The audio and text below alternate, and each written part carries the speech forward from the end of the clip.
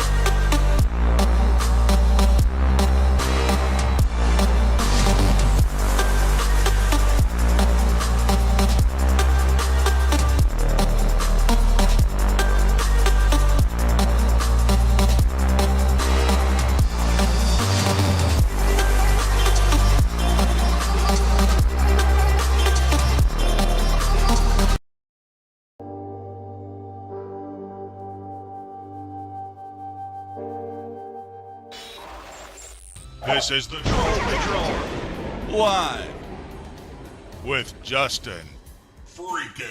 Tim Walls just walked out. We're going to take him. Bob Jacobson to update the situation, joined here by Hennepin County Sheriff Witt, State Patrol Colonel, and General Menke, the Adjutant General of the Minnesota National Guard. Well, as I said last week, this federal occupation of Minnesota long ago stopped being a matter of immigration enforcement. It's a campaign of organized brutality against the people of our state. And today that campaign claimed another life.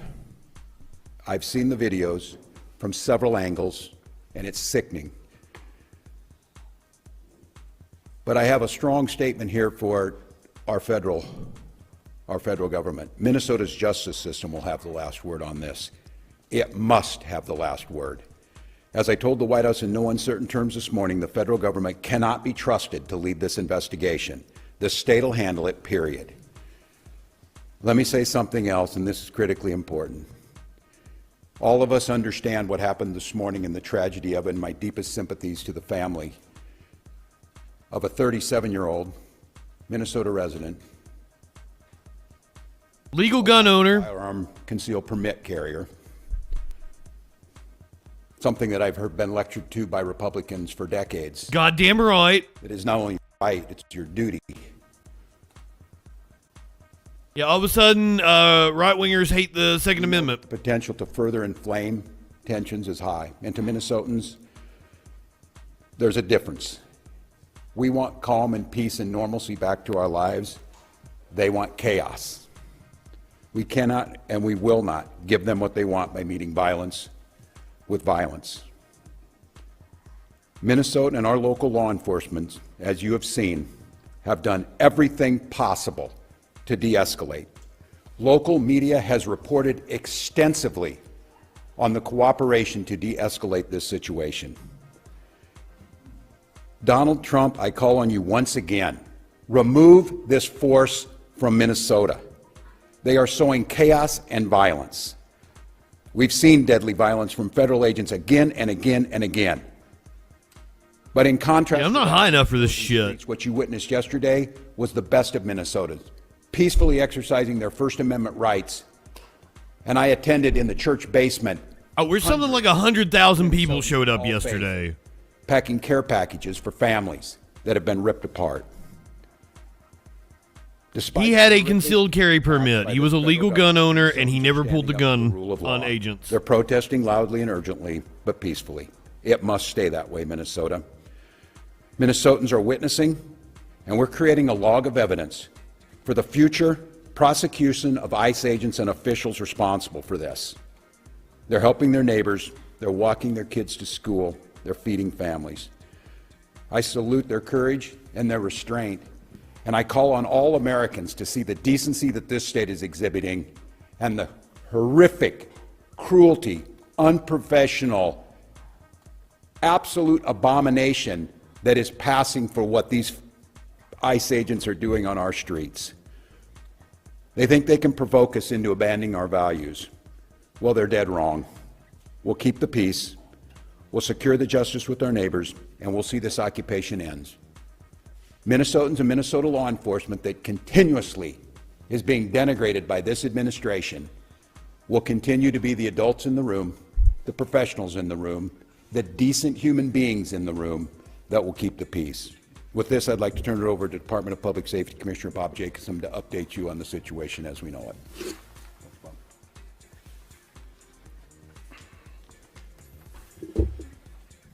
Thank you, Governor. I'm Bob Jacobson, Commissioner of Public Safety for the Department of Public Safety, and again, it's my honor to serve in that position. A man was shot and killed this morning in Minneapolis. I want to pause and remember what cannot get lost in this moment. A man died. His family and friends are feeling unimaginable heartbreak and trauma. And I know Minnesotans and I know our community will rally around this man's family and friends. Jackie, what fraud are you talking about? The fraud that Trump is committing? Yes, this is a distraction from that fraud and from the Epstein They're files. scared, they're confused, and I want to assure you that this... What about the fraud in Mississippi where Brett Favre and the $1 Million Man were stealing from everything in our fucking power kids? to get answers. What about the fraud that Rick Scott, sitting U.S. Senator from Florida, committed?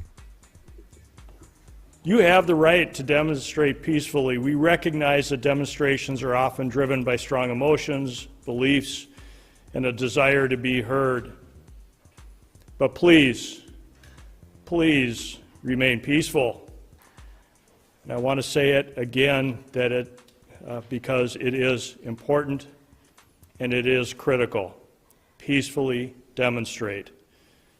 By doing so, you help local authorities to get answers.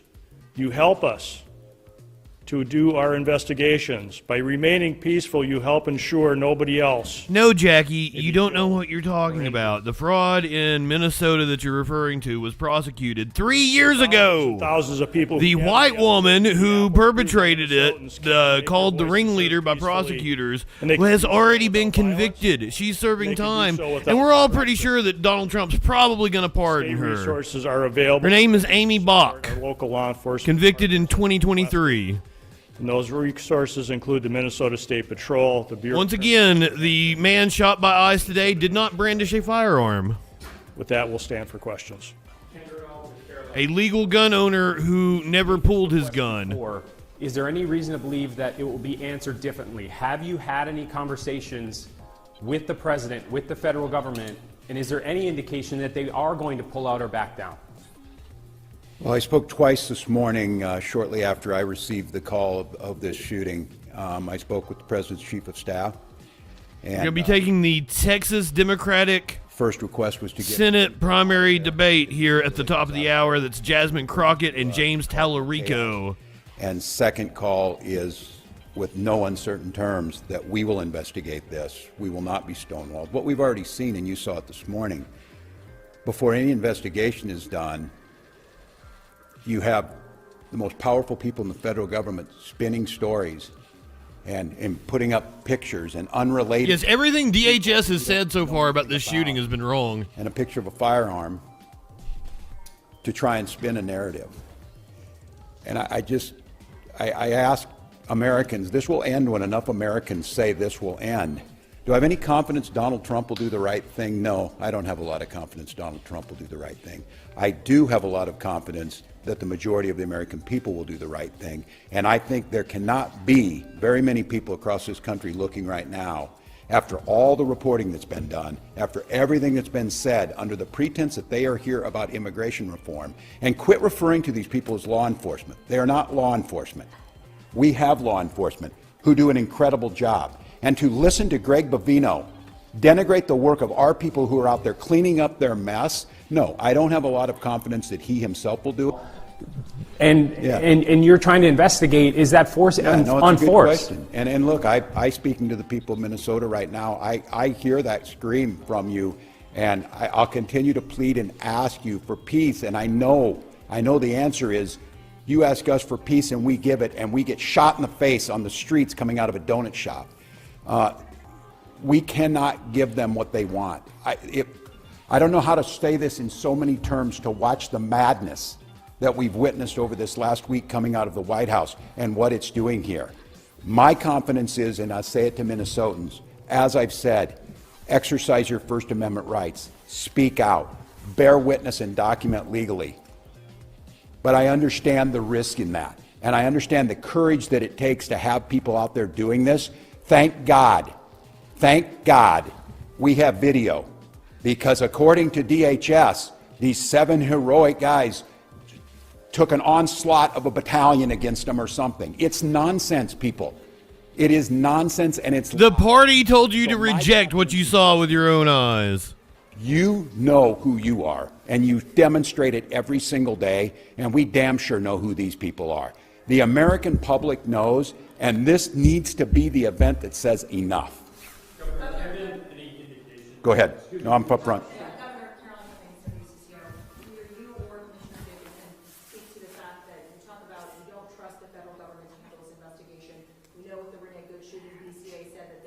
We are going to take the Texas Senate Democratic primary debate here at the top of the hour. This is live in Minneapolis. The question was related to whether or not the BCA is on the ground currently with the investigation, and a reference to previous investigations that the BCA have attempted to be a part of. What I'll tell you right now is that we no longer have BCA agents or public safety, state patrol, or Minneapolis on the ground at that crime scene. Is that an instruction by the federal government, or did you pull your agents out? What I will tell you, and not to get further into the investigation, but DHS pulled out of the scene, leaving that to Minnesota State Patrol, Minneapolis. We did not have enough resources to be able to hold that ground safely, and we had to leave that scene because of the number of people that were available and the safety of those in the public and the safety of our teams. We were able to get there, but at that time we were not able to hold that scene to do a crime scene investigation. I can't talk any more about those details.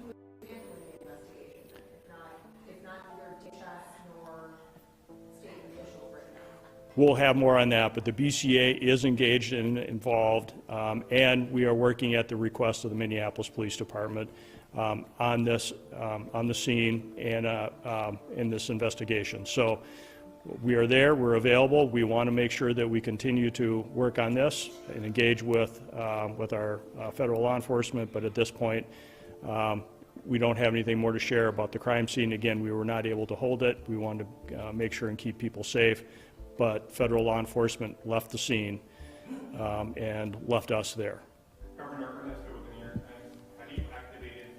So they fled a crime scene. Arrest them. Yeah. Yes, the answer is yes, we have, as we said last week, and we staged those troops. I'll have General Menke talk about where they're at, and again, use this as an opportunity to stress to Minnesotans the frustration you have, and as you saw this, they killed a man, created chaos, pushed down protesters, threw gas indiscriminately, and then left the scene, and then we're left to clean up. I understand the anger. I understand trying to parse who were the law enforcement on the scene when you got there after a man was killed is difficult for folks who are out there. But I can't stress enough, our goal, and I'll have General Menke talk about what the role of these Guard troops are in conjunction with incredible work from the Hennepin County Sheriff's Office, from mutual aid across, and of course the State Patrol, of trying to get to the point where what we're saying is we can handle this and Minnesotans can express their First Amendment rights and have our folks on the streets and get these people out of here. And so, John, if you want to talk a little bit, but the answer is yes, there's activated. He can talk to you about numbers. Yeah. So the question is, what's the National Guard doing right now? So we have, we have been on state active duty for over a week. Flash, I never saw him draw. I did see the video that shows that the agent disarmed him, but I thought the agent took it like from his, we have a request from the Hennepin County, from a holster on his side or something. But it's also hard to, like, there's 3 or 4 angles now that have come out. I haven't watched them all extensively. First area of support will be assisting them with their requirement to provide security. Or was he just reacting to being shot, Flash? And we are in parallel planning with other organizations within the state of Minnesota, to include the State Patrol, the Minnesota DNR, and other local agencies to render assistance if requested. I would say that the number that we have is adequate for the requests that we have right now, and I will also tell you that we are bringing more resources. And the first video that I watched, I don't really want to show on stream because it seems like Twitch will get me for that. Talk at this time. I'd like not to get into it's pretty fucking graphic. Operational security standpoint, but right now we have all the resources. But I have not watched all the other videos to see if there's one that I feel comfortable showing. I would note on this one, too, that we'll be billing the federal government for the cost of the National Guard because they are incurring the costs that are falling on us by their reckless actions. Yes, sir.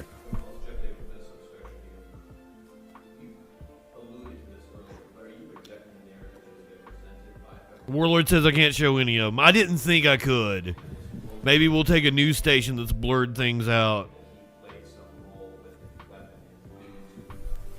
I'm rejecting the rush to judgment within 15 minutes of this, which they did last time. That's why you need to have a fair investigation, and that's why it's brutal if you haven't seen it. If you have not seen the videos yet, but they already will slander this individual. They've already made this the case, and I will just say you will all start to see it, and some of you probably have. There's multiple angles of this. You will on TikTok. TikTok is insane about violence. Not to trust your eyes. I have so many strikes on TikTok in front of them, and at some point in time, your reporting, and I think the reporting this week has been spectacular across Minnesota, that there's not two sides to every story. But in this situation, what I'm saying is we need to have a fair investigation, understanding what's happening, and held accountable. We continue to hear, and we heard it from the Vice President, that these folks can do whatever they want. They can have full immunity. And what I'm telling you is they will not. There will be justice to Minnesotans. Continue to gather the information. So I won't say where it is because I think it's irresponsible to make that judgment. But what I see with my eyes and what you're going to see with your eyes makes that pretty hard to believe. And I would imagine as a federal officer, they would have come out and sounded like these professionals sound and say, we need to gather the information, we need to gather all the facts, we need to put them forward, and then we can make some informed decision based on the fact. They've written the narrative already. And the audacity to critique the police chief of Minneapolis after what work that those heroic officers are trying to do, and to be critiqued by this guy, I mean, I don't know, I've said it a lot, but America, as you're listening, enough is enough. Enough is enough of this. End this. end this. It's not enough yet. We had the chuds in chat earlier. You're in Philly. You're in. We're doing vertical streaming on YouTube, and apparently YouTube's pushing it hard, so that's why we had Our children more are in chatters. A 5-year-old. But I believe we've ran off the chuds. And the Spider-Man. Is there not like some narrative to throw around, to parade around? But they're like, You had abuse me, daddy government. They want it. And we have. That's what they voted for. I'll let the investigation play itself out. We will do our best to find it, but I don't know. You kill a man and then you just leave. Your law enforcement, you just leave him. Is there a single case in American history where you just like walk away and say, "I guess that just happened"? Because they're not actual law enforcement. I'm proud of Minnesotans. I'm proud of law enforcement here and our partners, and we'll get to the bottom of it. I think we have time for another one. So yes, ma'am.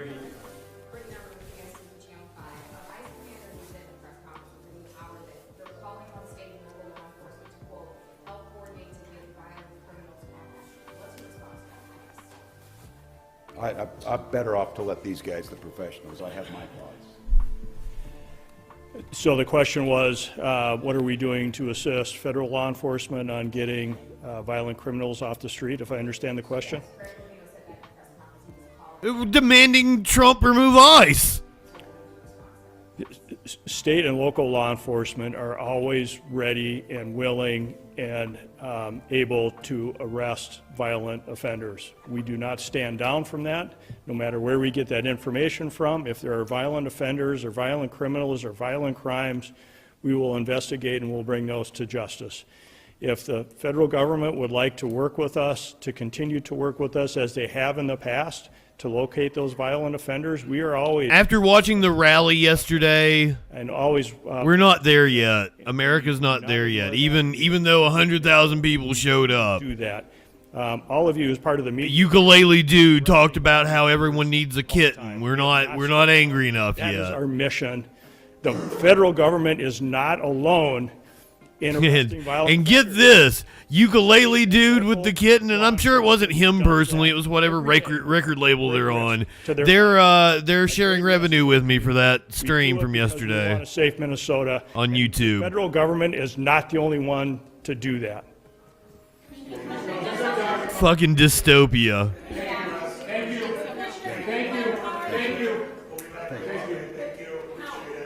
They're going to share in my 14 cents I might have got from YouTube.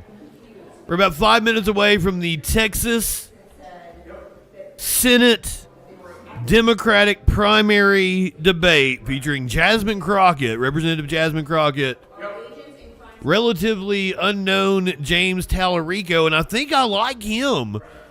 What I've heard from him, which is very little at this point. We'll find out a lot more about him here in about 5 minutes. He might be to the left of Crockett, so...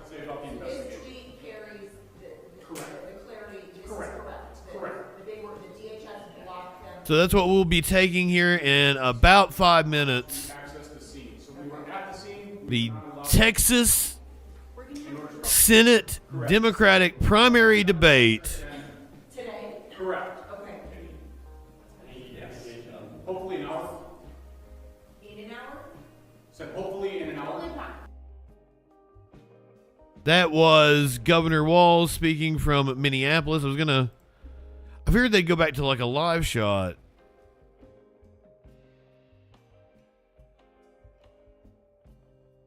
Let's go to, this is Fox 9 out of Minneapolis. I think I've also got CARE. All the Minneapolis stations are up.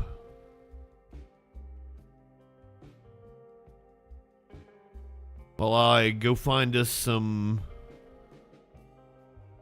Texas public radio or public television or whatever. Requested assistance from the Minnesota National Guard to support our deputies at the Whipple building so that we can reallocate deputies to other areas in need of support in the county. Their job will be to assist the sheriff's office in protecting life, preserving property, and to help ensure the safety of all community members.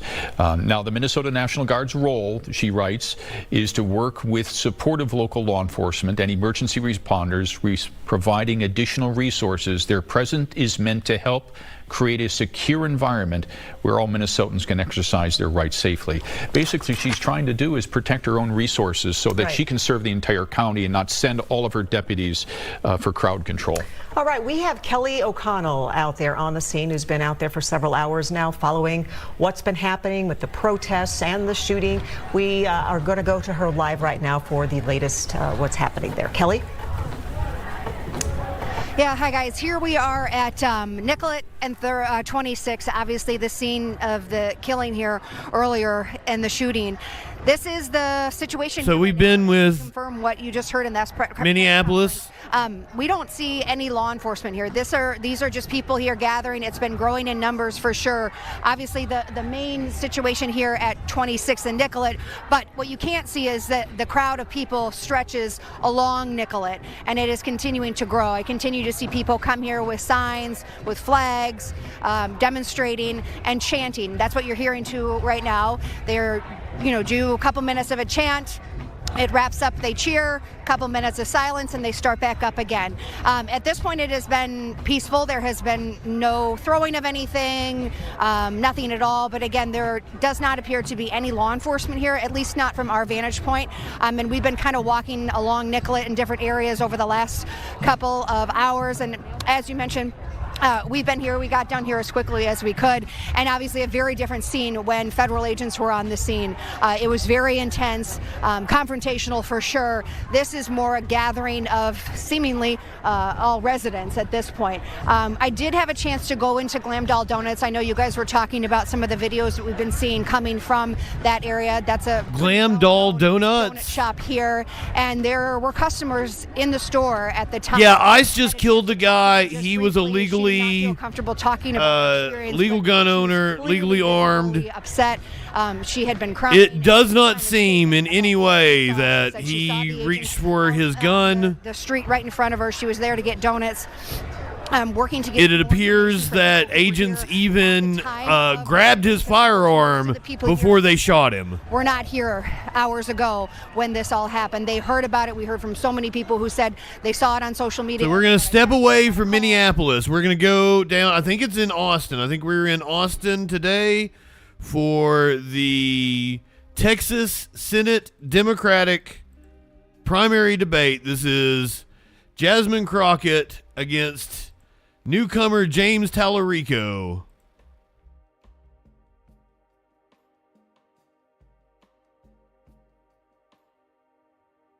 Getting started here in Austin. Challenging and changing. Good evenings here. Can really move. Central Texas sports come at you full speed. This is and it needs an evening news. KXAN. It covers it all at the NBC station out of Austin. Evenings on KXAN News. They're actually in Georgetown, Texas, for the AFL-CIO Cope Convention. Facility here. Families still waiting for justice. She sold my daughter for gas money, $20. Schools caught between law and belief. When the system stalls, we dig deeper. I think I'm on the right feed. It's got multiple live feeds, but I think this is the right one. And 8 Emmys in 2025. Awards recognize it. Change proves it. When Texans speak up, we listen. KXAN investigates. Yeah, I think here we go. This should be the opening for the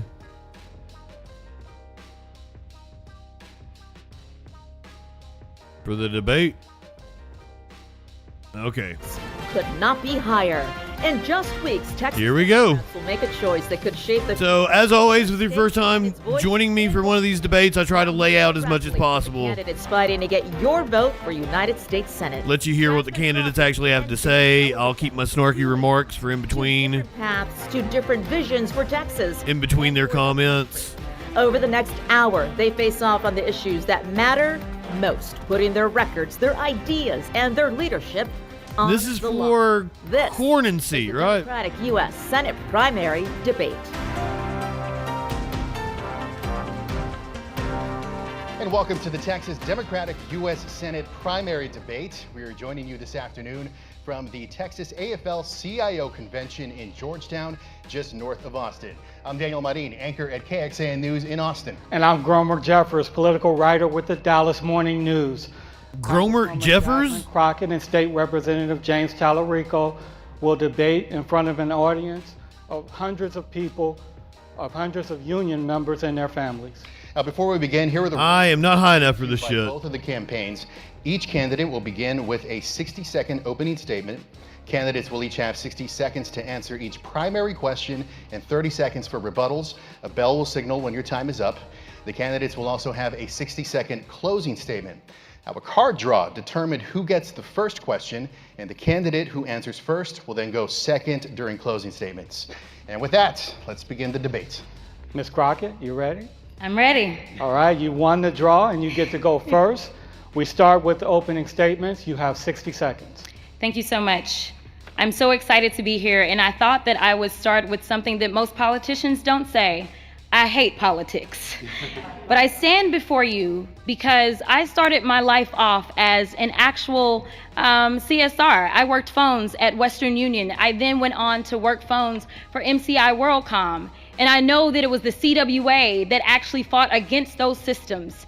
You see, we're living in a time in which systems are clearly rigged against us. And I am here to tell you that while the system has been fighting me, I have been fighting them back. So whether we are talking about as a public defender, as a state representative, or as a U.S. Congresswoman, I am here to fight the system that is holding so many of us down. So when I was a public defender, it came down to those indigent folk, because it seems like some people get a get out of jail free card, while other people who need that card can't seem to find any type of cards. When it came down to being a state representative, I was one of the co-leads to make sure that we fled the state over voting rights, and ultimately, Governor Abbott decided to respond by sending me a warrant for my arrest, which I currently have framed. And finally, as a U.S. Congresswoman, I have fought so diligently, and so many of you are very well aware of those fights. But more importantly, we know that the President of the United States decided that he would then come after our voices, an authentic, unbought, and unbossed voice in D.C. And that's why they started with the redistricting in Texas. Thank you so much. Mr. Tallarico, we now go to your opening. The primary is March 3rd. These are the two candidates for the Democratic side. Hosting us as a proud union member. It's an honor to be here with so many of my union brothers and sisters. I also want to thank Congressman Crockett for being here. Before I was a legislator, I was a public school teacher on the west side of San Antonio, one of the poorest zip codes in the entire state of Texas. On the west side, I learned that the real fight in this country is not left versus right, it's top versus bottom. We will not win this race in November with the same old politics of division. Billionaires want us looking left and right at each other, so we're not looking up at them. We are building a people-powered movement to beat them in November. We've recruited more than 13,000 volunteers. We have traveled to every corner of Texas because we're not writing off any voter or any community, and we have shattered grassroots fundraising records without taking a dime of corporate PAC money. That is how we take power back for working people, and today I'm asking you to join us. Thank you both, and I'm sure you've heard this before. A Democrat has not won a statewide race in 32 years, so electability is important. In the context of electability, style matters. And the next question aims at outlining each of your styles. And we'll start with Ms. Crockett. You have referred to your authenticity as your political superpower. You went viral for your clash with Congresswoman Marjorie Taylor Greene, and you've called Governor Greg Abbott Governor Hot Wheels. In 60 seconds, explain why that is the right style to win a U.S. Senate seat. Listen, we are not looking at politics as usual. Just today, we just had another person gunned down in the streets in Minneapolis. And so for anyone that believes that we are going to be able to respond to this in a normal way, I think that they've got it wrong. But more importantly, when we talk about electability, how many of you have heard things like we are the party of the educational elites? We've heard that over and over. We've heard things like we are losing African American men. We are losing Latinos. We have heard these things. Right now, we know when we look at our polling, when it comes to working class people, I am leading by 20 points. We know that I am leading when it comes to African American men. We know that overall women are going to play a really big role in deciding who gets elected, and I am leading amongst women. So at the end of the day, when we look at the numbers are there. This is about whether or not we have the will, and right now, people are not happy with the Democratic Party. I've seen the polling. What they want is someone who is going to be unafraid in the face of what we are facing right now, which is someone who believes he's a king. Mr. Tallarico, before we get to your style, we do want to get your reaction to what Ms. Crockett just said. You'll have 30 seconds for this. Well, I think the Congresswoman and I both agree that we have a moral imperative to win this election in November. If we don't win, we can't help people. I have seen the consequences in the trenches of the Texas legislature of losing elections. I've seen my constituents get hurt. I've seen rights that we took for granted rolled back. I've seen schools close. I've seen people not be able to access basic health care. So we have to win in November. I think she and I are committed to that. I hope all of us in this room are committed to that singular goal. Mr. Tallarico, you have said that your campaign is shaped by two commandments: love God, love your neighbor. But a lot of Democrats want a fighter. So why do you think that your approach is the right one to get you to Washington? And you have 60 seconds for this. I don't think you should believe anything a politician says. I think you should look at what a politician has done. The best indicator of future behavior is past behavior. And the people in this room know that I have fought tooth and nail for our values in the Texas House of Representatives. I have gone toe-to-toe with the billionaires who are trying to dismantle public education in this state. Tim Dunn, Ferris Wilks, Betsy DeVos, Jeff Yass. Those same billionaires are now trying to dismantle public education at the federal level.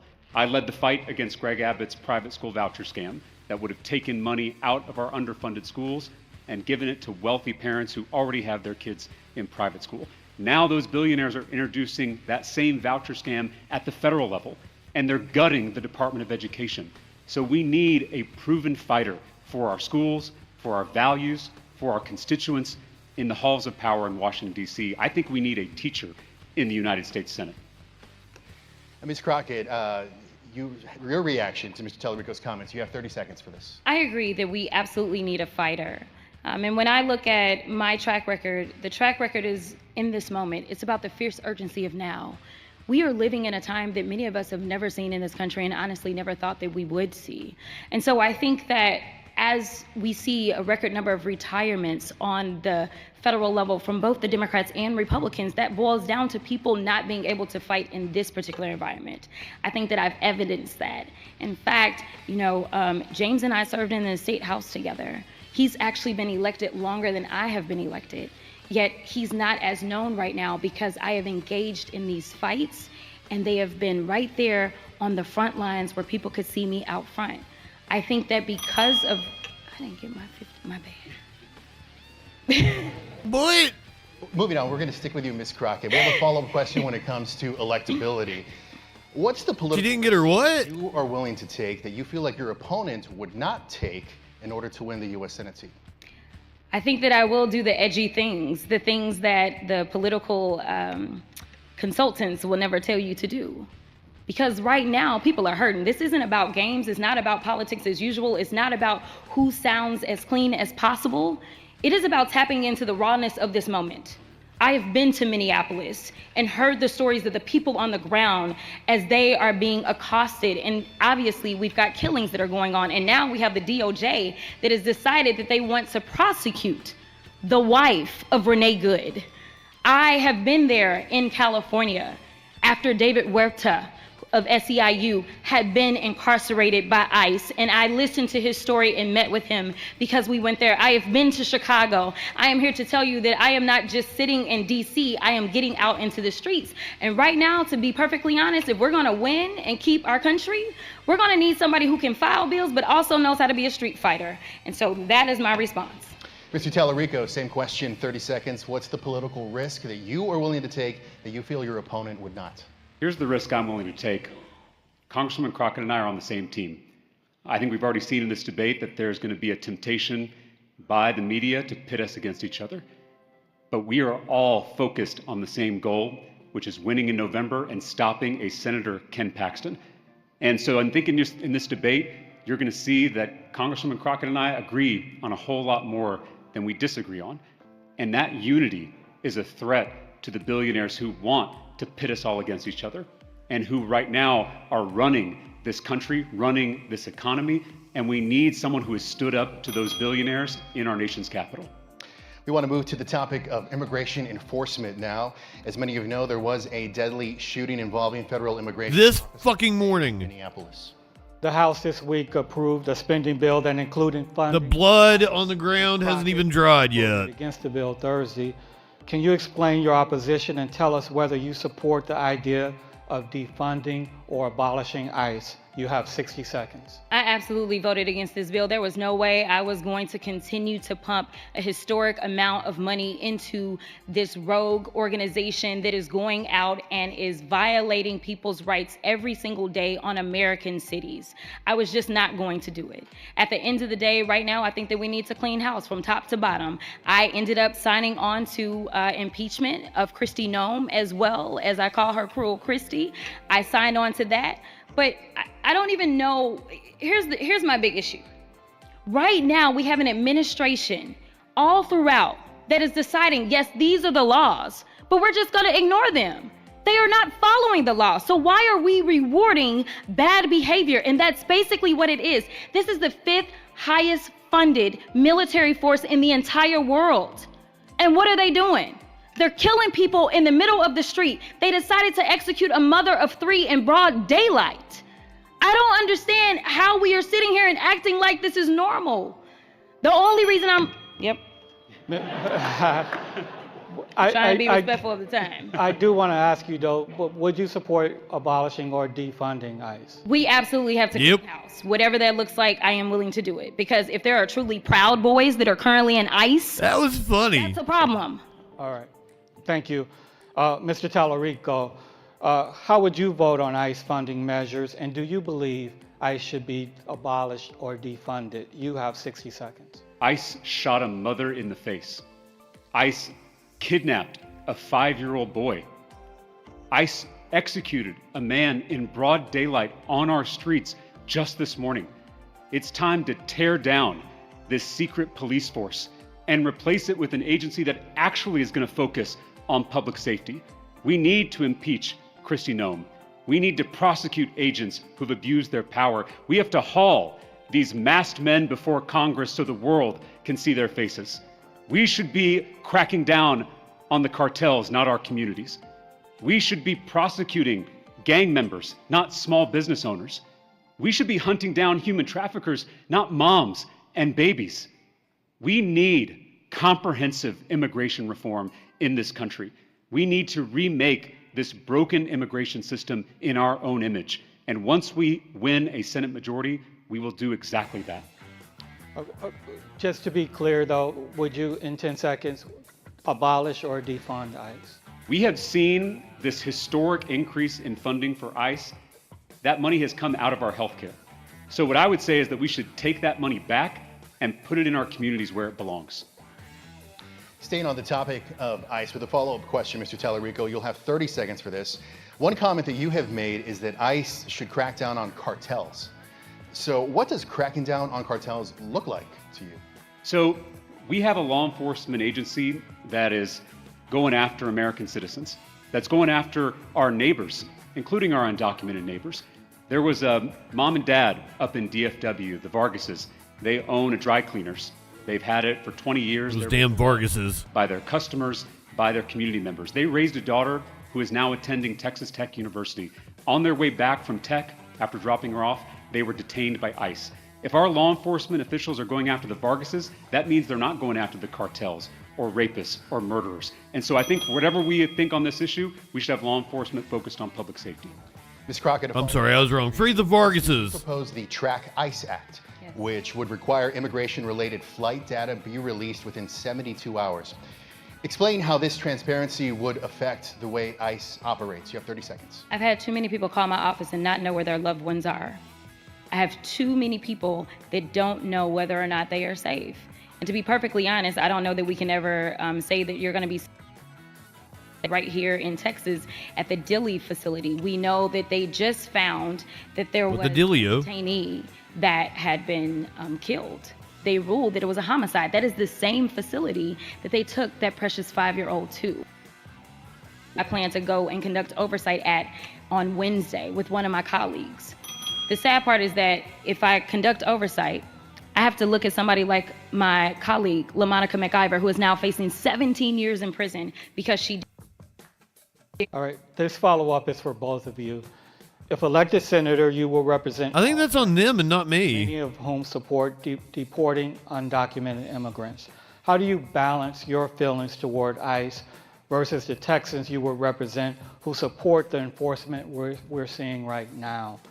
Ms. Crockett, we start with you. You have 30 seconds. Yeah, as it relates to the enforcement that we see right now, let me be clear. They are supposed to do immigration and customs enforcement, not going after U.S. citizens, not going after people that are documented. That is not what they are supposed to do, but that is what they are doing. They are turning us into Nazi Germany by saying they're going to go door to door. They are going after people because of their accent or the color of their skin, because this Supreme Court gave them carte blanche ability to do so. So all we want ICE to do is to do what ICE was created to do, and unfortunately that's not what they are doing. All right, thank you.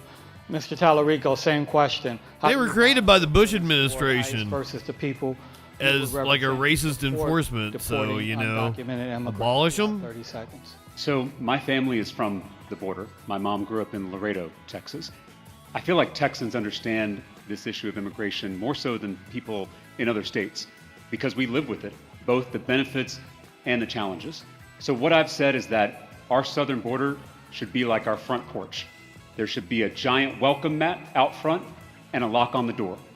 We can welcome immigrants who want to live the American dream. We can build a pathway to citizenship for those neighbors who have been here, making us richer and stronger, and we can keep out people who mean to do us harm. All right, well, this debate is being hosted by the Texas AFL-CIO, and some of their union members have some pre-recorded questions for the candidates. We start with one from Calvin Mackey, first business agent for International Longshoremen's Association, Local 24 in Houston.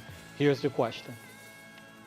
As a longshoreman, I've seen firsthand how artificial intelligence and automation driven by corporate interests has resulted in job losses.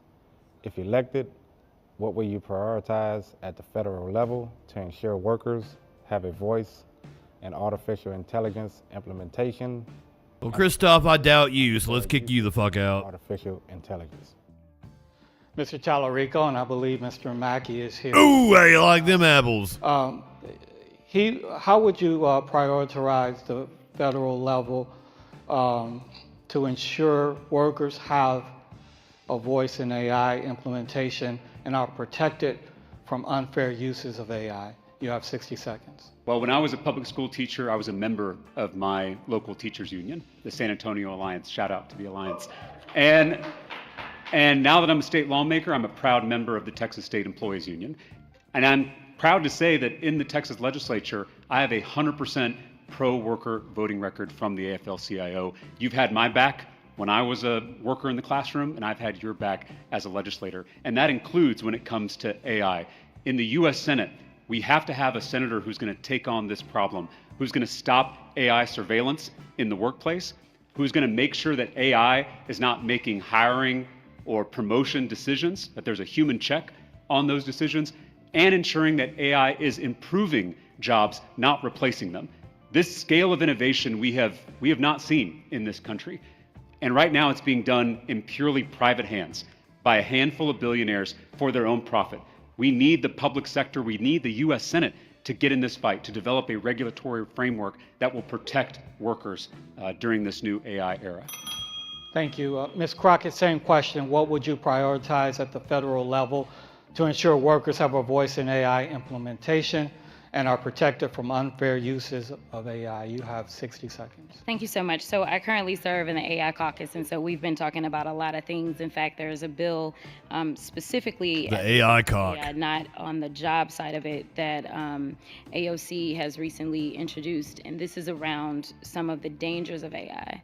I think that number one, we have to confront the dangers and make sure that there are real parameters and limitations on it just from a general standpoint. Number two, as we look to our communities, we are going to absolutely absolutely have to protect our communities from these AI data centers that are being built everywhere. And we can go into that a little bit later, I'm sure, as we talk about some environmental stuff. And number three, as it relates to innovation, we have a Department of Education in which they are trying to basically defund at this moment. They are trying to limit our ability to get the skills and training that we need. And so we've got to make sure that we stay ahead of the curve and not behind the curve. Listen, we're standing in Austin right now. This is where CHIPS began. My predecessor actually was the one that did the CHIPS The TV show? Act. And so we know that there is a place for workers for sure when it comes to innovation. But the idea that you can only have one or the other is wrong. And so we have to make sure that we are protecting workers every step of the way to make sure that they are not being replaced by automation. Ms. Crockett, let's stick with you and let's talk about the data centers in this follow-up question. Texas is becoming a hub for AI data centers, which can drive up water demand and utility bills. So how do you ensure the Texans get the benefits of AI without paying higher costs for water and electricity? You have 30 seconds for this. Yeah, it's not even just the higher costs. Those are actual issues that we're going to have to deal with, but it's also the supply. Right now, we're dealing with the fact that there's a winter storm right here in the state of Texas. We don't know if our grid is going to hold up, and we're talking about these data centers that are actually pulling on us even more. So what we've got to do is, again, make sure that we put a framework around these, but we also have to work not just on the federal level. We have to work at every single level of government with our state and our city and our county levels, because we're going to need some zoning put into place. We're going to make sure, right now, I'm working with one of my cities on a similar issue. We have to make sure that we protect the people that live in these communities first from these dangers. The final point that I'll make about the water, it's not just that they're taking our water, it's that they're polluting our water. Mr. Tallarico, 30 seconds for the same follow-up question. How do you ensure the Texans get the benefits of artificial intelligence without paying higher costs for electricity and water? I mentioned in my opening statement that I've traveled every corner of this state. I was up in Amarillo, Texas, for a town hall, and I stayed to the very end, meeting with every single member of the community. I can't tell you how many times I heard about the data center being built in Amarillo, and it was done without the consent of the community. And so in the US Senate, I will fight to make sure that these AI companies pay for their own energy and they don't pass it along to consumers. And I'll make sure that we work on sustainable water infrastructure, because Texas is running out of water and these data centers are exacerbating that problem. And so we should tax these companies, we should tax these technologies to pay for that kind of infrastructure. Let's go ahead and switch topics now. In our polling, Texans, like many people across the country, say that the economy is their #1 concern. So with that in mind, we would like to ask your position on a few economic issues. Mr. Tallarico, are you in favor of increasing taxes on billionaires? Absolutely. So is there an income level you would consider raising taxes to pay for needed services? I absolutely think that billionaires need to pay their fair share in taxes. Right now, 3 men own as much wealth as the entire middle class: Elon Musk, Mark Zuckerberg, and Jeff Bezos. Elon Musk is about to become the world's first trillionaire. He's about to make more money than every single elementary school teacher in America combined. Do we really think that one man is worth more than every elementary school teacher? These billionaires aren't just buying yachts and jets. I sure as shit don't. Power. Our schools are being defunded so billionaires can get another tax break. Our healthcare premiums are going through the roof so billionaires can get another tax break. Our Social Security benefits, our Medicare benefits are constantly under threat so billionaires can get yet another tax break. So we need a U.S. Senator, we need a Senate majority that's going to fight to make sure these billionaires pay their fair share, and also raise the corporate tax rate to make sure these giant corporations are paying their fair share as well. And stop shoveling money at corporations. I am very open to this discussion, but what I will not compromise on is making sure that these billionaires pay for all. We have so many corporate handouts. They have benefited from our infrastructure. Tax loopholes, tax incentives. They've benefited from our workers, and now they're not putting anything back in. That has to end. Thank you. Ms. Crockett, same question. Are you in favor of increasing taxes on billionaires? And if so, at what income level? You have 60 seconds. Absolutely. We absolutely need to increase the tax rate. And frankly, I voted against the big ugly bill. specifically because it was all about giving these extraordinary tax breaks while at the same time defunding Medicaid and Medicare to the tune of almost $1 trillion that has been pulled out of the healthcare ecosystem. And even when they pulled that money out of the healthcare ecosystem, unfortunately, it still was not enough to satisfy all the goodies that they gave over to the billionaires. So do we have a framework of how to do this? We absolutely do. The last time that we balanced the budget was when Clinton was in office. And so I think that we need to just go ahead and do what we know works. And also that caused a mini recession. In place. Economics is weird. And we were able to balance our budget while also being able to have people that had access to food, access to education, and access to health care. All right, thank you. A follow-up on the economy now. Affordability is another big concern. Ms. Crockett, in 30 seconds, what is one policy that you would prioritize to bring down costs for Texans? If I had to go with just one, it would be tariffs. We have to roll back these tariffs. Right now, we know that our farmers and ranchers are filing record-breaking bankruptcies in this moment because of the trade policies. We know that when we look at the Port of Houston, that is presenting a problem for them. We know that Texas is actually the top exporting state in the entire country. We also know that our small businesses are shuttering their doors, as well as even some of these larger corporations that are employing a lot of folk that are sitting here specifically because of the tariffs. I was just in Amarillo with Tyson workers right now, and right now they are shutting a plant, or they are actually relieving 1,700 people of their jobs because of these tariffs, in which we don't have our ranchers being satisfied. All right. Thank you. Mr. Tallarico, a follow-up for you. Would you support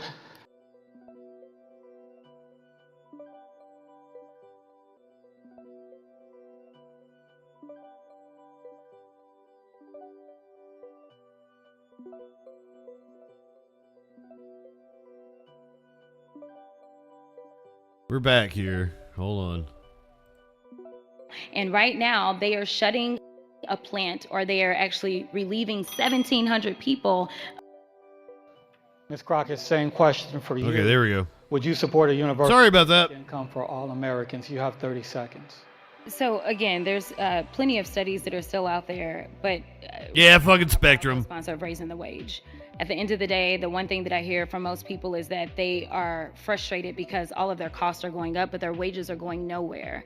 And so I think that if we address that first and foremost, I think that a lot of the inequities and a lot of the harm that is being inflicted on Texans and frankly everyone in this country, they would start to feel some relief. At the same time that all costs are going up, wages are stagnant, and we know that the corporate bosses are experiencing record bonuses that they are being paid by their corporations. Before we move on, let me go back to Mr. Tallarico. So if we can get an answer to a question, what's one policy that you would prioritize to bring down costs for Texans? I'll actually give you a few. So I agree with Congressman Crockett. If we're going to lower costs at the grocery store, we got to repeal the Trump tariffs.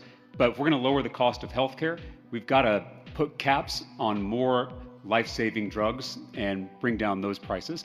And to reduce the cost of childcare, we got to finally provide universal early childhood education to every single child in this country. Last one, to lower the cost of housing, we should ban Wall Street from gobbling up our housing stock in this country. All right, thank you. We want to go to another question for both candidates from a union member. Cheryl Eliano comes to us from Killeen. She is the District 10 National Vice President of the American Federation of Government Employees. Here's her question. The past year has brought a lot of uncertainty to federal workers, many losing their jobs due to the executive orders barring collective bargaining. If elected, what 3 things would you do to support federal employees?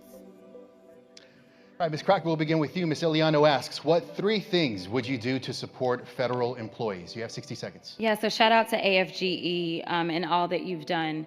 As a member of the Oversight Committee, we definitely were fighting hard against this collective bargaining issues that this administration decided to usher in.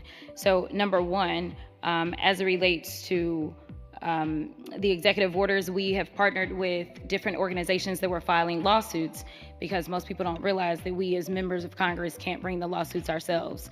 So we've partnered with organizations to make sure that we could get your stories out there and get some folk as plaintiffs to sue this administration. And thankfully, organizations like Democracy Forward have been very successful.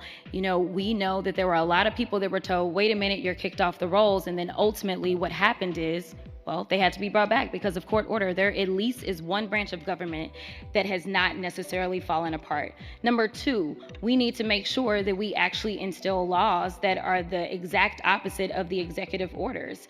The biggest issue that we have right now, though, is even when we are writing laws and even when they are passed into law, is the lack of enforcement. And so at this point in time, we are going to have to exercise more oversight over these agencies. 10 seconds for your third point. The third point, we are going to have to exercise oversight over these agencies, as well as make sure that we just empower our unions, because union busing has been another one of those agenda items for them. And so the more powerful our unions are, the better that the unions can fight for the actual workers. Ms. Crockett, thank you very much. Mr. Tallarico, same question for Ms. Eliano. What are the 3 things that you would do to support federal employees? You have 60 seconds. Yeah, and we shouldn't call them federal employees. We should call them what they are, which are public servants. They are signing up to do difficult jobs serving this country, and instead of disrespecting that service, we should honor it.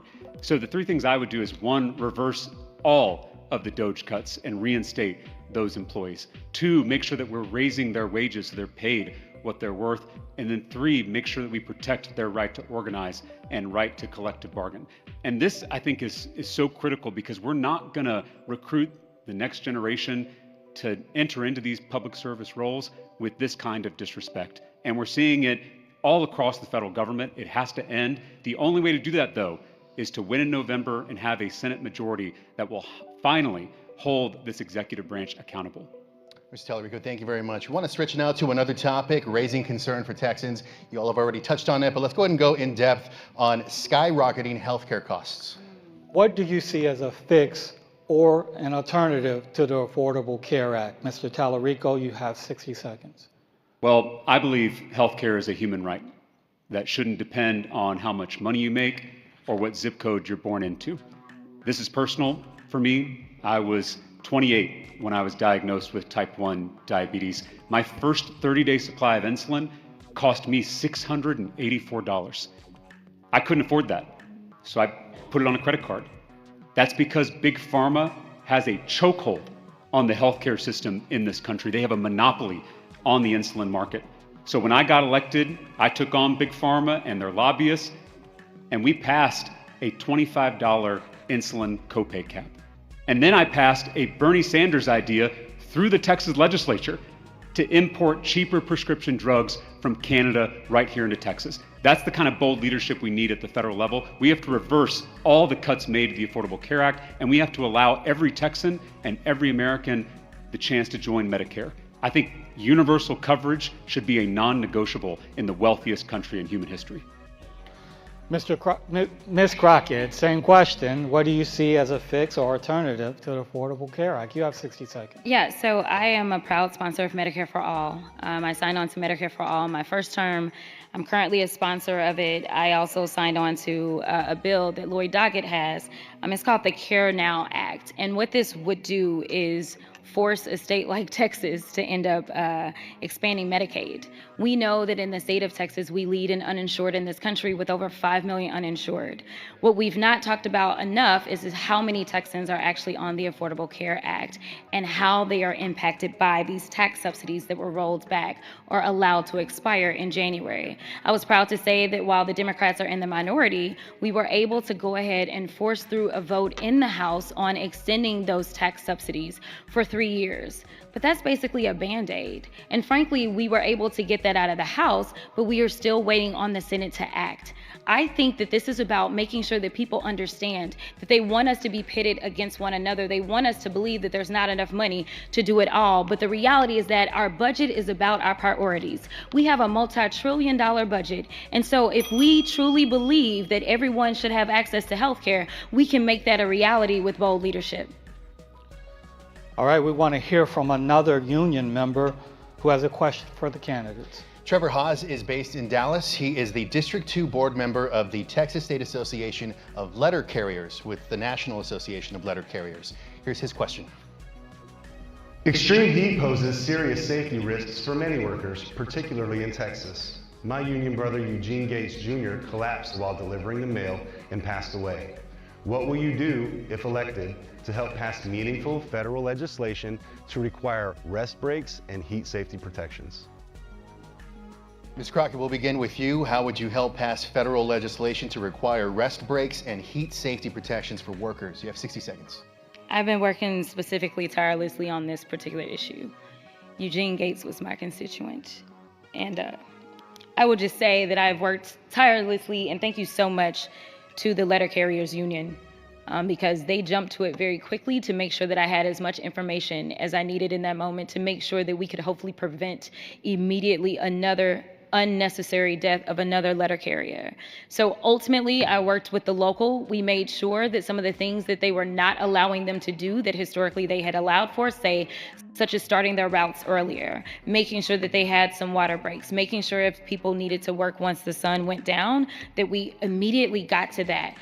We also know that DeJoy, I made demands on getting DeJoy in front of the Oversight Committee so that I could demand answers of him. I then have followed up and sent him other letters, as well as worked with Congressman Kassar specifically on worker protections around heat issues and just environmental issues that workers not just at the post office face. But the last point I'll make about the post office is that we had funded the trucks to make sure that they had AC, and so I was focusing on making sure that there was a priority in getting those trucks to Texas and other states where they experience the extreme heat. Thank you very much, Ms. Tell. Ms. Crockett. And she got it in. 60 seconds to answer the same question. How would you help pass federal legislation to require rest breaks and heat? We'll give him another like 10 seconds, Well, you I know, want to give fair. a wonky answer. We should abolish the filibuster in the U.S. Senate so that we can actually pass these kinds of bold pieces of legislation that are going to protect the rights of workers. Again, always look at our records, because at the state level, I fought tooth and nail against the Death Star bill that robbed workers of their ability to have basic water breaks in the extreme heat. And so that's exactly what we got to do at the federal level. Workers are under attack. And by the way, these Republican extremists who are pushing these kind of bills claim to be devout Christians. But if you read Matthew 25, Jesus tells his followers, "Depart from me, for I was thirsty, and you refused to give me a drink." To see these kind of self-righteous Republicans rob people of the opportunity to get a drink of water when we have 100-degree heat, to me is not only unchristian, it is immoral, it is repugnant, and we need leaders in the U.S. Senate who are going to call it out. All right, you mentioned the filibuster. We plan to talk about that later in the debate, but let's go ahead and talk about it now. Ms. Crockett, your thoughts on abolishing the filibuster? Yeah, we've got to do something. Again, they make excuses for everything that they want to make excuses for. When we look at the big ugly bill that was passed in reconciliation, that is a filibuster carve-out. The reason that we are experiencing the redistricting throughout the country right now is because when we broke quorum in 2021 and Nancy Pelosi was able to pass the Freedom to Vote Act as well as the John Lewis Voting Rights Advancement Act, they were held up because of the filibuster in the Senate. I don't understand what is more important than making sure that people have access to the democracy, have access to representation. And right now we're holding our breath to see whether or not the Supreme Court is going to fully gut what is currently left of the Voting Rights Act. And so I think that for very fundamental things, we definitely have to start there. Listen, I work in DC, so let me tell you something. There are not a lot of people on the Senate side that are going to say, hey, yes, let's do it. But I do think that we can get somewhere if we focus on looking at historically the fact that they have had these carve-outs, and we need to make it for at a very minimum our fundamental issues. Well, let's turn to foreign policy. Ms. Crockett, I have a question for you. What conditions, if any, should be placed on U.S. military aid to Israel? You have 60 seconds. Yeah, so when it comes down to aid, I want people to understand that right now, again, we have an enforcement issue in this country. We have rules. If there is a violation of international law, then we are not supposed to continue to send the money. We are supposed to stop the money. Right now, our issue isn't whether or not we're writing enough laws. Our issue is whether or not we are actually going to enforce them. And right now, as we have Republicans that control the House, Republicans that control the Senate, and a Republican in the White House, unfortunately, there's a bunch of cowardness instead of courage to decide that they are going to say, this is the reports that we have, and therefore we need to enforce the law. I'm happy to say that in May of 2024, I signed on to a letter that was led by Representative Jayapal. That letter actually went to President Biden. It was specifically on this issue and saying, President Biden, you don't need to authorize further munitions at this moment because there is evidence that there are problems and therefore there are violations of international law. Mr. Tallarico, same question. What conditions, if any, should be placed on U.S. military aid to Israel? You have 60 seconds. As an educator who has fought for children, seeing what's happening in conditions, just cut it the fuck off. I quoted a theologian the other day who said, I screamed at God for the starving children until I realized the starving children was God screaming at me. God is screaming at all of us in Gaza as we speak. Yes, Israel has a right to defend its people, certainly after October 7th, the deadliest day for the Jewish people since the Holocaust. But Prime Minister Benjamin Netanyahu does not have the right to wage war against civilians. He does not have the right to restrict aid. He does not have the right to use famine or collective punishment as tactics in that effort. And so I have said that if I'm in the United States, I will use every bit of this country's financial and diplomatic leverage to end the death and destruction in Gaza, which means banning offensive weapons to the Netanyahu government and ensuring that we have candidates all across this country who are going to speak the truth about this issue. And I have done that repeatedly. I would not vote to Benjamin Netanyahu that he is currently using to slaughter children in Gaza. Let's stick with foreign policy. Ms. Crockett, you have publicly criticized the U.S. military operation in Venezuela and the capture of Nicolas Maduro. In 30 seconds, do you think the president needs congressional approval before taking military action against a foreign country? Absolutely. We had a briefing on this issue. I was not satisfied with that briefing. At the end of the day, this president is seemingly trying to plunge us not only into a civil war with ICE, but he's also trying to plunge us into World War III. And he's not trying to stop at Venezuela, which is why we must have a check on him, because he is threatening Greenland. He has decided that he wanted to threaten Cuba, and he's talking about going after Mexico, which happens to be Iran, Mexico, I go on and on. He is consistent. We don't stop him. I am afraid about how many other folk are going to be trying to come after us. We have to stop him in this moment. All right, Mr. Tallarico, you've also criticized the current administration's military action in Venezuela. 30 seconds for the same question. Do you think the president needs congressional approval before taking military action against a foreign country? Absolutely. We have to confront this new American imperialism seeking to colonize Venezuela and Greenland. And I said in the beginning of this debate that I don't see politics as left versus right. I see it as top versus bottom.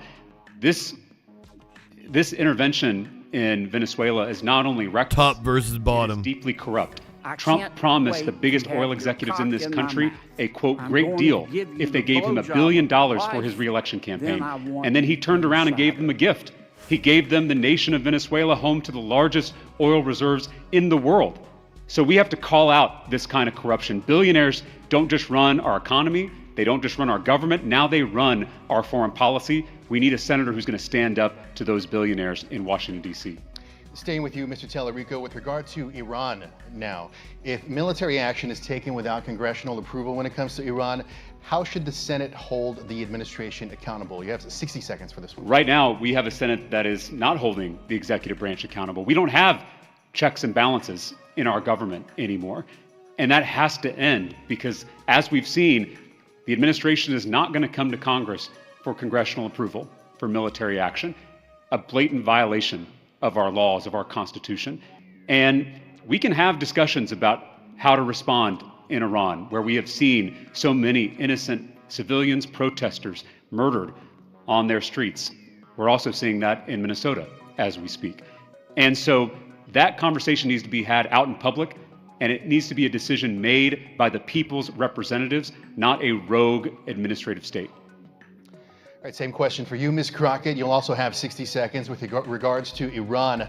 If military action is taken without congressional approval, how should the Senate hold the administration accountable? Yeah, so, for 2 seconds, I had a glimmer of hope when it came to the Senate as it relates to Venezuela specifically, because there was a war powers resolution that they put on the floor, and we had the votes. There were Republicans that said this is wrong after all the briefings. They understood that to allow for this permission structure would only allow for him to do the things that he's been doing now, which is to continue to bully people. And so as they voted on the war powers resolution, they received a phone call from the White House saying you need to change your votes. And so people changed their votes. And so first step that we've got to do is we've got to actually get to the majority. That is why this Texas seat matters. This is actually bigger than Texas. This is about our democracy and this country right now. This seat has to flip if we are going to make these changes. So we've got to make sure that we've got the numbers. But also, we got to talk to those Republicans that feel like the Republican Party has just left them, such as the Thomas Masseys of the world, who will always stand up and do what he truly believes in. There are still a few senators like a Tom Tillis. I'll give him that, but man, is he stupid on a lot of issues. We're going to band together with. He does stand for what he believes in. You can believe him when he talks, though. All right, let's get back to some domestic topics. Ms. Crockett, you have said you would absolutely at least support an impeachment inquiry into Donald Trump if he engaged in misconduct. Under what specific circumstances, if any, would you support impeachment or an impeachment inquiry, and where do you draw the line? You have 60 seconds. So I want to be clear about this. Because the things we agree with Massey on are like campaign finance reform. They are right now. I think that there is checking presidential power and shit like that. The things that Harris agreed with Cheney on was, war, more than once, defense contractors. Impeachment resolutions. And I have voted for them. This is March the 3rd, I think, Tones. I think that we should go through the formal process so that we can do all of the data collection that we need to do so that we can have all of the evidence. Absolutely, because basically it is a prosecution. And so we need to make sure that people are actually honoring those. Yes, March 3rd. We need to get all of the information. And so I think that we should start at an impeachment inquiry. We should go and get all of the information. We should allow the American people to hear and see that information, call their representatives, urge them to make the votes. And then ultimately, if we feel like there is enough evidence that has been presented in committee, which it most likely would be judiciary where I currently serve, then we take that vote. We take it to the entire House floor. Now, there are those that say there is no point because we impeached him twice and then he ultimately did not get convicted. Is that where you're going? Ms. Crockett, but name one thing specifically that he should be impeached for. I think that he should be impeached as it relates to his unlawful use of the tariffs. That's a very easy one. He doesn't have the legal authority to. He just murdered somebody in the street this morning. Everything else as it relates to his legal authority, I think the courts have stopped him, whether we're talking about birth. Tariffs is what you go with? Jesus. Have not yet weighed in specifically on the impeachments. I'm sorry, the tariffs. All right. Mr. Tallarico, while you have been critical of Donald Trump, you have not publicly called for impeachment. If elected to the Senate, under what specific that blew my mind. If any, I'm not high enough for this shit. Impeachment or an impeachment inquiry, and where do you draw the line? You have 60 seconds. I think the administration has certainly committed impeachable offenses, particularly when it comes to using their public roles to enrich themselves. I will conduct myself in any impeachment proceedings in the United States Senate just as I did in the Texas legislature when impeachment charges were brought against our corrupt Attorney General. I evaluated all the evidence.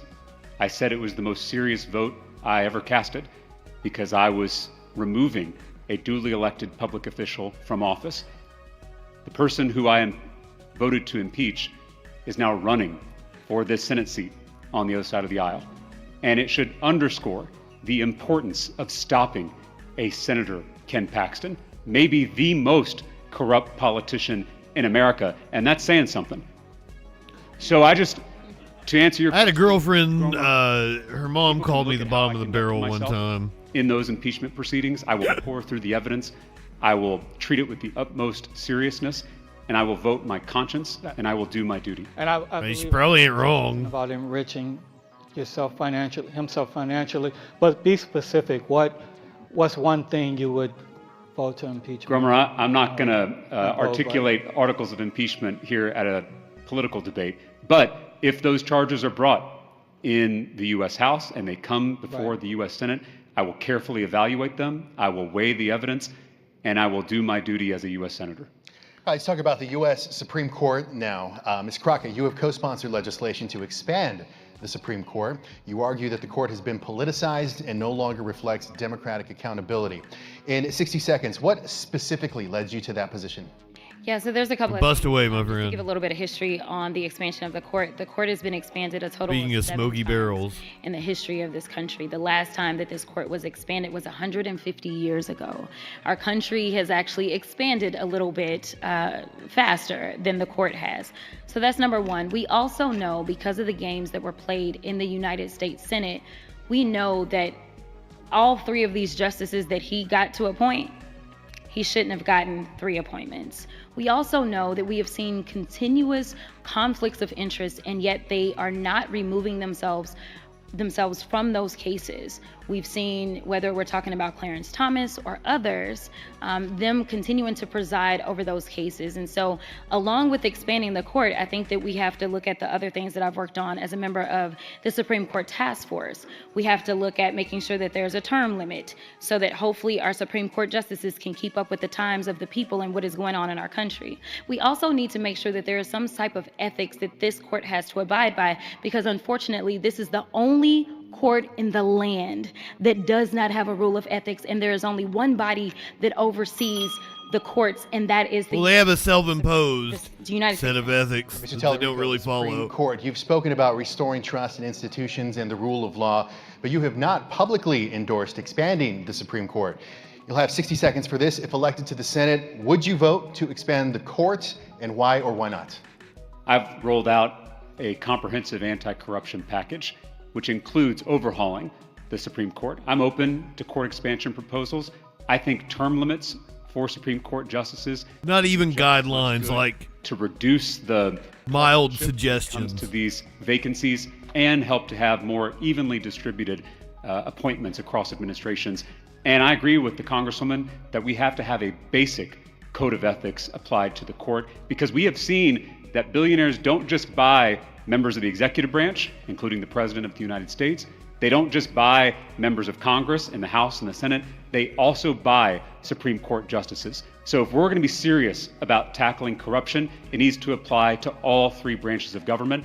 And I encourage folks to check out my comprehensive anti-corruption package, which we detail on our website.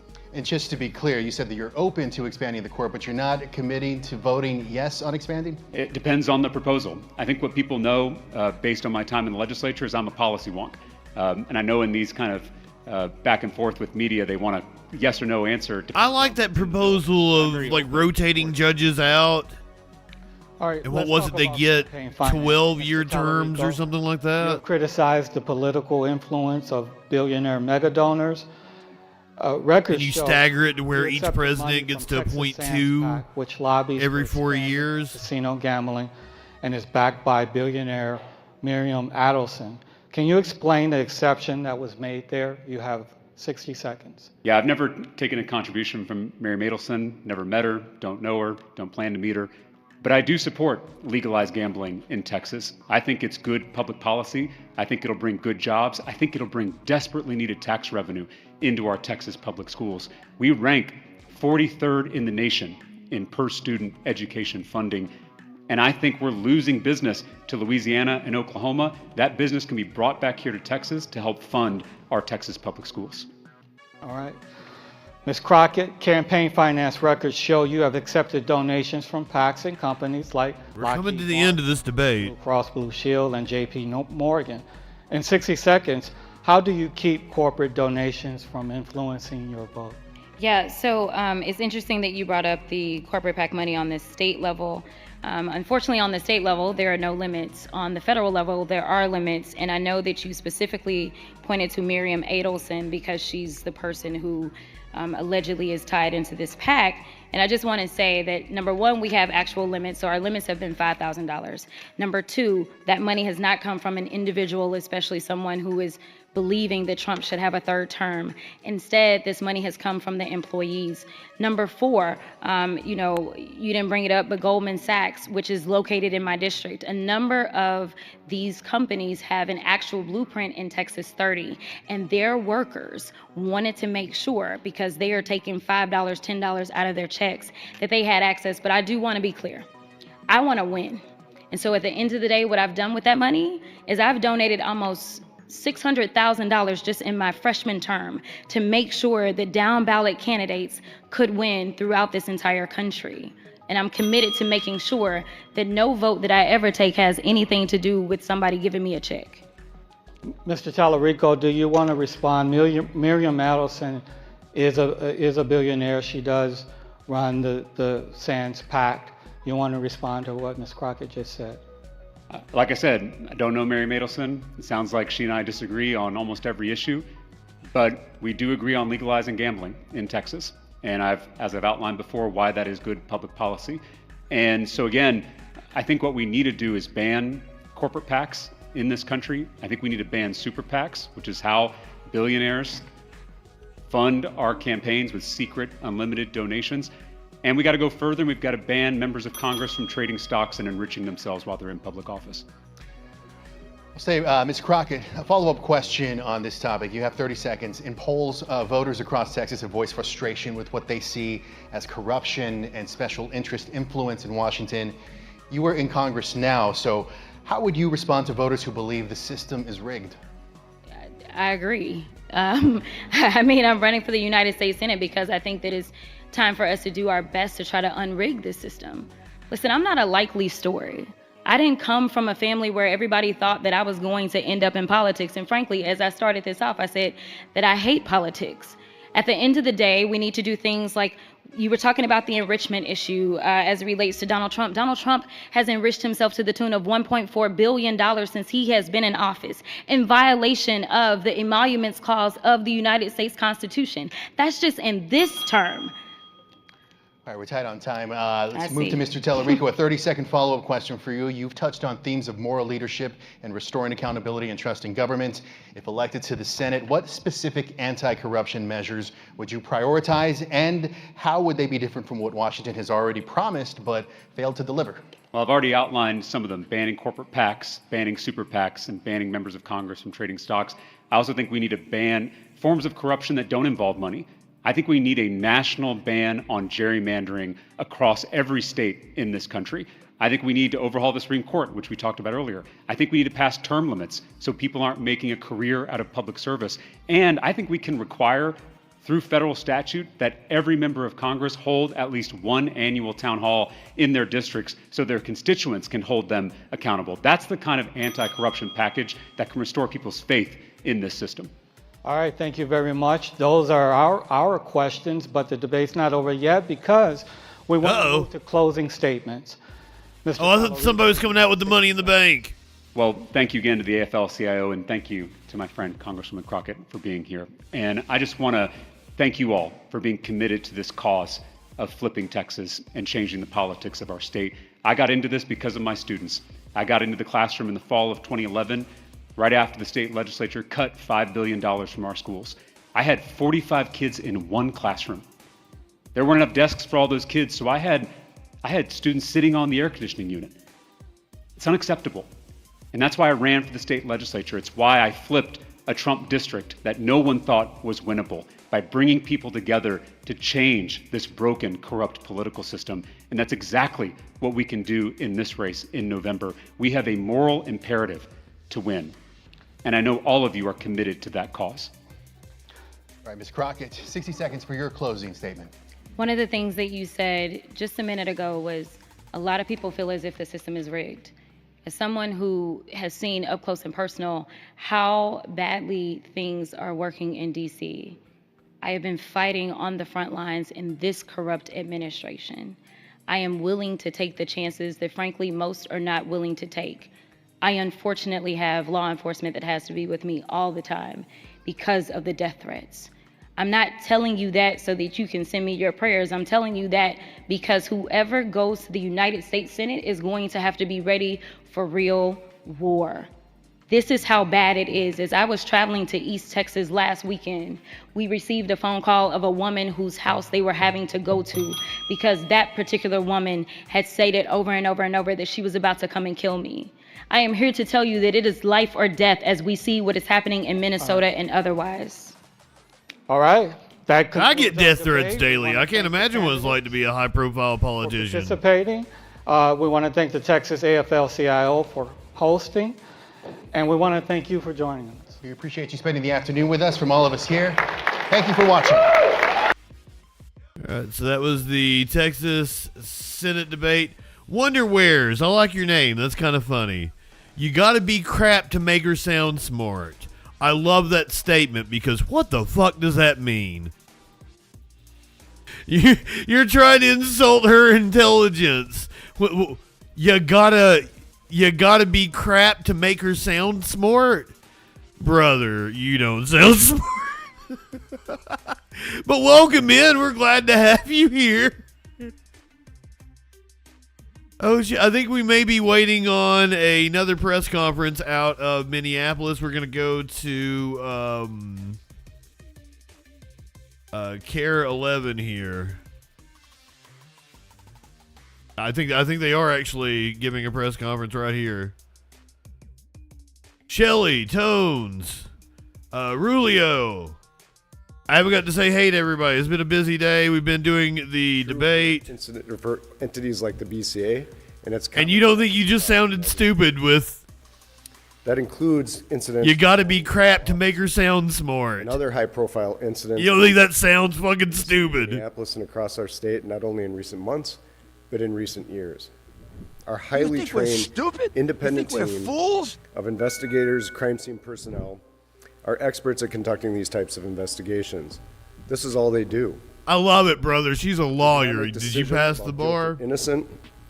I don't think you could. Of the incident for review by proper prosecutorial authorities, both at the state and federal levels. This morning, I was in contact with the Minneapolis Police Department after the incident that you're all familiar with now. They requested our Force Investigations Unit respond to the scene. But Wonderwares, you seem very passionate about Jasmine Crockett. Is she your congressperson? Minneapolis. What occurred was our team responded to the scene, and I was in contact with federal authorities to inform them that that was going to occur and that we were responding to the scene in Minneapolis. When our team arrived, they were blocked by federal agents with the Department of Homeland Security from accessing the scene. We worked with them and we're in contact with the FBI, trying to attempt to access the scene so we can gather evidence to understand what occurred and work through this process. Our team also secured a search warrant for the scene, which is an unusual move in a public area like that, but we did that. I asked you a question. I haven't said whether I'm a fan of Crockett or not. I asked you a direct question. You just avoided it. Do that scene examination. We have a long history of working side by side with the Federal Bureau of Investigation on all types of cases. That's true in other high-profile incidents that you've seen in officer-involved shootings. Is she your congressperson? That remains the case that we do and will be going forward. They're excellent partners to us as an organization, but unfortunately, in these recent events, others outside of the state are making decisions that that does not occur. So we will continue to investigate this case and others that we have recently been involved with. You on cheats on me, she kissed him. I didn't state that it will be difficult to obtain all of the evidence and information contained with. Okay, she's not your congressperson. Then why are you all up in your feels triggered by her? That this case why are you emotional? I think you're too emotional, sir. John Andrew, welcome in. As an investigation into this matter, and not the FBI leading that at this point. No, she's certainly not dumb. I have issues with her, and she is not one of my favorite congresspeople at all. And conducted crimes. But like, she is not dumb. After they left, We were attempting to. Why the fuck do you care? Why are you emotional about her? It weirds me out that right-wing propaganda gets you dumb shits worked up over something that doesn't matter to you. If she's not your congressperson, she has no bearing on your life whatsoever. Allow us to do our work. We're unable to hold that scene, and it got. Mitch McConnell was the leader of the Republicans, though. In the Senate, that becomes a little different. The team is aware of the videos that you've seen. We're talking about what, a first-term, second-term congresswoman? To our team, she hasn't even been there that long. A full investigation to the best of our ability with what we have. No, explain to me why you're emotional about her, my friend. Fairly, independently. I'm coming at you in good faith. Like, I don't understand right-wingers. You guys blow my fucking mind because you get upset about the dumbest shit. You know, we're in uncharted territory here. It's been a long-standing understanding, both within our state and across the country, that. Do you see where I'm coming from, brother? Like, I don't think of me as some libtard or something. Like, I've been in the news business for almost 3 decades. I know senators and congresspeople, governors. There certainly can be a new process. I've been doing this a really long time. The government would like to do that, and federal agencies. Are you intelligent? I have a degree in philosophy, specifically focused on politics. Citizens to understand what that process will be. And so can you have a conversation with me? Cooperation. I'd continue to ask that we provided access. I don't think you're speaking as if you have intelligence, my friend. And what I see a lot of times is that little tiny dick men are intimidated by a woman who is incredibly intelligent, very eloquently spoken. Understand what occurred and they can't stand it, so they get real mad. And that seems like what you are doing in my chat. So do you see where I'm coming from? And large investigation to really. I don't think you can have a law degree and be unable to speak intelligently. And you also have not spoken intelligently in my chat. These investigations and others. You sounded like a complete fucking dumbass. You understand this, right? That we at the state and local level have an expectation. Like Rush Limbaugh, man, before he died, I'm listening to you. Please tell, because the only thing you've said is she is stupid. You not provide supporting arguments. You just seem intimidated by the strong woman. Continuing to work on these sorts of incidents. Can you? Hey, would you like to call in? Investigations at the request. Brother, I take phone calls. Let me open up the phone lines. You can hop in Discord if you want. Please talk to me. I want to have a conversation because I don't get where you're coming from.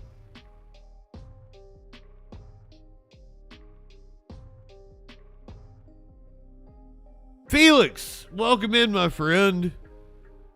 I don't know who you're saying is voting for Donald Trump, but like, we don't know that Wonderwear has voted for Trump. He could be a libertarian. He could be an independent. Be apolitical, what have you. So, like, let's not make judgments about people. 917-830-4359 is the phone number. The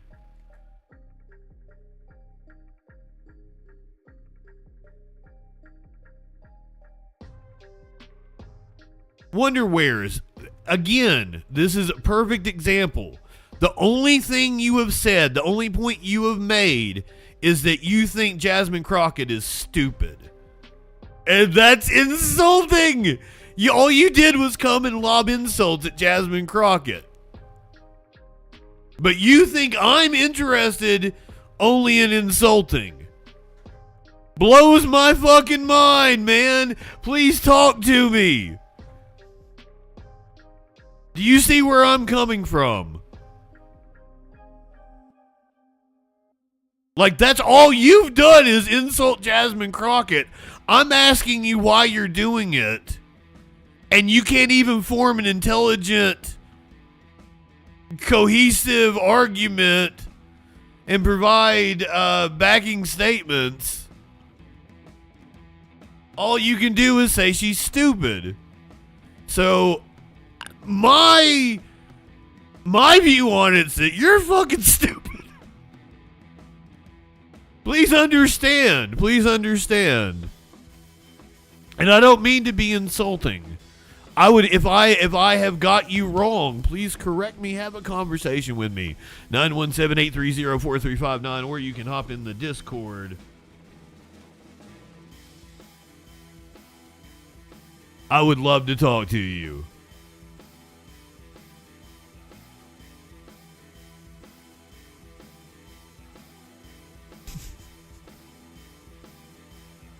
Are you with me, friend? Do you see what I'm talking about?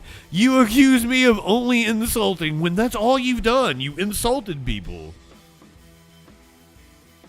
And, like, I don't think anybody in my chat particularly likes Jasmine Crockett is the thing. Is like, if you could have held an intelligent conversation with us, like, people would have talked to you about it. But you just came in here and, like, the strong black lady's stupid, and acted like a little fucking baby. And that's why I hate right-wingers. Breakdown, just call right-wingers fucking morons. Even Rush Limbaugh, before his crusty ass died, he even said, you guys look like goddamn kooks. As a conservative, it's getting harder and harder to not look like a kook.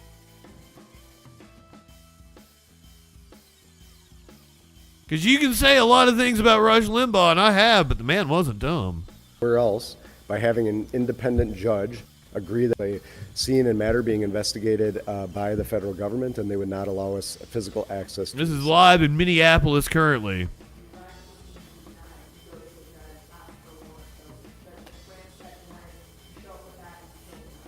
That's accurate. We were denied after we provided information we had a warrant. Please.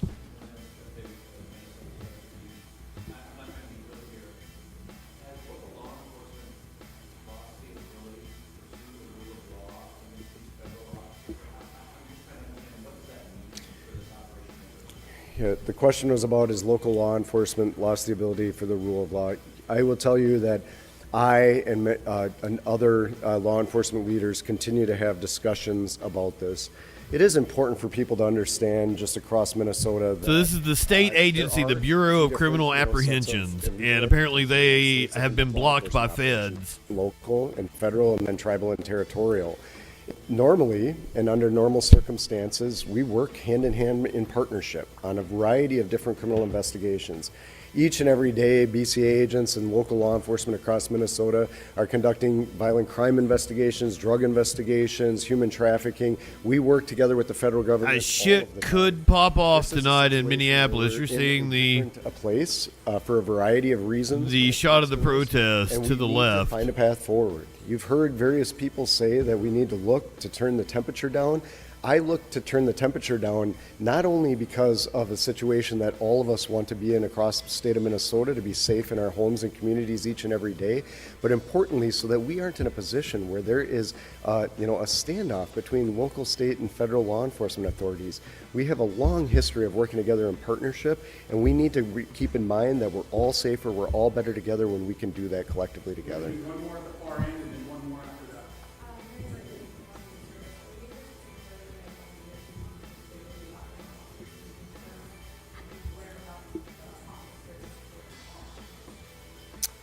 The questions are, can I confirm the identity? I'm aware of what's being reported. That's who we believe the individual to be, but the medical examiner will be the one to officially identify them, or at least provide us permission to do that. The second part of the question was, do we know the location of the officers involved? And the answer is, I do not know.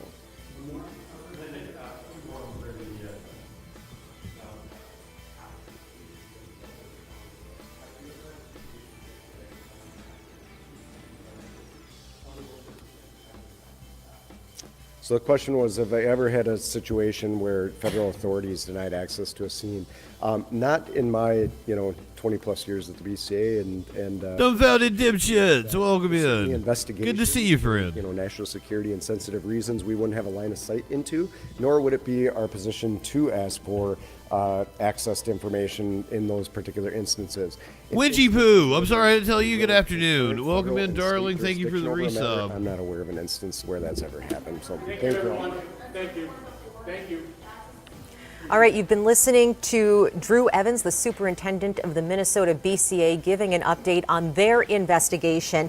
And two key takeaways from that. Oh, make my heart skip a beat saying shit like that. Is he says when the BCA team arrived, the DHS agents on scene blocked them from entering, and they were blocked even after going to a judge to get a warrant to enter the scene, which is not something that law enforcement typically has to do to go to an active scene. Wow.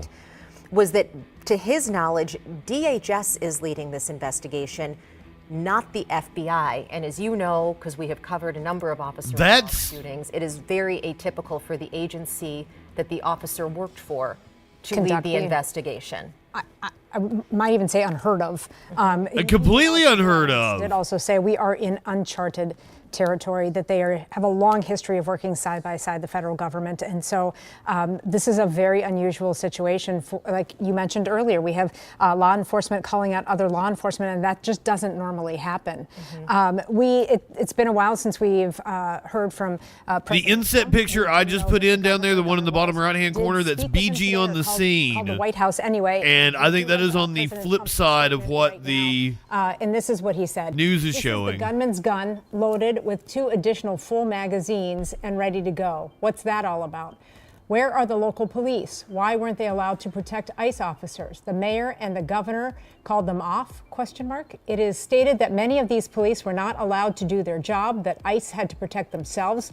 Not an easy thing to do. Why does Ilhan Omar have $34 million in her account? And where are the tens of billions of dollars that have been stolen from the once great state of Minnesota? If I have any right-wingers in here, she married somebody. Fraud with billions. That's how her net worth shot up. She just married a dude that was worth that much. The Democrats' open border policy. We want the money back, and we want it back now. Those fraudsters who stole the money are going to jail where they belong. This is no different than a really big bank robbery. Much of what you are witnessing is a cover-up for this theft and fraud. The mayor and the governor are inciting insurrection with their pompous, dangerous, and arrogant rhetoric. Instead of the sanctimonious political fools, they should be looking for the billions of dollars that has been stolen from the people of Minnesota, the United States of America. Let our ICE patrol do their job. 12,000 illegal alien criminals, many of them violent, have been arrested and taken. It is almost 4:20 on the East Coast. Something far worse. Curiouser just walked in. Let me see if I can get her in here and I can get us some Sun Rocks packed. Maybe 2 hours ago now at this point. And again, should point out that the numbers that he's using there, I mean, the fraud is obvious. We have reported on that at length for the last several years here, the fraud that is happening in the state. But talking about the 12,000 illegal aliens and violent criminals that have been taken out of the state, our local law enforcement and our local governments are. Less than 2 minutes if you'd like to join me for 420. These numbers are coming from, and we have reported extensively that some of the people that ICE is claiming to have arrested during this operation. Kind of feels weird to do that while she's reporting on this fucking horrific story. So it's unclear. We just don't know. We just don't know how to confirm that. But it's the little things that get you through the day. Who was just in that striking news conference with the BCA, because so much of the controversy today has been the back and forth between the federal government and state and local officials around cooperation. Who gets to investigate? Who should be leading this investigation, who has access to it. So Kent, you were in that news conference. Can you tell us what struck out to you? Yeah, the 2 words that you mentioned just a couple minutes ago, and it's uncharted territory. This is coming from a man, Drew Evans, the superintendent of the BCA, who doesn't speak lightly. He's very calm. He doesn't speak beyond what he knows. We didn't hear him speculate about this shooting. We didn't hear him name 20 seconds until 420 on the East Coast. This is a man who leads very careful investigations, and he is saying in his 20 plus years of working cooperatively with federal authorities, he has never seen anything like this. It is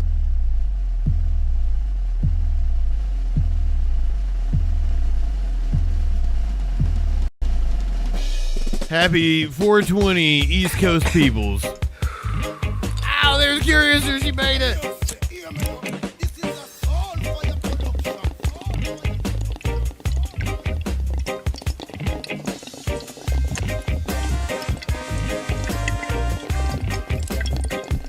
She lost a cat.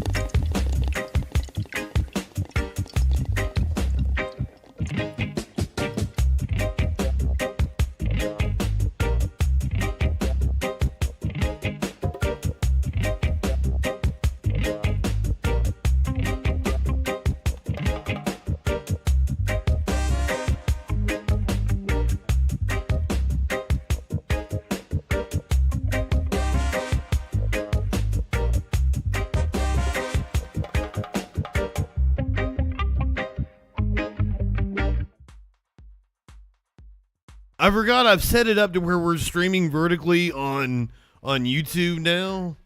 Oh, were you looking at it?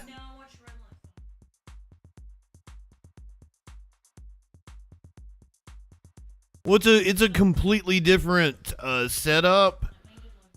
So, but I didn't have it set up for the 420 thing, so I have no idea what it did for the people on YouTube for that are doing the vertical. Everybody that's doing horizontal on YouTube is the same. It has been for years and years. They're trying to do this fairly and not jump to any conclusions. So I don't know who this dude is with the glasses there. Now it's worth pointing out. You see a live shot of the protest there on the left, and then the flip side of that protest on the right. What we have heard many times is that the federal government says that they're not getting cooperation on their mission, not these investigations, but on their mission to enforce immigration from state and local authorities. We heard the vice president this week say that what do you mean by that? Authorities told him that they were trying to locate sex offenders and they weren't getting addresses.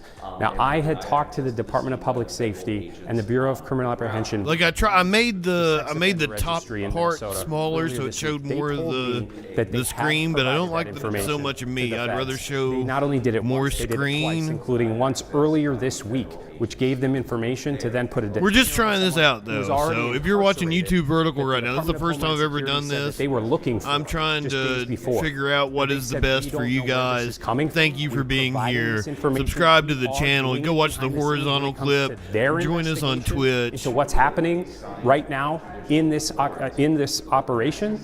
But then when they're coming in and asking to gain I think that looks good on her phone. To a crime scene to start their own investigation. I like that. I might have to. As again, it's always happened.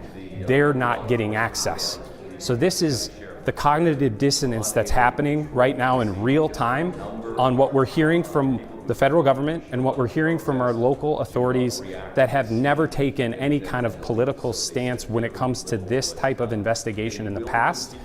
This is something that they continue to say. One thing worth pointing out that Drew Evans said, if the federal government were to have a new protocol where they have their own way of investigating these scenes, then they would like to know about it so that they can let everyone know. He said that essentially they would be okay as long as they know what the ground rules are and how this operates. But again, the federal government isn't picking up the phone, he says. So they can't even acknowledge what's going on. So there's a lot of unanswered questions, clearly, a lot of frustration, and a lot of long-time relationships here behind the scenes that seem to just be crumbled. Kent, and you bring up such a good point there about these relationships. Just in the last week, we've heard the Brooklyn Park police chief criticize the efforts of federal law enforcement. We've heard Paul Schnell, the Department of Corrections commissioner, who it's worth pointing out is a former police officer and was the police chief of, I believe, 3 different Minneapolis area police departments. So these are law enforcement people. These are cops. And they are calling out federal law enforcement on this. And that's just something that is not typical to hear. And so we do wind up in this stalemate. Appreciate your reporting out there, Kent. We'll check back if anything new happens. And hard to combat as journalists when people want both sides. They want to hear both sides. And we are 100% trying to get both sides and trying to get facts about this case and anything else that has happened since ICE and Border Patrol have come into our community. At the heart of all of this, though, we have to remember there is a 37-year-old man who is now deceased, and we're trying to learn more about him as well. So we're going to bring AJ Legault in now to talk a little bit more about Alex Preddy, the man who was shot and killed by ICE Border Patrol this morning. DHS, by the way, saying that he was armed and planned to do harm to other officers. You've been talking to people who knew him. Yeah, I just walked back here into the station. I was out in the neighborhood where he lived, the Lindale neighborhood, and neighbors, I was breaking the news to them that Alex was the man who had been shot. And they just kept going, Alex from next door, Alex from upstairs, he's a nurse. He works for the federal government. He works for the Department of Veterans Affairs, from what we can tell so far, and that's what neighbors had told us. They said he's the neighbor that they talk to over the fence, that they, see walking his dog all the time. Okay, and is that a white guy? Part of the Lindale, crime watch neighbors, and they were just because he kind of looks like me, right? Heard one lady just scream, "Not Alex!" they couldn't come to grips with, the video that they're seeing of him being killed on social media or it hits a little on different TV. when it's someone you know. Yeah, directly. and some of them didn't either.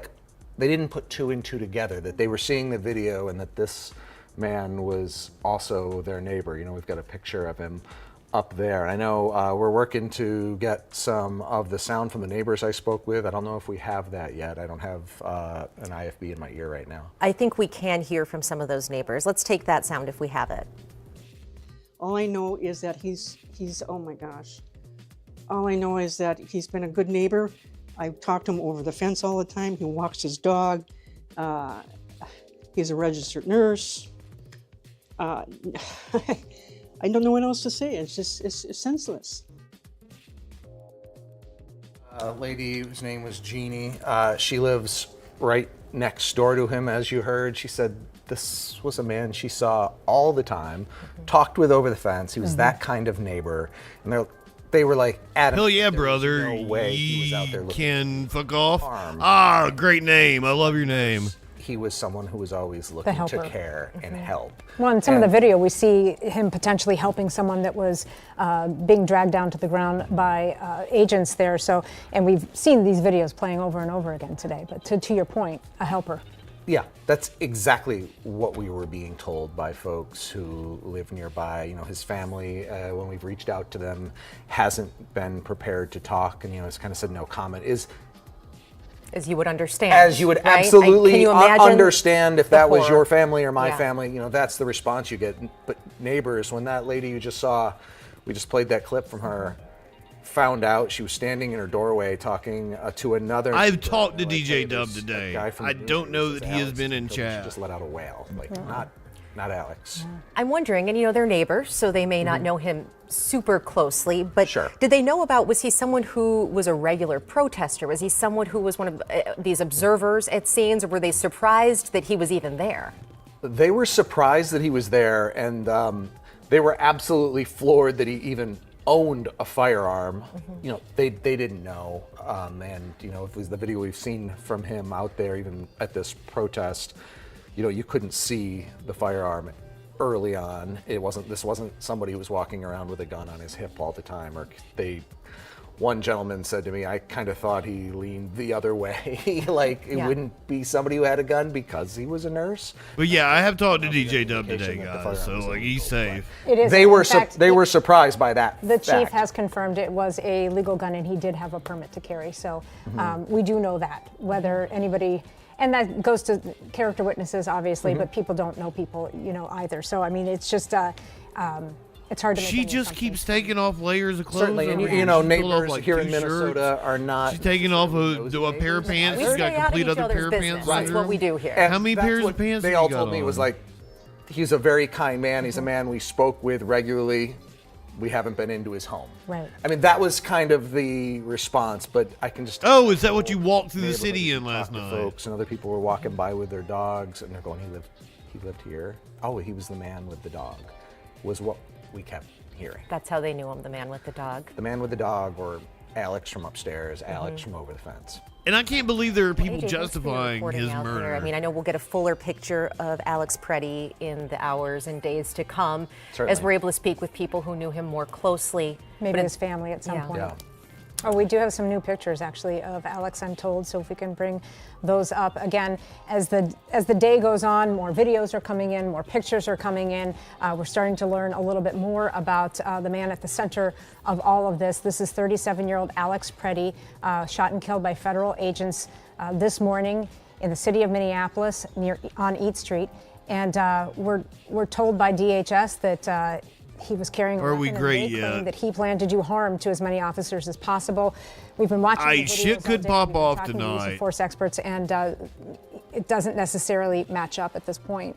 Yeah, but we actually do have some sound we want to get to from Greg Bovino from Border Patrol, giving his perspective on what happened there. AJ, thanks for your reporting on Alex Preddy. We'll be back.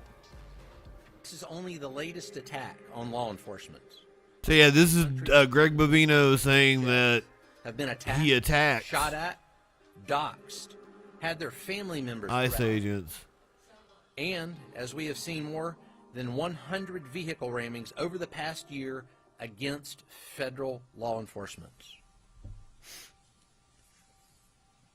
We will not allow violence against our law enforcement officers, and we need state and local help, state and local law enforcement, to help us coordinate to get violent criminals off the streets.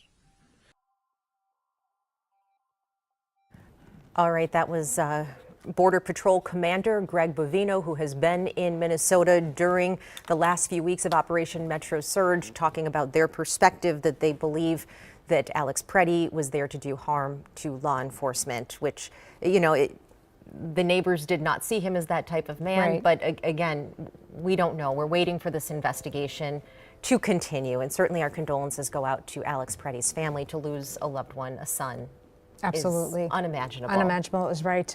We are continuing to follow the story. We're continuing to bring you as much information that we can Carla, welcome in. verify just as soon as we possibly can. We also want to let you know that DHS Secretary Kristi Noem is planning a press conference at 4 o'clock, which is about 28 minutes from now. So, of course, we will bring that to you as soon as that happens. We will take that live here on air on KARE 11, KARE 11 Plus, and, of course, KARE11.com. We do want to go to our Raya Katene, who has made it out to the scene now to fill us in on how things are going down there. Raya? Rena, we're right in the middle of 25th and 26th Street and Nicollet Avenue here, and we've been out here for about 20 minutes now, and I want to show you what struck me the most when we first got out onto the scene is this effort that has now popped up of neighbors and volunteers coming together. These are tables that have been set out here. There's water, some snacks, hot water, and hot coffee.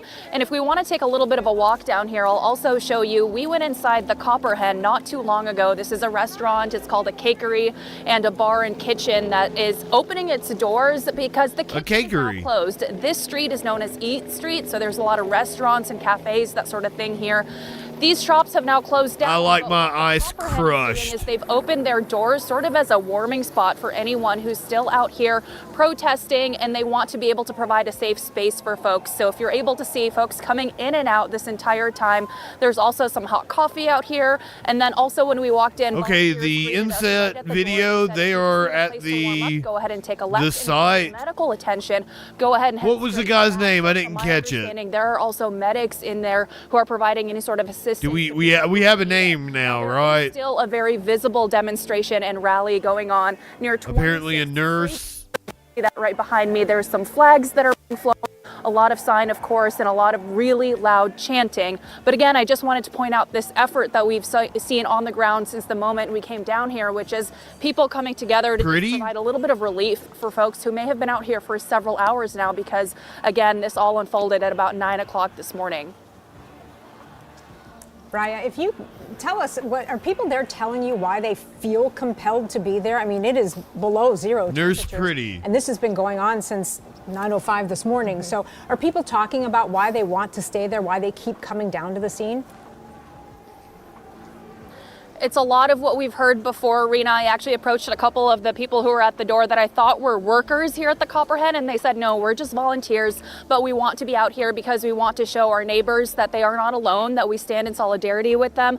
A lot of the folks that are out here are carrying the same signs that we've seen before, expressing their frustration and their anger that this is once again a situation in which Minneapolis is in the headlines for all of the wrong reasons. They say a neighbor has been killed yet again at the hands of a Border Patrol agent. In this instance, and they're frustrated and they're extremely angry that the federal government, they feel as though, is not listening to their demands, that they want ICE to get out of Minneapolis.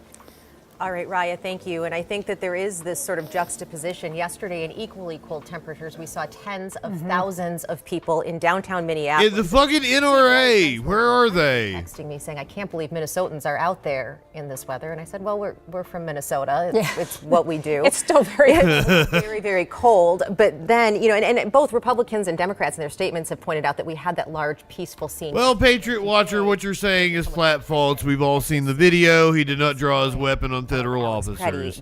He was a legally armed citizen, a nurse, going to have a news conference at 4 o'clock. a fucking hero, and you are a Senators Klobuchar and Smith, and also Minneapolis scumbag for coming in here and trying to slander news him. conference at 4 p.m. Sorry, my friend. How we're going to handle that yet, but we'll make So sure we got a news conference coming up at the top of the hour. Get the information. Obviously, this is both sides here, so we want to make sure that we get both of those to you. We'll bring you. Oh wow! Well, it's going to be the. We've already heard today. Once the feds. We've heard from the Minneapolis police chief, and the governor, and the BCA, and we've also heard from Border Patrol Commander Greg Bovino expressing his point of view from DHS. It was his agents, Border Patrol officers who were there on the scene.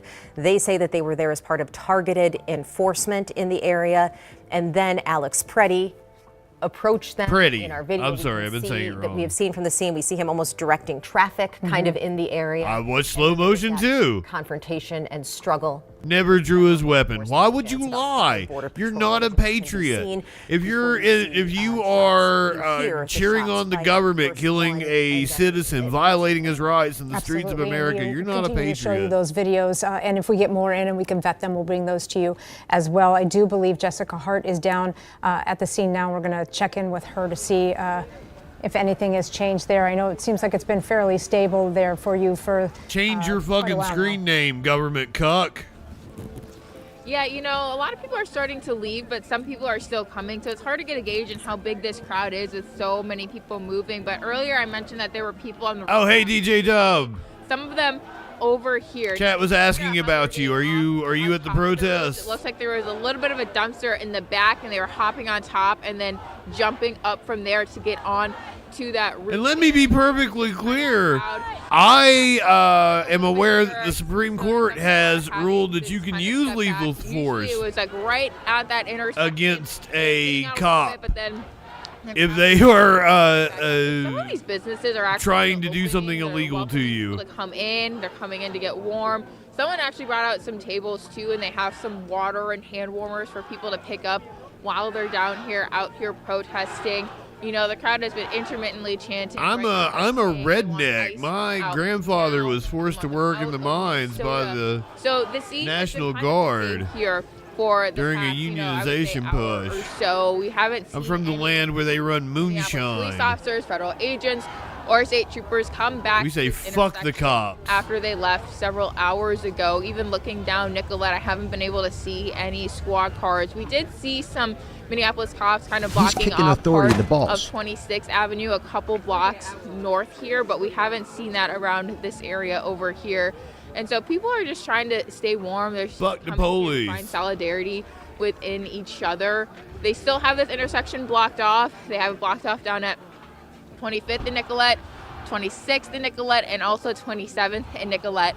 And it looked like they were starting a fire near 27th and Nicollet just to probably keep warm. We saw some smoke down from there earlier, but it's still a very active scene. People really aren't showing any signs of having to head out yet, but still people are coming and going here. But it's been very peaceful. We haven't seen anyone get, you know, frustrated or agitated, so it's been very quiet and peaceful, but we haven't seen any law enforcement. All right, Jessica Hart, thank you so very much. We appreciate you and your reporting down on the scene. If you are just joining us, we have been covering this ICE-involved or Border Patrol-involved shooting in the city of Minneapolis today, where a 37-year-old man, Alex Preddy, was killed by a Border Patrol agent. DHS saying that he was carrying a weapon and that he planned to do harm to as many officers as possible. Of course, we are working to get as much information as we can for you, but can we take a picture, show a picture of Alex Preddy here so people can just see. We finally have confirmed from his parents that he was the victim of this shooting, and we've been hearing from people all day long. We've been hearing from our elected officials, we've been hearing from the president, we've been hearing from BCA, we've been hearing from Border Patrol, and everyone has their mission of their statement or whatever it is that they want to tell us. And so we are following all of that, and we are bringing all of that to you as quickly as possible and as soon as it's happening, and we will continue to do that here. We do have two news conferences, kind of dueling news conferences coming up here at the top of the hour, one with Secretary Noem and then one with Senators Smith, Klobuchar, and Mayor Frey. We're going to take the one that starts first, and then we will, of course, let you hear and see both of those in their entirety. So we are not going to pick and choose here. We're going to show you both of those in their entirety. You will hear them back to back. And you are looking at a picture of Alex Preddy. We've learned a little more about him. We've learned that he was 37 years old. He was an ICU nurse, according to his parents. And we're told he actually worked for the VA as an ICU nurse. He is an American citizen, a Minneapolis resident, lived in the Lindale neighborhood. And important to point out, because much is being made of the fact that he did have a gun, and that is being held up by Border Patrol as a reason for this shooting. The police chief of Minneapolis tells us that he did have a permit to carry. He was a licensed firearm owner with no criminal record other than a traffic ticket. So as we've been watching these videos, we've seen them from multiple angles, and this investigation will continue to play out in the hours and days and weeks ahead. There may be even new angles that we haven't seen yet. But at this point, one of the things that's interesting about the investigation is, according to the Minnesota BCA, DHS is leading that investigation, not the FBI. Not the FBI. So they are doing an internal investigation on it rather than an outside law enforcement investigation. And also, And that's wild. That's not right. Normally investigates these sorts of things, and like Kent pointed out, there are organizations like the BCA in every state across the country, and it is their job to be an independent investigation unit when it comes to officer-involved shootings. In this case as well, he says they don't make the decisions about guilt or innocence. They just gather the information. However, when his team, Drew Evans from the BCA says, when his team showed up at the scene today, they were blocked by the federal agents on the scene. So they went and got a judicial search warrant from a judge, returned back to the scene, were blocked again. We're not allowed on the scene. He called this uncharted territory and said that we have a long history of working side by side with the federal government and federal agents, but that is not happening this time. Important to point out that the federal government is claiming that our local officials are not cooperating with them, which our local officials vehemently deny. So that's where we are. That's where we stand. Two sides claiming that the other side is not helping them in this process. And that has been a stalemate that's been going on for weeks now in Minnesota, in the city of Minneapolis, and throughout the state. You are looking at a live picture from the scene where there have been protests going on since this shooting happened at 9 o'clock this morning, early on, and for the first several hours. It was an incredibly tense protest, with protesters facing off with federal agents who deployed just a lot of chemical munitions. We heard numerous blasts at the scene. We had pepper balls deployed. We had tear gas deployed. Our own Jana Shortle tells us that she was pepper sprayed at point blank range by a federal agent when Jana arrived at the scene shortly after they heard about it this morning. And so we saw that go on for a long period of time. And then this afternoon, federal agents pulled out. The local officials and the state patrol ordered the crowd to disperse, but that has not happened. People have remained on the scene protesting. However, now it is a far more peaceful scenario where people are in the area chanting, holding signs, but we have not seen confrontations now for several hours with law enforcement. Absolutely, and we were told by the crews on the scene that they haven't seen any law enforcement, local police, state patrol, FBI, or other agents, Border Patrol or ICE, on the scene for a long time now. And that is when, like you said, Lauren, when we stopped seeing the gas, the irritants being put into the air. We do, oh, you know what, let's go to this right now. We have a statement from Attorney General Keith Ellison, who says, "I share the intense grief and anger of so many that another Minnesotan, Alex Preddy, 37 years old, an ICU nurse who served veterans, was fatally shot during the Trump administration's Operation Metro Surge. On Monday, my office will be in court arguing to end this illegal and unconstitutional occupation of our cities and the terror and violence it is inflicting. This must stop now. And it's worth noting that that Monday morning hearing that was previously scheduled in a lawsuit that was filed weeks ago by the state of Minnesota, asking a federal judge to order this ICE and Border Patrol surge to end in Minnesota. That judge did not immediately make that order. They wanted time to gather more information and have both sides make their arguments. There was a previously scheduled hearing tomorrow, but now that hearing is going to happen in the backdrop of yet another fatal shooting of a Minnesota resident by federal agents. And again, you're seeing that person, the victim of that shooting, Alex Preddy, 37 years old, from the city of Minneapolis. And again, just to put context to the situation, the other picture that you're seeing there is a live picture at the scene of where this happened this morning. Again, just after 9 o'clock this morning, protesters have been gathering there all day, even in these sub-zero temperatures. It's actually gotten warmer, if you can believe that, minus 10 below actual air temperature, I think earlier today when all this started out. People obviously coming down there feeling compelled to be there for whatever their reasons are. But again, Lauren, like you mentioned, much more peaceful than it was when law enforcement was on the scene. We do know that State Patrol came by at some point and asked people to disperse. We do know that Governor Walz came on the air in a news conference telling people to leave the area, to please go home, please do not damage or destroy our city. So there are some government officials that are please asking people to do what they're doing now, which is actually protest peacefully as long as it stays that way. Yeah, we want to show you the videos again because at the heart of this is what happened at 26th and Nicollet earlier this morning at 9 o'clock. And we have videos now from 3 different angles showing the shooting and what led up to it. We are stopping these videos at the point that first shot is fired. That's an editorial decision we are making because we don't feel comfortable showing a person's death on TV. So we're going to show you what leads up to this shooting. This is the first angle we were able to see from across the street. And part of why it's so important for people to get a look at these videos is to make their own judgments. We're hearing 2 very conflicting narratives about what happened, and these videos do shed light on what happened here. So in this video, you see the 5 Border Patrol agents on top of Alex Preddy, and then we pause the video immediately after that first shot is fired. And you can see there's another, what appears to be an agent, looks more like in plain clothes there with the tan jacket on, that appears to perhaps pull a weapon either off the ground or out of Alex Preddy's waistband. We're unsure of that at this point. But we're stopping it right there, not just because of the shooting, but that's also where you can see that agent leave the scene with the gun.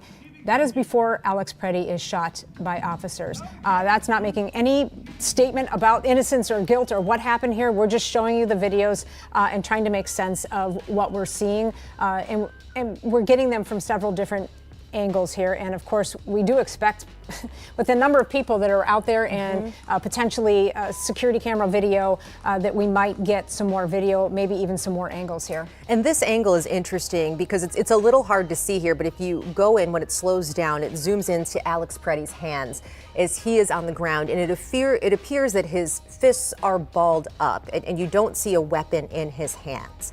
Now, what we can't tell you is what happened immediately before that. Right. Federal law enforcement, when asked, Greg Bovino was asked today if Alex Preddy ever brandished his handgun or threatened officers with it, and Greg Bovino from Border Patrol did not answer that question. He said that it's all a part of the investigation. So at this point, yeah, because it never happened. Claimed that he had a gun in his hand, although they do claim that he appeared to be coming to the scene to harm federal agents. We've got a press conference from the feds and something local, some local official is also doing a press conference. What happened leading up to it? Yes, you can see here, Alex Preddy appears to be directing traffic and then videoing at the same time, as you can see there. At some point, there is a woman either tackled by agents or perhaps sprayed. He appears to go over to give aid or to help her in some way. I don't want to say that as a fact because I don't know that to be true. You can watch it here. We're going to see it in just a moment. Yeah, you can see here in a video. second what happens. Yeah, there you see the federal agent shove a person, and then Alex Preddy goes over to her. And we don't know what he was trying to do, presumably pick her up or. And he's being sprayed with shit the whole time. Her, and then we now know what happens next here. So these are the videos that we have right now. These are the only videos we've been able to vet and verify are true. So these are the videos that we're bringing you, and again, we'll bring more. It's just a straight up gang killing in the street. We want to get out to Ian Russell, but before we do, it seems frivolous to even point this out, but we want to mention that the Timberwolves game against the Golden State Warriors is postponed tonight from the Target Center. They do plan to have that game again tomorrow at 5:30. It will be at the Target Center, but the NBA, the one releasing that information, saying they wanted to keep they just want to make sure that everyone is safe and that there's a safe environment in the community. Also, the Minnesota. In the inset picture, you can see the an hour early memorial that has been set up. Yeah, and some of that is that they don't. Certainly, there's a law enforcement effort when you have that many people coming into the city for something, and they don't want to draw, I'm sure, Minneapolis police and Hennepin County sheriffs away from the work they need to do at the scene of this shooting. And important to point out, too, when you mentioned the Hennepin County Sheriff, Sheriff DeWanna Witt asked for the National Guard to come in and help. And so her plan or her idea was to have them go to the Whipple Federal Building, and they will help there so that her officers can be elsewhere in the community. So we do know the National Guard is in town. They are helping law enforcement now. Yeah, they have been deployed. It was asked at a news conference how many National Guard members have been called up, and they declined to answer that, just saying that it's enough. It's enough for the mission that they have right now. All right, let's get out to Ian Russell, who is out at the scene again. And Ian, it seems peaceful there, but there are a lot of people still there. Yeah, it's kind of hard to tell exactly how many people are here just from the perspective with the buildings and you know, being down here on. We're talking like 100,000 showed up for the march yesterday. We've been out here all morning. And you know, when this kind of transitioned to what this looks like now, well, a couple hours ago, I'm losing track of time to be honest with you, but it's turned into sort of an impromptu rally here. There's been several speakers coming up there, kind of voicing some things, rallying up the crowd, but peaceful is what I have seen. You know, I mean, obviously people are frustrated. Peace doesn't always just calm things, but people are frustrated. They're voicing those frustrations and voicing their opinions right now. But we've seen kindness throughout this too. There are several businesses around here that are open, kind of staying open as warming spaces for people, passing out hand warmers and bottles of water and offering a space to go to the bathroom. So there has been some kindness we've seen around this area, as well as kind of folks have come together and rallied here, you know, voicing those same opinions as one group here. Curiouser was asking me, like, why Minneapolis specifically? And I'm like, it's a well-run, democratic city in a blue state that's also well-run, that ranks at the top for fucking everything. It is something that Democrats can point to. It's also personal vendetta against walls. Earlier this morning, status quo is good news out Yes. there. Ian, appreciate your reporting out there. Let us know if anything changes. Always good to see our reporters not having to wear their gas masks out there for their safety and for the safety of everybody else that is down there as well. It's a successful blue city and a successful blue We are state. talking about the shooting in Minneapolis today. Border Patrol agent who shot a 37-year-old man, American citizen who is a resident of Minneapolis. This is 37-year-old Alex Preddy, who was shot and killed by federal agents this morning. His parents tell us he was an ICU nurse at the VA hospital, and we do know An ICU nurse at the VA hospital. lawful You chuds are going to defend his murder. concealed carry permit. So we do know those things to be true, and we do know that the DHS has said that they felt that Alex Preddy was a threat to their officers. Yeah, AJ Legault was out in the neighborhood where Alex Preddy lived, the Lyndale neighborhood, earlier this morning, talking to people who knew him as a neighbor, not close friends, but people who knew him as a neighbor. They knew him as the man with the dog. They knew he was a nurse. They said he was a nice guy. And so we are hearing from some of those neighbors. All I know is that he's oh my gosh. All I know is that he's been a good neighbor. I talk to him over the fence all the time. He walks his dog. Kamaradsky, welcome in. He's a registered nurse. I don't know what else to say. It's senseless. We have been throughout the day showing you those videos, and we've also showed them to some use of force experts, people whose job it is, who are in law enforcement, whose job it is to look at these types of videos and determine if proper protocol was followed. Morgan Wolf talked to two earlier today. It was awful. You don't like to see that at any time, but it's a lot like when you see a football game when people pile up on a fumble. You don't know what's going on down there in that dog. Down where? And limbs. This is and Brian Dugan, a retired FBI agent. In different directions. And I've been in that position before, both in the football field and out with fellow law enforcement officers. And it's a scrum. Whatever led to them kind of jumping on him, then that is kind of like a bad time for them all of a sudden to find out he has a firearm, or while he's down there to explain to them that he's got a firearm. So it's certainly a bad situation and escalating when both parties have firearms, and I really feel bad for everybody involved.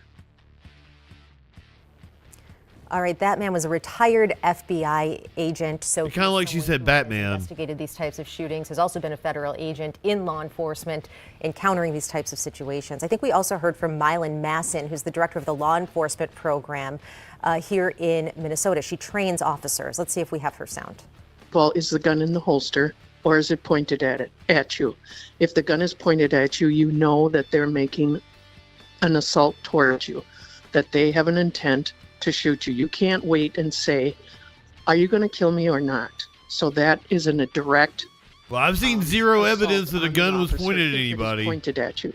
Now, if it's sitting in the car, on maybe the driver's seat, or in a glove box, or if it's holstered because they do have a carry permit, then you say, put your hands up, make sure that you can identify them, tell them not to touch the gun, and that you will search and make sure that you are protected and safe. Take the gun away from them, find out for sure if they have the permit, it should be on them, and then you go from there. Throughout all of this, we've been receiving statements from various representatives, from law enforcement, from people who are elected officials. And earlier we read Well, she was a cop, my lord. I'm sorry, I don't know that I said who she was. Omar, who is, of course, represents the area. And so seeing this for the first time, but here is Representative Ilhan Omar's statement. She says, this appears to be execution by immigration enforcement. I'm absolutely heartbroken, horrified, and appalled that federal agents murdered another member of our community. It is beyond shameful. These federal agents are targeting our residents instead of protecting them. This isn't isolated or accidental. The Trump administration is trying to beat us into submission rather than protect us. The administration cannot continue violating constitutional rights under the guise of immigration enforcement. ICE and CPB must leave Minnesota immediately. Their presence is terrorizing communities, violating rights, and taking lives with zero accountability.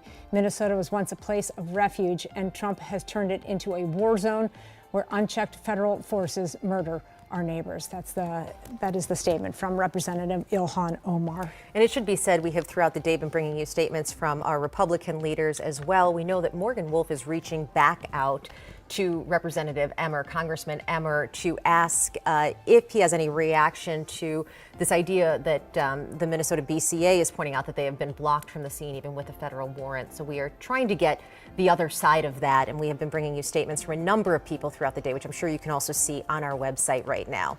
Oh, go ahead. I'm sorry. No, I was just going to say we want to bring some video from earlier today. This is the live shot. Just how chaotic it was out there, and the number of chemical munitions that were launched this morning. It was unbelievable, and I have been at a lot of protest scenes in my life. This was a large number of tear gas canisters. That was a reporter that you saw with that gas mask on. We heard from her earlier. I think that was the CARE reporter. As protesters and federal agents clashed. And we want to point out we are expecting at the top of the hour here at 4 o'clock to have dueling news conferences, if you will. Yeah, we're awaiting a news conference. Nome to take the podium, and we are also expecting to hear from Senators Klobuchar and Smith, as well as Minneapolis Mayor Jacob Frey. Club Minimum coming at us. We are going to bring both of those to you. We'll start with the one that starts first. That's just whoever starts first, we will take that, but you will get to hear both of those in their entirety so that you are getting both sides of what people are wanting to say, their message that they want to give out. And important questions to be asked as well. I mean, I think people want to know, what is the off-ramp here? We have seen this incredible acrimony now for over a month during Operation Metro Surge from our local and our federal leaders. I think Minnesotans want to know, what is the end game here? How does this end? There have been allegations. Yeah, what a great Christmas present for the city of Minneapolis. Have been turning up the temperature, so that will need to be asked. And I think there are some questions for Secretary Kristi Noem about what they hope to accomplish here. Also, more clarification about the statements this morning by Border Patrol Chief Greg Bovino that it appeared Alex Preddy came to harm law enforcement agents. But when asked if Preddy ever brandished his weapon at them, he declined to answer that question. And so I think more clarification from that is needed. And perhaps more clarification on why DHS is handling its own investigation into a shooting committed by a member of their staff. Not even the FBI, which I still wouldn't trust. It should be the state AG. This investigation, but as we heard from Drew Andrews from the BCA here, the Bureau of Criminal Apprehension in Minnesota, they were denied access to the scene when they showed up today. They even went so far as to get a judicial warrant. Fuck, if the Minneapolis, whoever the DA is in Minneapolis, or whatever the prosecutor is called, if they want to handle it, let them. To the scene. So the local municipality prosecute it. Why is DHS handling this investigation on its own? It's like an internal investigation to one of their own employees. And is that in fact happening? That was Drew Evans' understanding of the situation. Perhaps that has changed. We do know earlier this week there was reporting in the New York Times that the head of the Minneapolis office of the FBI resigned over what he viewed as inappropriate handling of the Renee Good shooting investigation. Wow. And so I didn't know about that. Unclear what role our local FBI office would have in this. Well, that, and maybe that's a question that can be answered as well. You know, we can only assume what the Senators Klobuchar and Smith would have to say. We already heard from Mayor Frey earlier today. So again, we'll have to wait and see what they have to say about that. Let's go out to Raya Katene, though, right now, who is down at the scene. We have several reporters that are down there. Some have been there all day, and Raya has joined right now. It sounds loud, but it appears calm. Is that right? I would say that's an accurate description. It's loud, but still peaceful. And I do apologize for any profanity that you may hear. People are just extremely riled up. They're extremely angry and frustrated with the actions of fucking A, they are. Officers out here who are just acting recklessly against law and order. And these are what we're seeing on the signs too. For example, you can see that sign. It says ICE does not equal law and order. There's another sign that says love your neighbor as you love yourself. I even saw a sign out here earlier that said if you need any free mental health or counseling to contact this phone number and this email address.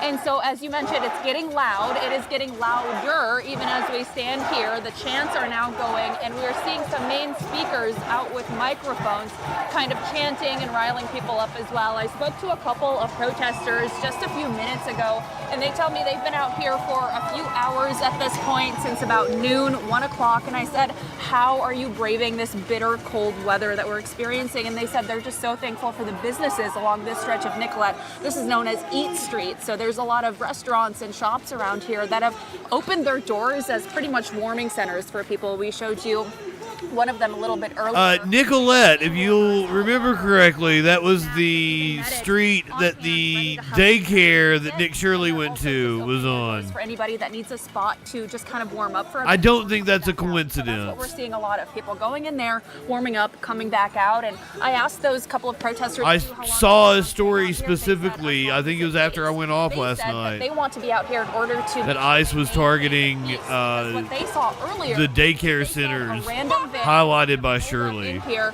and a couple of people kind of left that van and wanted to instigate some stuff, and they said that that is not what they are trying to do here. They want to be here because they want to protect their communities and they want to protest peacefully. So again, we're seeing a lot of chanting, some people actually climbing some of the pipes and also making their way onto the roofs of these restaurants. So I don't know if you can see there at the Black Forest Inn, there's a person standing on that roof.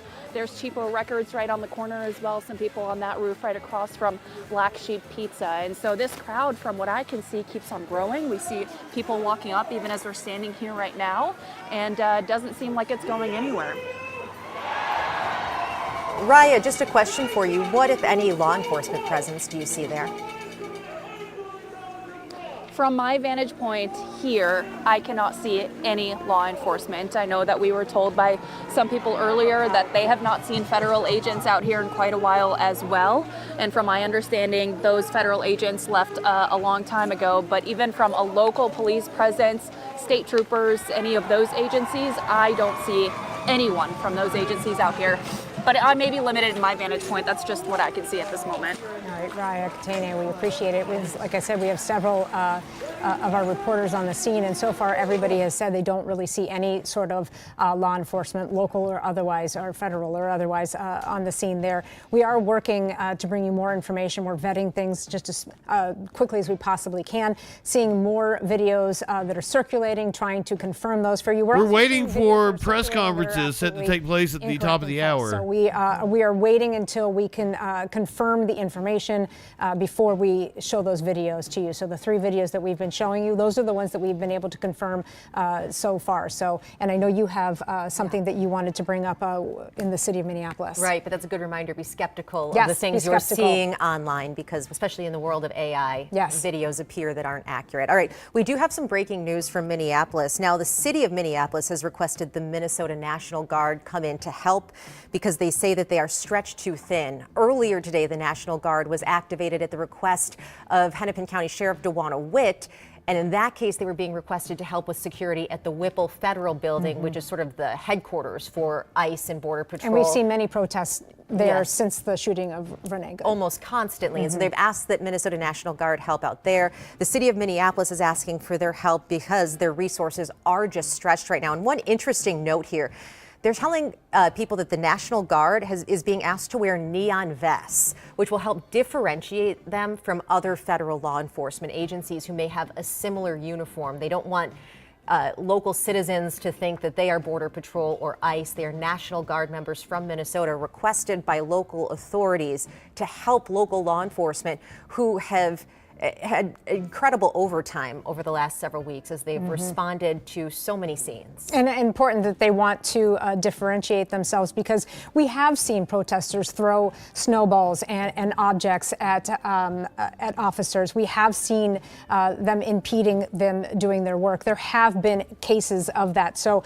fair to say that they're trying to keep their own officers safe by differentiating them from the other officers, the ICE and Border Patrol that is out there. And again, not at the scene. ICE and Border Patrol no longer at the scene, but as they do their immigration enforcement, their targeted immigration enforcement across the city, that people do show up and want to protest their presence here. And I think it seemed as though the mayor and the city officials wanted to make clear that they have asked for the National Guard. This is not the federal government sending in troops to the city of Minneapolis. This is local leaders requesting assistance from National Guard members, the Minnesota National Guard, who are members of our community, who are here in service of our community. And so they will be out at various locations in Minneapolis doing... Well, in theory, in service to your community. And safety, helping Minneapolis police out. We are still waiting for a news conference by DHS Secretary Kristi Noem. We are also waiting for a news conference from Senators Klobuchar and Smith and Minneapolis Mayor Frey.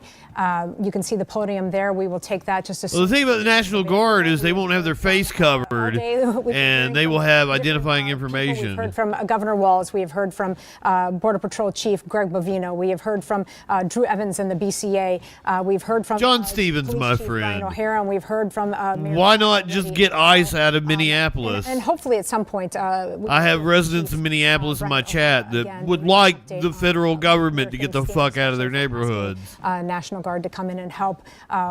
Like you mentioned, their officers are stretched so thin. I believe in freedom. Do Plenty you? of overtime because of everything that's been happening in our city.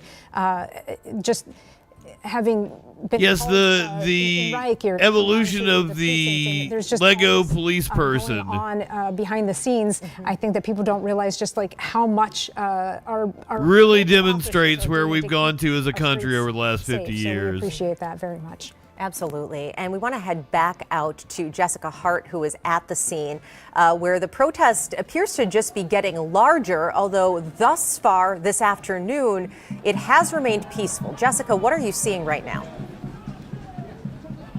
Yeah, Lauren, right now they're kind of chanting here behind me, and then you can see some of the dumpsters that they've used to kind of block off 26th and Nicollet. You can also see a mattress. There's a cinder block. There's a chair that people have kind of been dropping off. They're standing on top of dumpsters. They'll occasionally... John, nobody knows what you're talking about. Noise, but we've just Right-wingers sound like a crazy villain all the time. Just you speak in riddles. You never make any sense. You don't really get to a point. Them from where we are at. But people are coming and going from this scene. It doesn't show any signs that it will be dying down anytime soon here.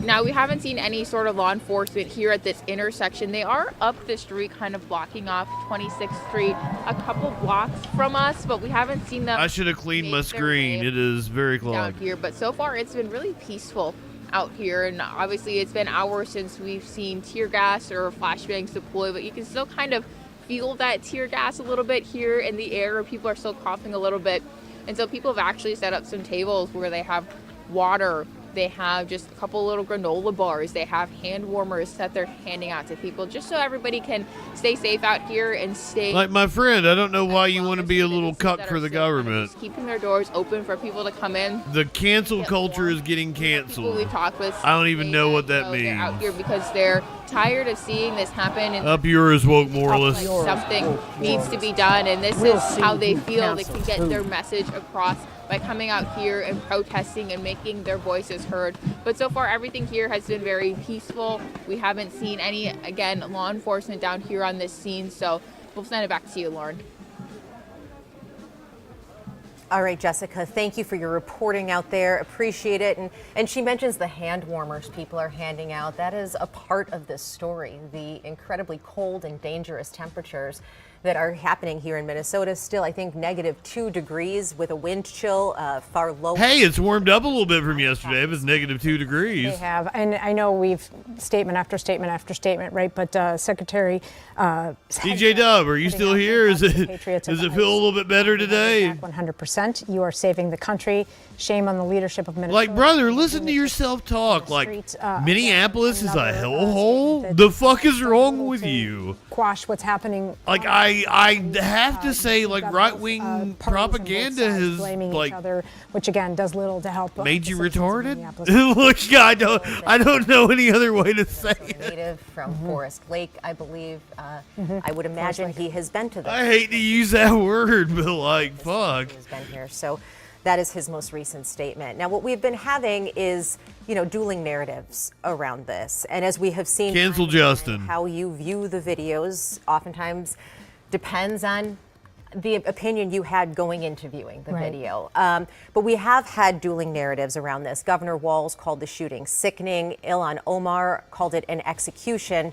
We do have DHS's initial statement, and again, we're waiting a new news conference from Kristi Noem, but DHS... Like, John, you sound crazy, today, right? Talking about this shooting. And you sound saying fucking nutso. In their view, that Alex Preddy, who did, they say, have a gun on him, although we do know he was a licensed gun owner in Minnesota, came with the intention to do harm to federal agents. And so, those are the two dueling narratives. Is this a person who came to do harm to federal agents? Is this a person who was executed by federal agents? And so those are the two competing versions of what happened. Executed. We've been showing you videos from the scene that will help clear that up for many. But now we want to head out to a news conference right now. I'm not sure which news conference this is. Mayor Fry and Klobuchar and Senator Smith. Let's listen. About 10 degrees warmer today. Okay, we're going to go to Mayor Jacob Fry, the mayor of Minneapolis. We're here to provide an update on the safety plans and precautions that we're going to be taking for this evening.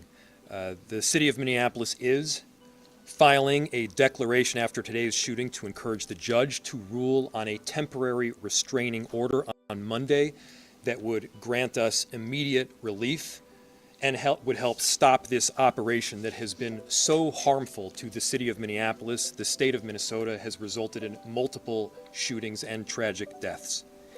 I have formally requested assistance from the National Guard to support the limited number of officers that we have in the Minneapolis Police Department. We have around 600 officers in total. Days off have been canceled.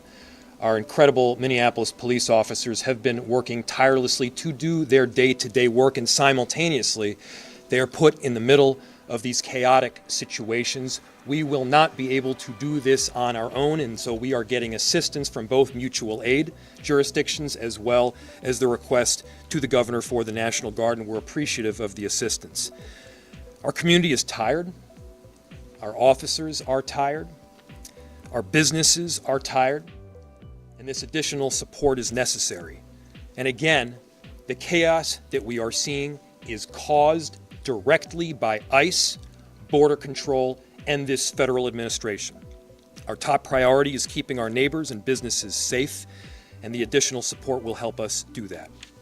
Our community service officers are helping to deliver food to families that are in need. Community members are out there peacefully protesting, making sure that their voices are heard. They're escorting workers to their jobs. They're taking care of daycares.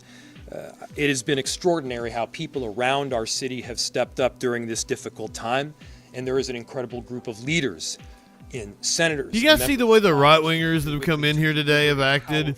Right-wingers on YouTube act like fucking children. You all sound like you're 7. We're also working closely with our immigration You might be 7. How do I know? Transparent information is coordinated. We'll continue to do everything in our power to keep our neighbors safe and to stand up for our immigrant communities. Most of the protests that we've seen have remained peaceful. Let's keep it that way. Let's not counter Donald Trump's chaos with our own version of chaos here. I understand that people are angry. I'm angry. I understand that people are experiencing trauma. It makes sense. Our communities have been placed on the very front line, and this has been ongoing now for weeks. It must end. Remember, it's only our city that will suffer if there is damage or destruction that is done.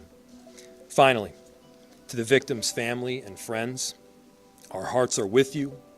Our love goes out to you. I know that there is nothing that I can say right now. Brother, like, I'm not even a communist.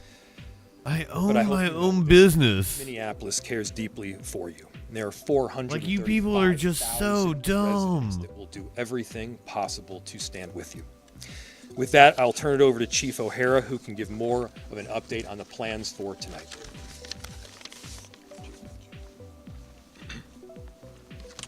Thank you, Mayor. They're going to put a curfew in effect, aren't they? Good evening. I'm going to provide a brief update on the events today and our plans to maintain order in the city. These stupid right-wingers think Wall Street is communists. I don't know. And our focus remains, as it always has been, on de-escalation, slowing things down, and maintaining... I'll never forget the time I was editing a podcast for some far right-wing nut job, and they said John Rockefeller was a secret communist, and I fell out of my fucking chair. Like, what? You don't know what those words mean. And the situation deteriorated. Local and state law enforcement officers were surrounded on multiple sides by a mix of protesters and also agitators who engaged in unlawful I can see you, friend. I'm just trying to lay out because of the press conference. Barricades, throwing glass bottles, ice chunks, and at least 2 separate fires. But I also can't help but argue with the people in the chat. Minneapolis police had to escort firefighters so that they could safely extinguish those fires. The number one priority of our police officers is to protect life and maintain public safety for all people in our community. And so given the volatility and rising public safety risks for residents, for demonstrators, and police officers, state and local law enforcement did deploy less lethal and gas munitions at that assembly in order to allow for a safe egress of law enforcement. John, my friend, I was the president of the Young Republicans in high school. I campaigned for George W. Bush. I would never in a million years vote for a Republican ever again. I watched them wipe their asses with the Constitution my entire adult life. I've seen them start wars and wreck the economy over and over and over again and get dumber. Of all people, I didn't think you could get any dumber than George W. Bush. That peace, holy fuck! A vehicle exclusionary zone in the affected area.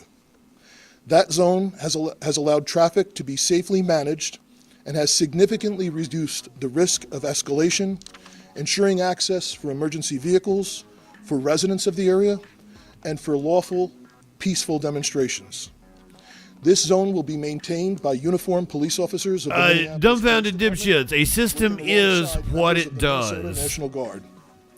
National Guard members will be They're wearing not taking a break because ramping up. It's no coincidence. It's no coincidence that this happened the day after a gigantic In addition to protest. the Minnesota State Patrol and Hennepin County It Sheriff's was on Office purpose. assisted the scene, the St. Paul Police, Ramsey County Sheriff's Office, and numerous Hennepin County suburban police departments are assisting with answering 911 calls in the city of Minneapolis today. The loss of human life, yet again, is a tragedy. We pray all people can recognize that, and we extend our condolences, as the mayor has said, to the loved ones of the deceased. To the people of our Point city, Fire, what the hell are you talking about? pressure has been building for weeks. You think you just fell out of We a coconut tree? Understand the hurt and frustration that this causes. But again, if you choose to come out, if you choose to demonstrate, peacefully assemble, do so lawfully. And understand that the men and women in this uniform standing here tonight are committed first and foremost to protecting the lives of every single person in this city. We will continue to monitor the situation and provide updates as needed. Senator? Thank you, Mayor. Thank you, Chief, for your strong leadership during this crisis.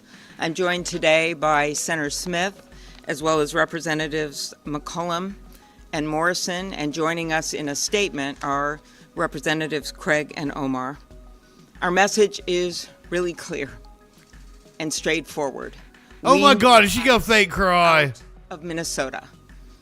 They are not making us more safe. As the tragic killing this morning, as people saw it viscerally on that video, shows us they are making us less safe. With 3,000 agents, which of course includes border control, outnumbering the sworn police officers in Minneapolis and St. Paul by 3-1, and even larger than the 10 metropolitan police departments, this is completely out of whack, completely out of balance, and now 3 people have been shot, 2 resulting in death. 1, Renee Good, mother of 3, and now Alex Preddy, a 37-year-old Minneapolis man, a citizen, also a nurse. They both have families that love them very much. This city has been under siege. And I want to make something clear. As the mayor and the police chief are doing their job for this city, it's not just the cities. It's not just Minneapolis and St. Paul, as you'll hear from the members of Congress. It is the suburbs where kids have been lured in and abducted. It is small towns all across our state, rural areas. This has gone way beyond some stated purpose of the fraud investigation or apprehending violent offenders. That's not what this is about anymore when you have 3,000 agents overwhelming sworn. It never was. I took part in that peaceful and powerful march yesterday, all those peaceful people. And then we wake up this morning to this horror. As members of Congress, we are calling on this administration to get ICE out of our towns, off of our streets. It will make us more safe. We, as a congressional group up here, strongly opposed the ICE funding this week. We opposed it. We got some really tiny men summer cucking for the government when our in our Republican chat. colleagues tripled the budget, $75 billion. It is now more than the FBI. They reduced the training from 5 months to 47 days. And these are the results. We are also calling for a full and transparent investigation. We have done this before in Minnesota, coordinating with local and state and federal law enforcement. And if they're not going to do it, then they need to get out of the way and allow our very professional Bureau of Criminal Apprehension to conduct the investigation into these killings. And finally, we call on our Republican colleagues to stand with us. I know they know what's going on here because it's happening. Oh, well, that ain't gonna happen. Come the fuck on. Really? I hate you, Amy. But it is a lot more than that. They know that something's wrong when a Hmong elder is pulled out of a house in his underwear and slippers. And they figure out about an hour later they got the wrong guy. And in fact, the guy they were looking for is actually in jail. Or a 2-year-old, a case my office worked on, in addition to hundreds more, who's taken with her dad and then put on a plane to Texas when her mom is desperately trying to get her. We got her back. But none of this should be happening. None of it. So we call on our Republican colleagues to join us because we have warned this administration. I have personally warned them that there would be more deaths. Canada, we appreciate your prayers. And clearly they're not listening. So we ask people. We're going to need a lot more than prayers, talk though. To their Republican representatives to make clear that this is not the America that is ours. This has got to stop. And with that, I turn it over to my colleague, Senator Smith. Good afternoon, everyone. So today, federal agents beat and then shot multiple times and killed 37-year-old Alex Jeffrey Preddy, a U.S. citizen, a Minneapolis resident, and a VA nurse. Eyewitness video shows once again reckless, violent, and dangerous federal agents taking the life of a Minnesotan. And rather than following standard law enforcement practice, which is focused on public safety and de-escalation, they have killed another person. And the Trump administration has already called Alex Preddy a domestic terrorist. He was a nurse. We send our heartfelt condolences to his family and to his friends. And all Americans should be outraged at this unaccountable, violent federal force which is operating with impunity in our city. And you need to know, America, that if it can happen here, it can happen in your community too. So we gather here to say, first, I want to say to the He was legally armed. You must stop Operation Metro Surge immediately and send these ICE agents home so our communities can be safe. We are streaming vertical on YouTube for the first time tonight. That is the influx of people. There are more people watching us vertically on YouTube than watching on Twitch right now. Third, I urge my neighbors to express our grief and outrage at this killing and at the federal invasion of our cities peacefully and with the love that we showed yesterday when so many thousands of us showed up in support of our community. And finally, we must have our Republicans in Congress, they must join with us to condemn this violent and unfettered violent abuse of power and to stop it. And they can do that by refusing to fund this agency so long as it continues to kill and terrorize Americans. That is what Senator Klobuchar and I will be working on in the United States Senate. And I just want to close. From all indications, Alex Preddy was the best among us. Local law enforcement and fire departments, not only here in Minneapolis, a nurse at the goddamn VA, everything that they could, caring for men and women. I once worked in City Hall, and I know what it's like. And I am so who often get tossed aside. Work to keep our communities safe. Representative RW, I don't know what you're talking about. Dems don't want another. The Dems want ICE out of Minnesota.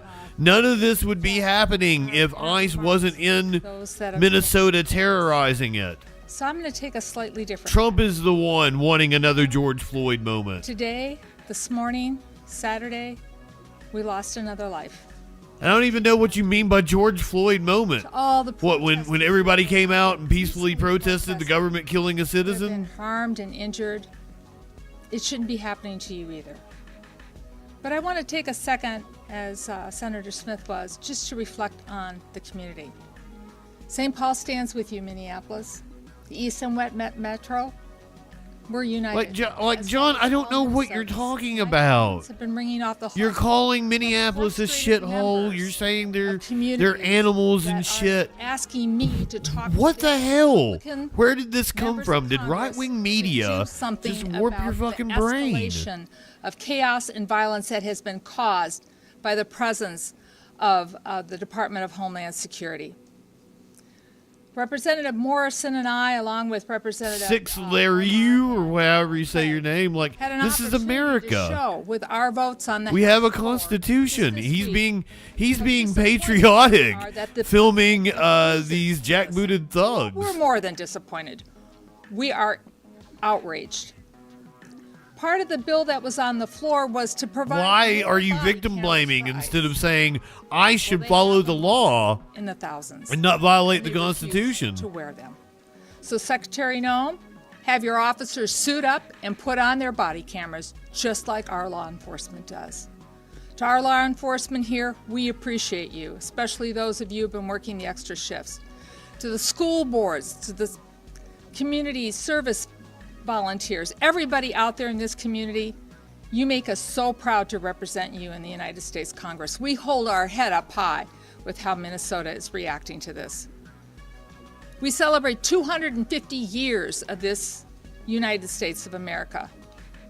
And What does that mean? Probably deserved it. What? Like, how do you take up for ICE? And he said, "It's How do you take up for the government murdering a citizen? We're showing we want to keep it a republic with peaceful protesting. Stay calm. Like, be safe. how do people end up being bootlickers? It boggles my A mind. National Guards person out there trying to relieve one of our police officers, know that they're there to protect you. So please respect everyone out there trying to keep us safe. And with that, There's like 40% of the population that doesn't have an internal dialogue, right? 30% of the population, something like that. That's who these people are. The day Like, they're people that don't think, right? Minnesotans showed the world how to stand up peacefully against this administration's cruelty, lawlessness, and unacceptable occupation, and demand Not high enough for this shit. leave our state and end this federal invasion. The world is watching yet again as one of Donald Trump's federal agents have shot and killed another United States citizen in broad daylight in the middle of the street. First, we lost Renee Nicole Good, and now Alex Jeffrey. Six Larry you. But, like, you're taking up for Nazis. You understand, like, being a Nazi is way worse A than resident looking out for his neighbors. somebody exercising their constitutional rights. And I do want to pause. Why are you not upset about the Nazis? Deepest sympathy and profound condolences to Mr. Preddy's family and friends. I am so sorry for your unimaginable loss. And we are once John again Stevens, now I know you don't asked believe to this, deny but you what we are saw the with crazy our person own here. eyes. We watched the videos of a masked federal agent shooting Alex. And the crazy people are running the asylum. You all elected a pedophile con man to keep him out of prison. And this is the kind of shit. You elect a clown, you get a clown show. with our own Here we go. Two 37-year-old Minnesotans are now dead. A poet and a nurse. For what? We cannot lose any more lives. We need a full, transparent, and comprehensive investigation led by our BCA. And ICE and Border Patrol need to halt all operations in the state and leave immediately. And Congress cannot be complicit in facilitating these lethal operations and federal occupation of our cities. We are standing here as a united front today, pleading for our Republican colleagues who control the Congress and who took the same oath to defend the Constitution and uphold the rule of law that we did, to stand up and stop this. Put your state and your country first. Put it ahead of your loyalty to this president. Minnesotans are in agony, watching their communities terrorized and families torn apart. ICE and CBP agents are traumatizing our communities, violating Minnesotans' constitutional rights, unlawfully detaining and arresting United States citizens, racially profiling people, forcing schools, restaurants, and businesses to close. And people are dying at the hands of these federal agents. It has to stop now before anyone else is hurt. And I return it to the mayor. Thank you. I'll just point out again the difference between tens of thousands of people just yesterday peacefully protesting, standing up for their neighbors, no injuries, no damage to property. That is how Minnesota and Minneapolis shows up versus what we saw again this morning. That is what is causing chaos on our streets, those actions that we saw on video, and you can believe your own eyes. With that, we'll open it to questions. Senator Klobuchar, are you willing to use every lever of power at your disposal as a member? John, I would love it if you stuck around and you called or Discorded in and had a conversation with me, because I just don't I need you to explain to me what Democrat propaganda is failing. I need you to explain to me how Minneapolis is a shithole. But I want to try to understand that Donald Trump runs the White House, and sadly, because to date we have not seen the Republican members of Congress standing up, he also seems to run the Congress. But the point here is that there are many changes that we could make. You know, why aren't we helping fund local law enforcement instead of what they did with this bill last summer where they tripled the budget? And why aren't they pledging to have a full investigation of what happened? I have a lot of respect for our local law enforcement here, and I appreciated the words of some of my colleagues who talked about the fact that people have to differentiate here with what they're doing on the front line every I had to turn her down. She kept red pegging. Many things we could do. Budgets are a value. I bet that's not the only thing she pegs. Colleagues to do. I work across the aisle. Ain't that right, Mr. Klobuchar? And I know that many of them understand that what's going on right now is wrong. And so the way to get to a higher ground, honestly, is to get them to get ICE out of our state right now, to call the president, to speak out as we have been doing day after day after day, and to remember these little kids who are afraid to go to school, and to remember the people who are legal citizens who are wrestled to the ground, yelling, "I am born here, I was born here," and to remember these two that we've lost. And I hope that's something that they all take home and that the people of this country do as they look at how they can get this administration to stop this.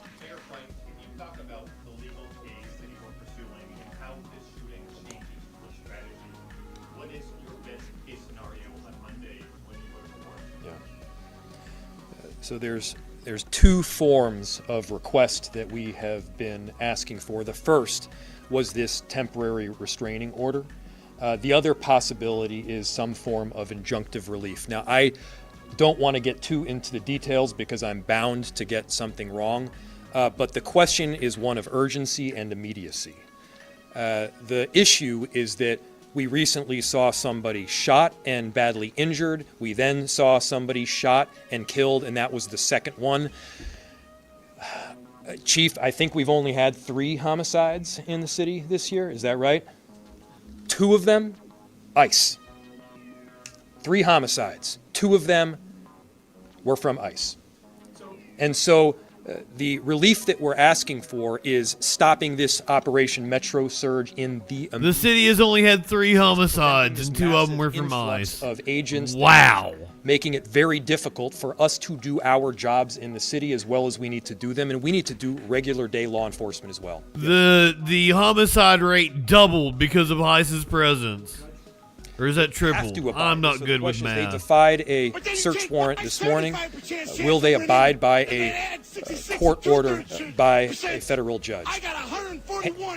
Everybody listen to that question. The question is, will this administration abide by a court order?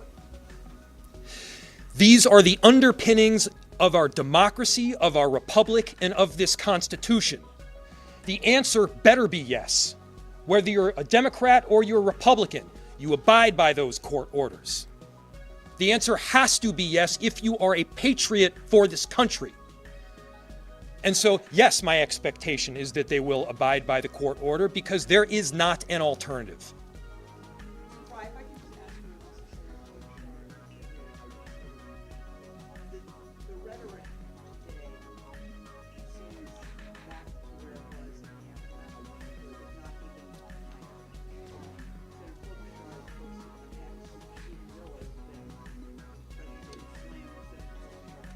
Once again, we're going to go to Kristi Noem right after this press conference.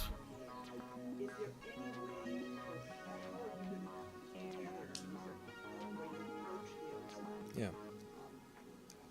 I'll answer for myself and from the city's perspective, and certainly turn it to Senator Klobuchar.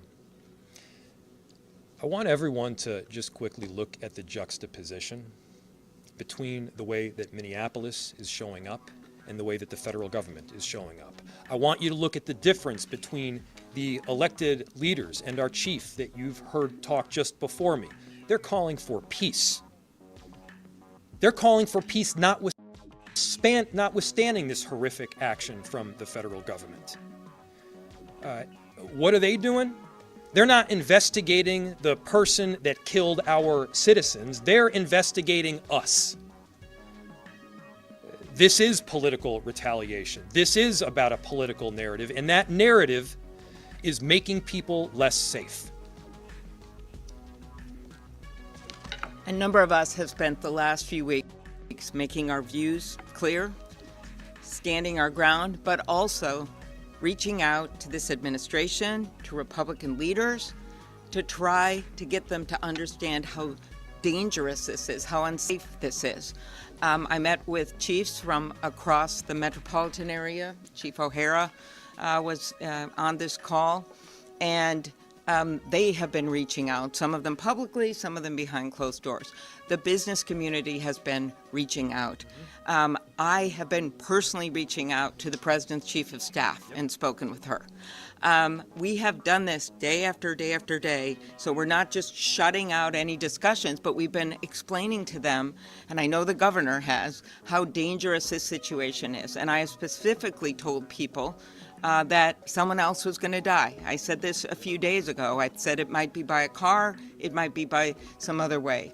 And it just seems like you hope that they're going to de-escalate, and then they keep escalating it up. Right now, I hope they're listening, and I mostly hope that our Republican colleagues are listening and that they will step in, even if it's behind closed doors. If they will make those calls and say, we've got to end this now, and we've got to bring those people out of Minnesota and let our local law enforcement do our jobs. And I'll let some of my colleagues answer this. Well, I'll just say that I completely agree with the mayor and the senator, but I mean, it is my obligation as a United States senator to speak about what I think is happening in my state and to define it for what I think it is. That is my job. And one thing I have learned about this president is that he does not respond to appeasement. He is a bully. He does not respond to people who appease him. He responds much better to strength than he does to weakness. And I think what we have seen in this state, I am so proud of it. We have seen a combination of strength and peacefulness that really says who we are. And I believe that that is our best path forward for trying to convince this administration that the path that they are on is dangerous to public safety, and it is a losing path that they must abandon.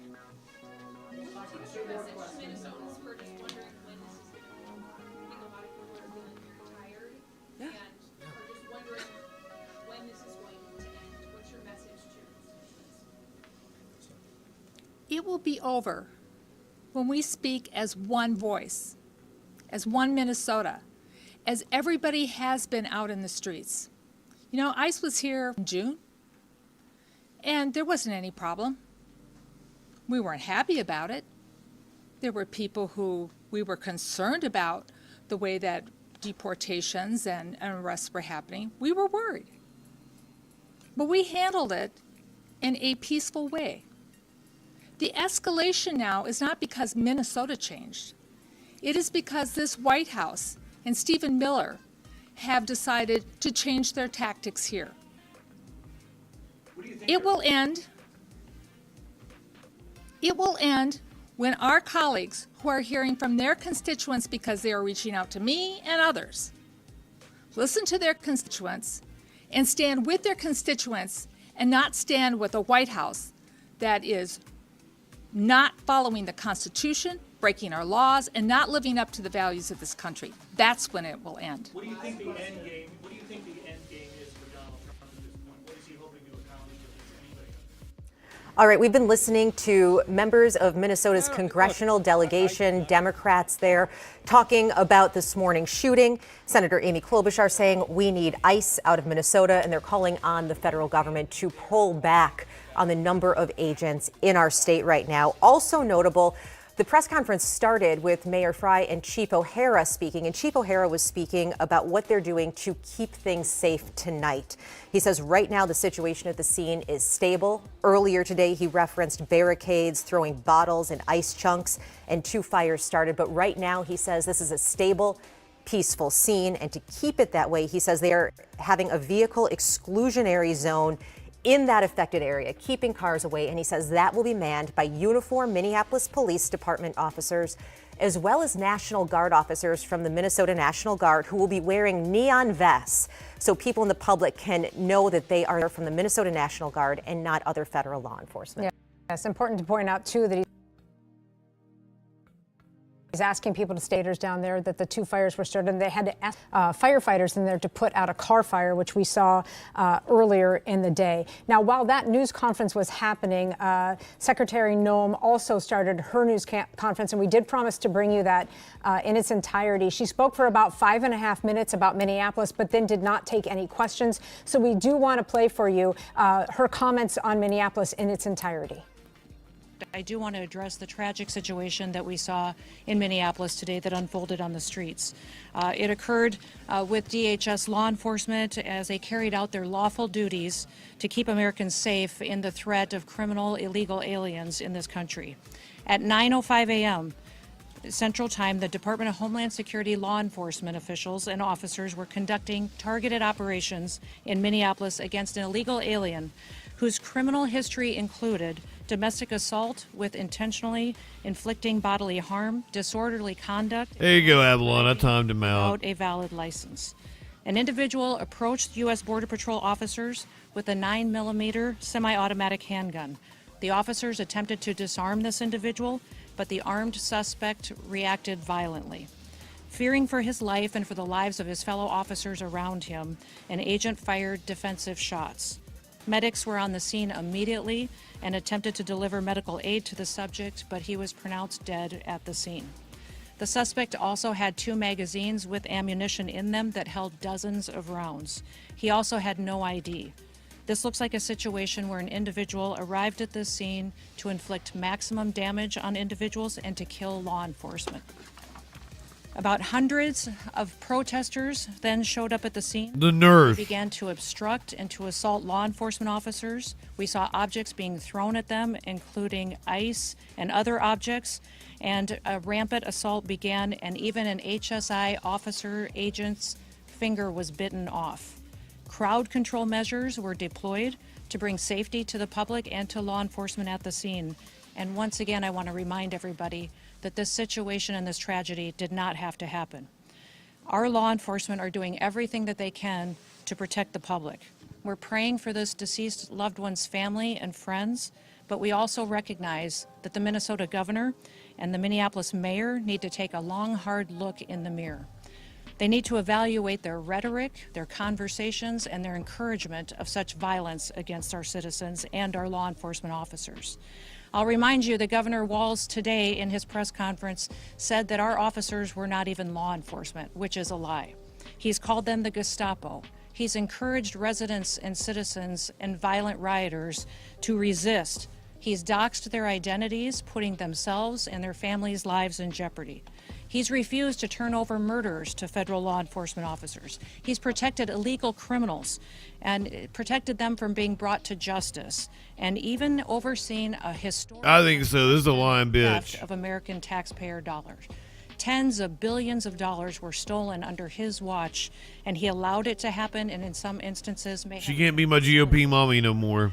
In other cities and states across the country, we don't. I think I've canceled her before. Local, state, That's for real this work time. with us to make sure that we're making their streets safer. I'll point to the city of Memphis, which is where there is a Democrat mayor in place. He worked with us and our federal law enforcement officers, and we saw murder rates drop by 50% because of that partnership.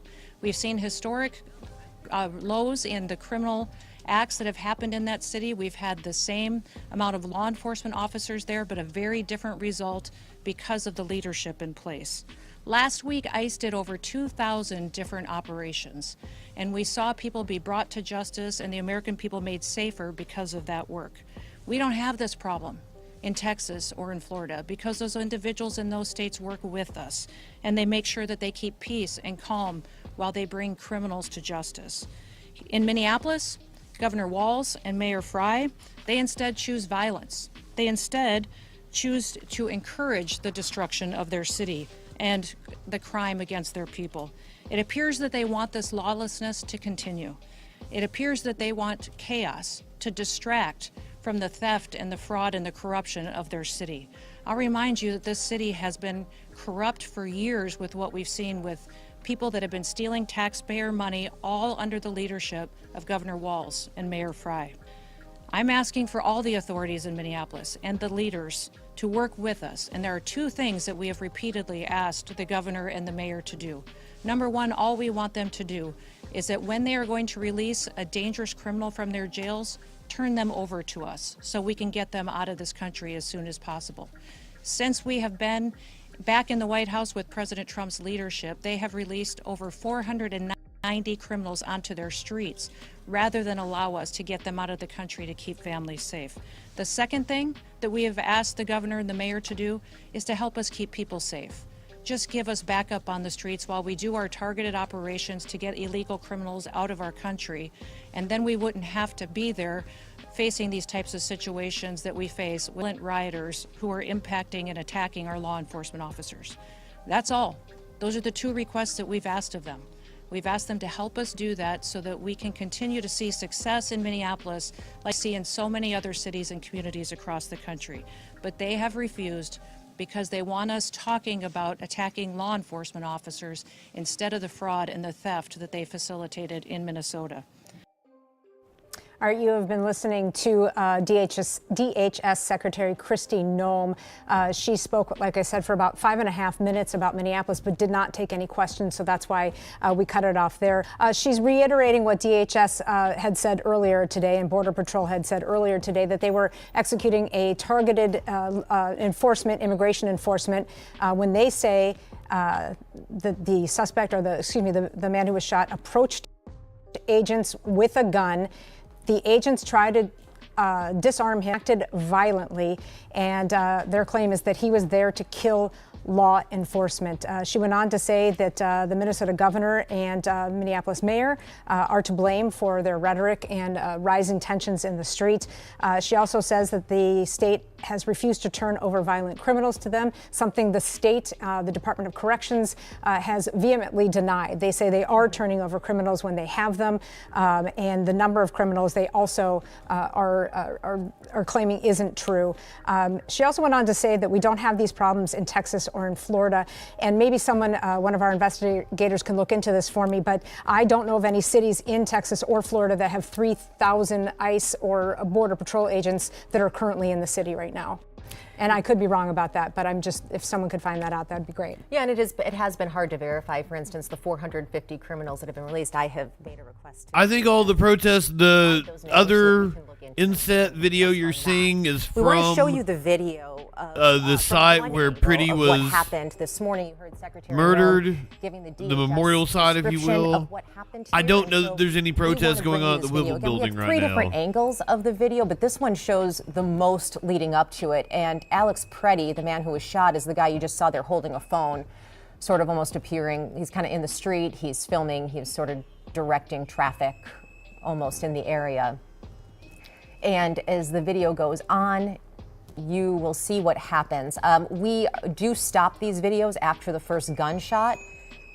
There you see federal agents shove someone, and Alex Preddy heads over to the area. At that point, federal agents try to take Preddy into custody, and the scuffle ensues. The secretary, her claims, DHS's claims, are that he approached officers with a gun. That he approached officers with a gun. That does not appear in this video or the other two angles that we have. Again, maybe there is some other video somewhere that we are not seeing, and if we get that in, that we will absolutely show it to you. But their claim is that Alex Preddy approached officers with a gun and that he intended to kill law enforcement. So again, we'll get that information to you and any other video. Which clearly didn't happen. Keep looking for other angles. In that video, we do not see him with a gun. DHS says that they recovered a gun, but what we do know is that he is, according to Minneapolis police, a lawful gun owner with a permit to carry and a concealed carry permit. He has no criminal record, so there would be no reason that he couldn't have a gun. So we're going the only good cop is a Chris Dornard We cop. want to show you Alex Preddy, the 37-year-old Minneapolis resident who was shot and killed this morning. He worked as an ICU nurse and was known to people in his neighborhood as the man with the dog. Yeah. We, again, like you said, a nurse since 2021. We do know that he worked at some point at the Veterans Affairs.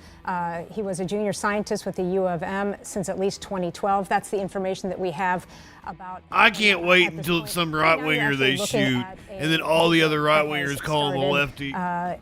And it'll be completely clear that he was some right wing chud that was just in the wrong place at the wrong time. He maybe had his American flag and was supporting ICE, but just got in the way. Coming up, and so we will stay on the air with this, of course, and bring you the newest information as it's happening. Yeah, this vigil happening right now. That protest at the scene has been underway since 9 o'clock this morning. When this shooting happened, many people out there for hours in this frigid weather, still -2 right now in Minneapolis, and it appears people will be out there through the night. We heard Brian O'Hara, the chief of Minneapolis police, talk about how Flo, it is absolutely keep people safe. Provocation on the part of the president. Officers, as well as provocation on the part of the president, pedophile president. Say that 5 times fast. Just maintaining that provocation on the part of the pedophile president. All right, we are going to take a 2-minute break, and we will be back with our 5 o'clock newscast coming up next.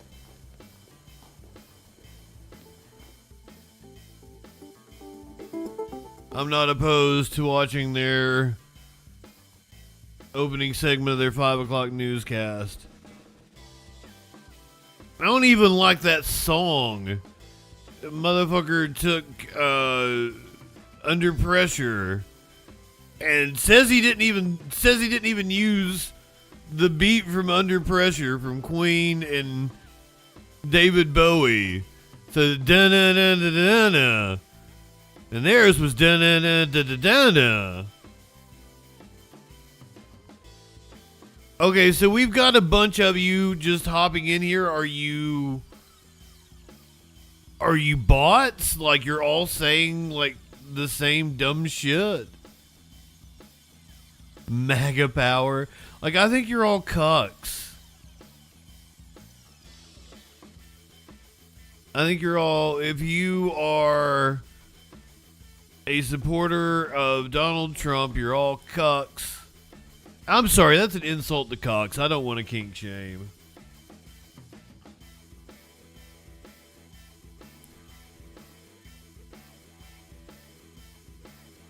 I don't know what to call you guys. How in the world do you dare to simp? That's it. That's a great word. Any one of you are allowed to call in, Discord in, 917-830-4359. I would love to know where you're coming from. I don't understand you people. TDS to me is what you guys suffer from because you elected a pedophile con man. Do you see what I'm saying? Like, dude, you're going to tell me you care about fraud in Minnesota when you literally elected a man convicted of fraud. A man who has defrauded a veterans charity, a child's, was it a child's cancer charity? Legally cannot run a charity in New York City anymore because you just be scamming all the time.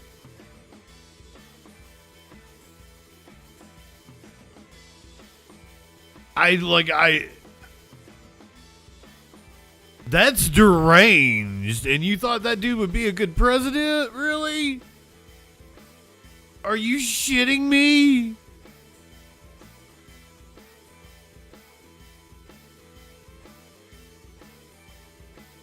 It is kind of funny. He might have thrown a kid in Lake Michigan or watched a kid get thrown in Lake Michigan. Protesting as well, the immigration enforcement surge in the state.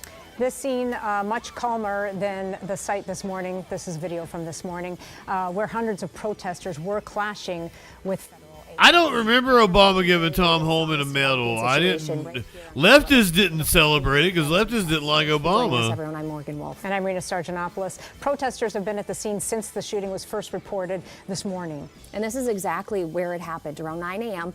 on the intersection of Nicollet Avenue and 26th Street in the Whittier neighborhood in Minneapolis. We do have multiple crews that are covering this developing situation right now. But we are going to start with Lou Raguse in the newsroom with more on what led up to the deadly shooting. Lou?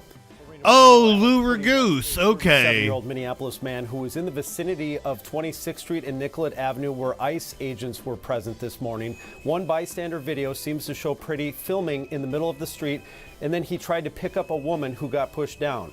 From there, he gets sprayed by an agent, and another video shows a group of agents restraining Pretty, then an agent firing a number of shots. Later, Homeland Security officials released a photo of a handgun along with 2 magazines that they say Pretty had on him. In their words, they say Pretty approached them with a gun and they attempted to disarm him. We have not seen any video yet that corroborates the assertion that Pretty brandished the gun. We see 3 videos that totally demolishes that narrative. Here, state investigators say that they have been shut out of the investigation. Federal officials not letting them into the crime scene. That situation is fluid and something that we will be updating all night. Back to you.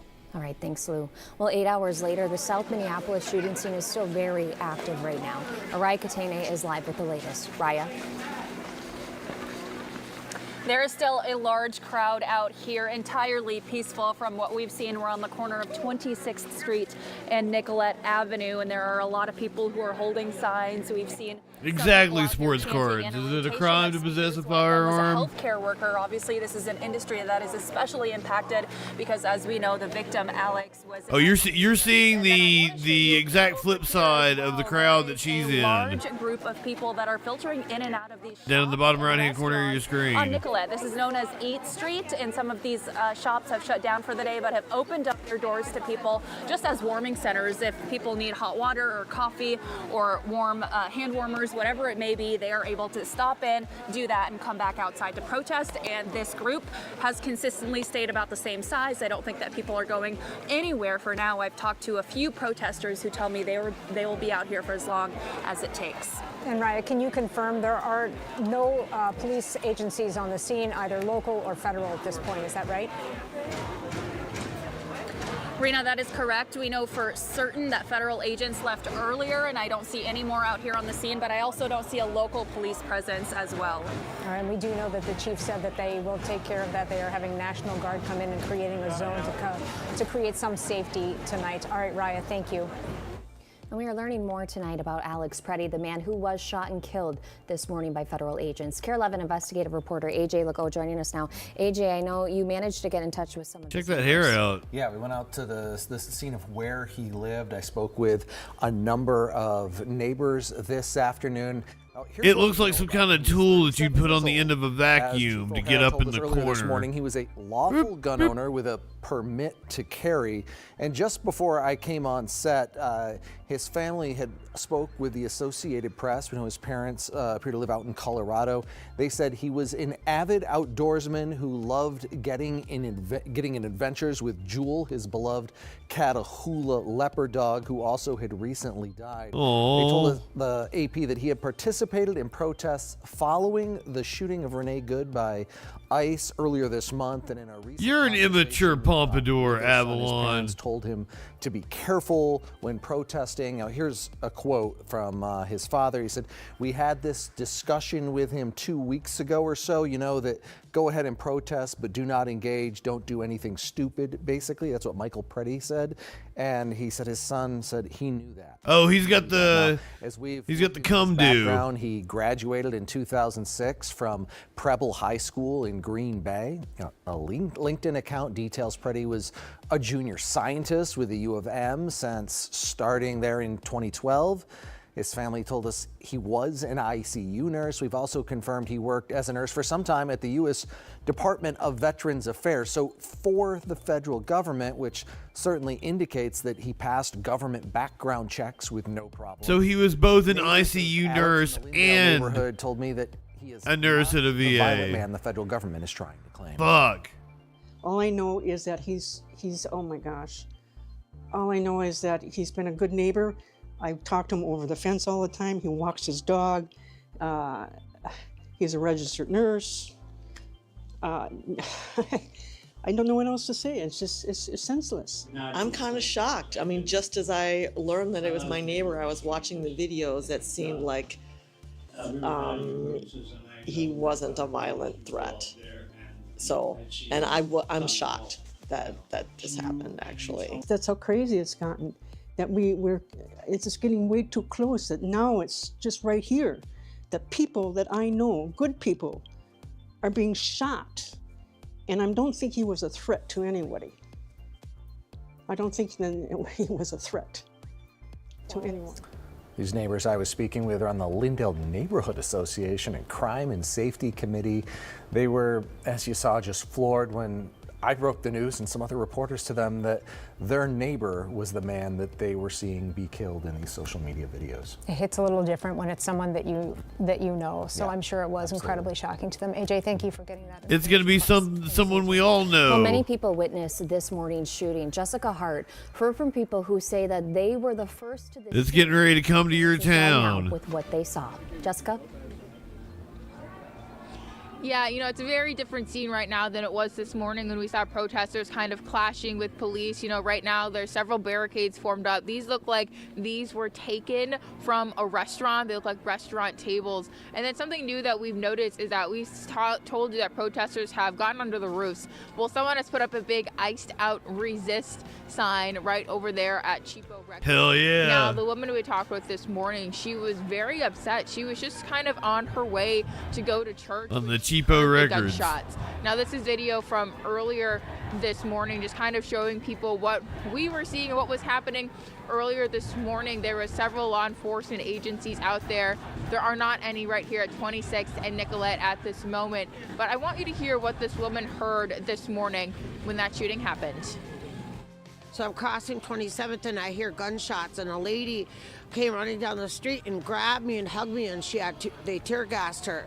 And I looked down the street, I went down the street, and he was laying in the street. He was laying at the bus stop, and there was no chance because there were so many holes and blood. And I think it's wrong.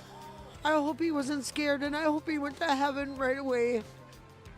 You can hear how upset she is in that Media Wins, one of the things that I find kind of funny is that the people I know that live in California all seem to be pretty positive towards Gavin Newsom, and everybody outside of California hates his guts. All right, thanks, Jessica. Well, hours ago, the Department of Homeland Security gave us its official account of the third federal agent shooting in Minneapolis in less than 3 weeks. DHS says that this morning's officers were conducting a targeted operation against an illegal immigrant in South Minneapolis, and they say 37-year-old Alex Preddy approached U.S. Border Patrol and, quote, brandished a 9mm semi-automatic handgun. DHS says that officers Is that dude eating attempted to disarm wings? Preddy, but they say that he became violent and resisted. DHS says an officer... Oh yeah, they're handing out wings. Oh lives shit, that's and safety of awesome. fellow officers then fired, quote, defensive shots. Tonight, cell phone videos of the latest Minneapolis fatal shooting by a federal agent are going viral on social Yeah, exactly, DJ Dub. When it's someone that they used to know after ICE offs them. Because it is going to come to your town. It could happen to you. Traffic. Moments later, a woman says something to a federal agent and is shoved to the ground.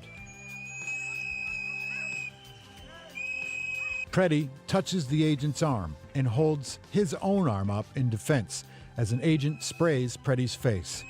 Preddy is sprayed again, pushed, and then pulled off the woman as he clings to the woman's backpack.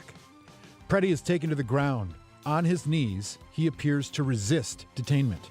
From another angle, a man in a gray coat with nothing in his right hand walk around Preddy and reach toward his belt area. Seconds later, you can see Well, yeah, stupid. You guys all roll over for Trump. being taken away from the scrum. You ain't gonna send no agents there. Don't play to the other end. Both hands of Preddy appear empty in a clenched fist on the ground. A third angle shows one officer draw their weapon and a gunshot is heard. It's I unclear in don't the think video you what can gun shot is resist fired from like first. that. Agents back up and 9 more gunshots can be heard fired from multiple weapons. There's one part of the video afterward, once they realize that Preddy is down and he is not moving and he is being administered aid by a panicked agent, who I believe is an agent. And the agent asks for his scissors to, take his coat off to address the wound. And he asks, "Where is the gun?" And he sort of reaches around and looks to see if there's a gun around Preddy. Clinically, speaking of Florida man. There. And he turns around and looks. Now that's a Florida man, I believe, and it may have would stand up against government tyranny, in sort of the gray coat. or is a Fed, one or the other. Have had a weapon on him when he was shot, but I cannot prove that. Not We're quite only sure. Dissecting what those 3 angles of video can show us. This is why evidence is so important. This is why independent investigation, as deep as they can go, is important, because it doesn't He's matter kicking what authority in the politicians, balls. federally, locally, statewide, say at the end of the day. It's what the evidence shows. And we just did our best to show you what those 3 videos show us and show you. All right, Chris, we appreciate that information. Thank you.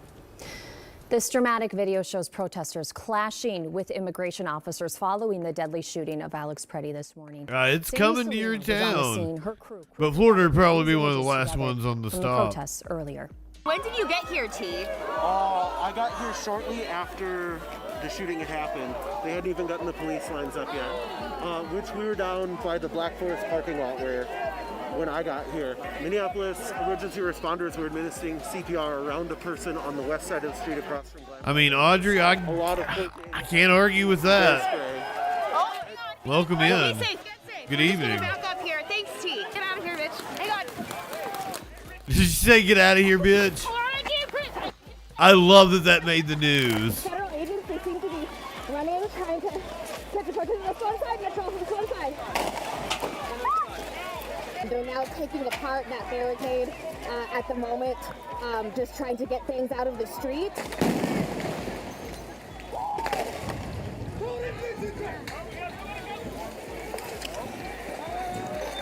So,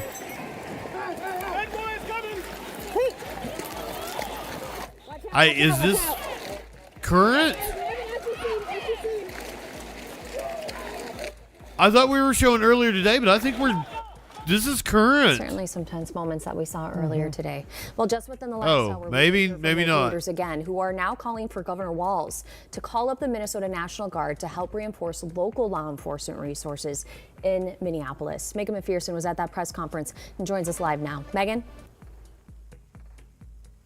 Yeah, hey guys, as you mentioned, that press conference wrapped up here at City Like, Hall shit just has in been the last 30 pretty minutes or so. calm for the last 2 or 3 That we hours. heard from Minneapolis Mayor Jacob Fry is that on Monday he will be filing. Clinically, you're looking at the live shot. It's still only 5:14 Designed, they say, to seize. in Minneapolis. The sun will be going down like the next 10 minutes. From Minneapolis Police Chief Brian O'Hara, who, as we heard earlier in that press conference, shared some of the updates that we've been receiving on The live shot is, which they probably also adjusted their camera to where But he they're. also said, and I wanted to note this, that while initially some of those protests right after were peaceful, some of the protests did escalate. He said that there was a lot of unlawful activity going on down there, including some barricades, objects like glass glass bottles being thrown, and then also 2 fires that he mentioned that were started. And this did prompt the use of some less lethal munitions from Minneapolis police. So he did comment on that. Now, one question that was also asked by another member of the press here drew a very strong reaction from Mayor Fry and Senators Amy Klobuchar and Tina Smith. That question was, do you expect the Trump administration to abide by a temporary restraining order if approved? Take a listen to his response. The question is, will this administration abide by a court order? These are the underpinnings of our democracy, of our republic, and of this Constitution. The answer better be yes. Whether you're a Democrat or you're a Republican, you abide by those court orders. As you heard from their tension certainly running high. I'll send it back to you. Megan, thank you. Governor Walz and other state leaders also reacted. So I'm catching Curious or Up right here as we're smoking a bowl. So I'll let you guys hear this so I can recap. Yesterday at the rally, Governor Walz took the podium. I am talking at to about them. 1:30 this yesterday at the rally, public safety, and he repeated that's why I cracked the mic open so I could recap for everybody. I'm expecting they come out with some musical act. I'm expecting something angry, you know. We had just watched a protest from Maine that had a granny doing "This land is your land," and she changed the lyrics to basically say "fuck ICE." Like, it was awesome. She was great. But I have a strong. So that's like kind of what we're expecting, and they bring out this act, and they're like the most livers thing you've ever seen. They kind of look like they were members of the Lumineers or some shit, and they do some song about handing out kittens and how the future is going to be great and shit. And I'm like, that is not the vibe for this right now. You need some Rage Against the Machine. You need some from conducting an investigation. You need some System of a Down. You can so I asked give the me governor back to that fundamental question. You could give me some John Lennon, Power to the People, or some Bruce Springsteen, or some them to cooperate. Yeah, you could give me some Fogerty. You could give me some Fogerty would be great. Run the Jewels. Who are in the middle right now. But no, we got some dude talking about fucking giving out kittens. And you're trying to investigate, is that force? Which usually I would be into. As I said, I would probably like him in a different setting. From you. And not because that was how they started the rally. So 20,000 people in this gigantic in the Target Center, like they all started filing out. I think after the kitten song, because it was pretty much empty by the time we got 30 minutes, 40 minutes into the speakers. Again, the governor talking about trying to urge the people to be peaceful and calm despite everything that they're hearing and seeing on television. As you mentioned, the city of Minneapolis has requested the National Guard to help out with some police functions. We're going to be getting more information on what that might look like here. We know that they're going to be helping out. We'll be providing more information as we get it throughout the rest of the night. Back to you. All right, Kent, thank you so much. And of course, plenty more on this story unfolding. It's continuing to fold, has been since 9 o'clock this morning. Coming up next, we're going to hear what use of force experts have to say after watching those videos. We all love recipes with garlic, but trying to use an awkward garlic press makes us smell. Let me remove you from the commercials on the local news. I can take. I'm curious, are you want the garlic press? You think that's now and take 30% off plus is that what you're get free asking shipping. This is a limited time offer, so stand. Oh yes, this is the live order view. the great garlic today. At Tier 11. Yeah, she was seeing my other view with the. Well, I mean, like it did look like a cool garlic press. Joe Mack, what do you mean by that? If it spreads to the rest of the country, it's the end of us. What does that mean? Elaborate. And what spreads? Like Trump is sending ICE to municipalities as like a punishment, as a try to keep people in line kind of deal. Like everybody understands that, right? There, and if you tell me that you are for like picking up immigrants and shit, I'm gonna tell you that Obama and Biden did it better. So you should support Democrats if that's your preferred policy. I mean, who's gonna stop the president? It's not. She just asked me, "Is this not illegal as fuck?" And the question, it kind of is, but we have given power to ICE and DHS post 9/11.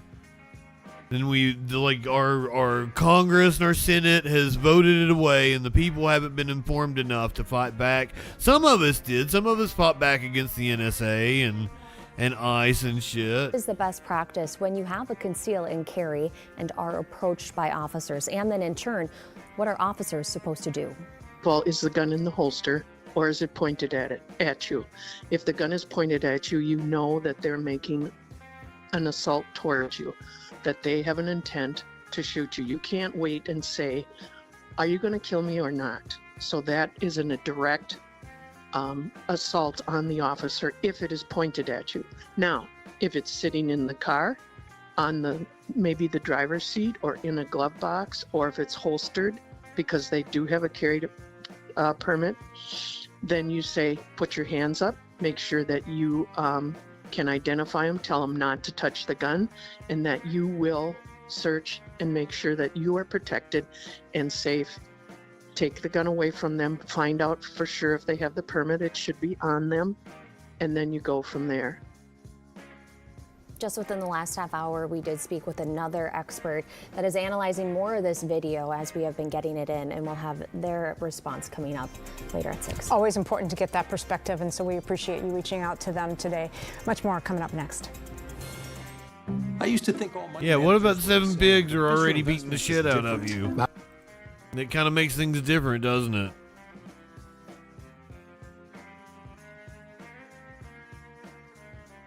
Yeah, John Andrew, I don't understand why the normal people that would be all don't tread on me or just rolling over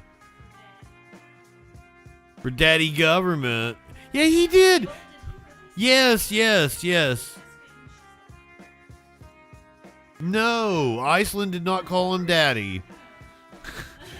He just said that Iceland called him daddy or something.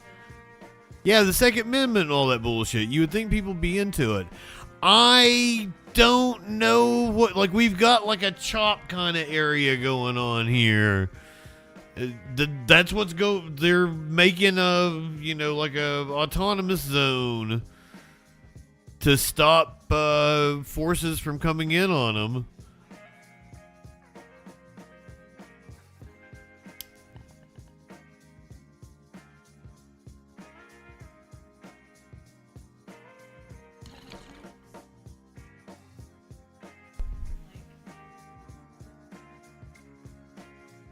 Yeah, I have spoken up against the militarization of our police forces and shit. Will you light my candle? Yeah, that one. I do not have any dabs clinically. Our weed store got completely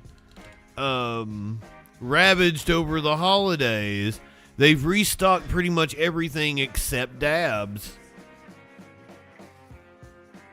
So that's why I've had the Sun Rocks instead of the dabs. But the Sun Rocks, I do like the Sun Rocks an awful lot. I think the dabs are more powerful though.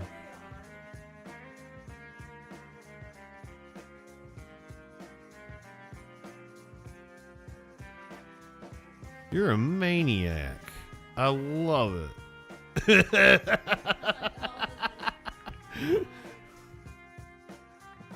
Oh God, look at these temperatures in Minnesota. Morning. all around. Negative 28 degrees. Zoom out, take a look at the rest of the region. We did find 20s and even some 30s below zero. The good news is it snowing here? Trend coming our way. Oh, it is snowing. 39 below, 29 below Grand Marais, 17 below in Wilmer. Brainerd starting out at 31 below. And across the northern portion of our region, we still have a cold weather advisory that will go into effect here. 6 o'clock run through 12 noon tomorrow. This is the area that could still see. Quigley, what's the temperature down there with you? I saw that it was 90 in the Everglades.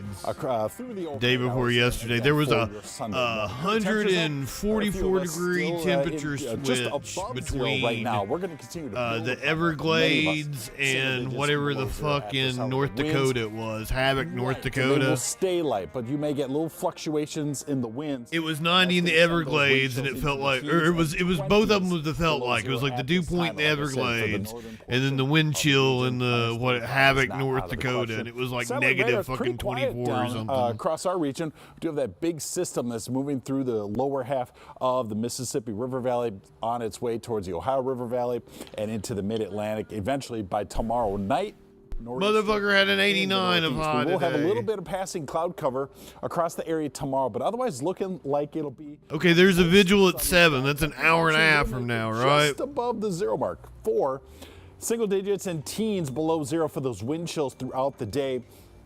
Take a look at this wind chill forecast for the rest of the region.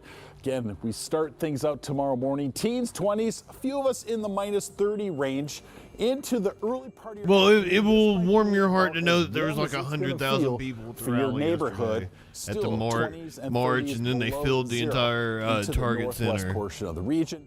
Oh, you are in the Everglades. I thought you were north of it. Monday morning, the winds pick up a bit for Monday and Tuesday. Winds 10, maybe 15. I thought you were my. After that, we will be talking about a nice warming trend. You can see that for. Was he my uncle? He was my great uncle, I guess. No, even my great uncle. Hang out there. He lived to the middle of the week, and then our warm up really probably about into a higher 50 minutes or so above Orlando, and that's kind of. I thought you were in that area. Longing for when the weather's the top story again.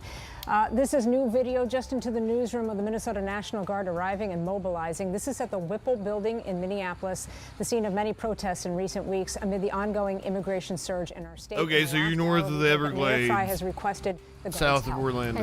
I'm sorry, I'm doxing you on stream. My apologies. There are still so many questions Mr. Fed. surrounding his death. We will be working as hard as we can to get you some answers. We'll see you at 6.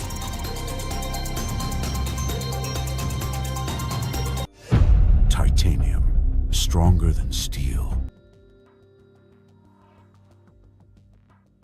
This is the big shot of the protest gathering.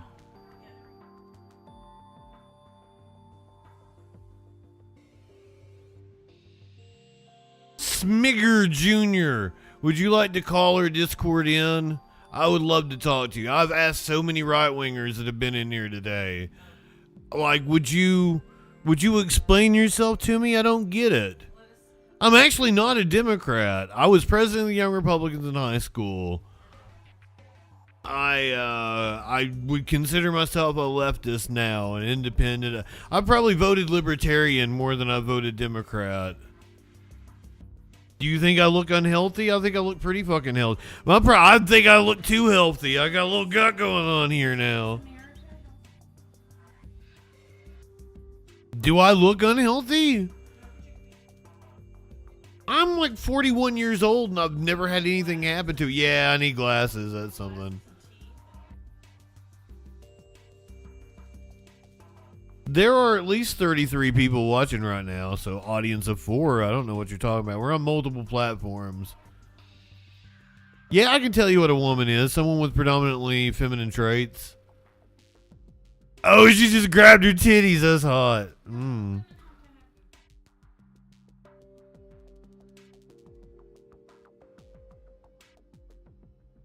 See, since you're pulling the what is a woman on me, I'll pull that Matt Walsh once called me a formidable voice in the culture. JustinFREAKIN is a formidable voice in the culture. They're going to say an adult human female. That's what they're going to say to me. No, that's just their... And then I'm going to be like, what's a female? Leg hair and boobies. That's a woman right there.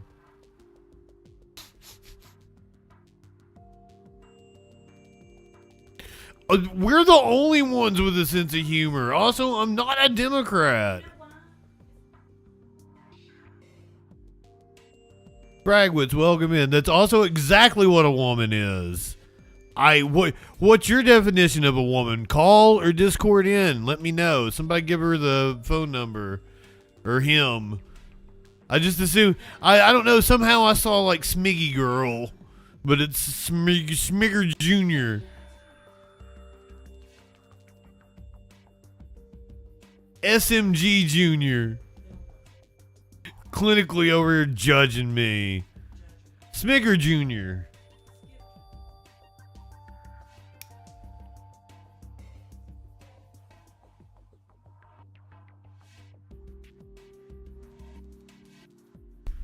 Oh, good. What about somebody who has XY chromosome and a vagina?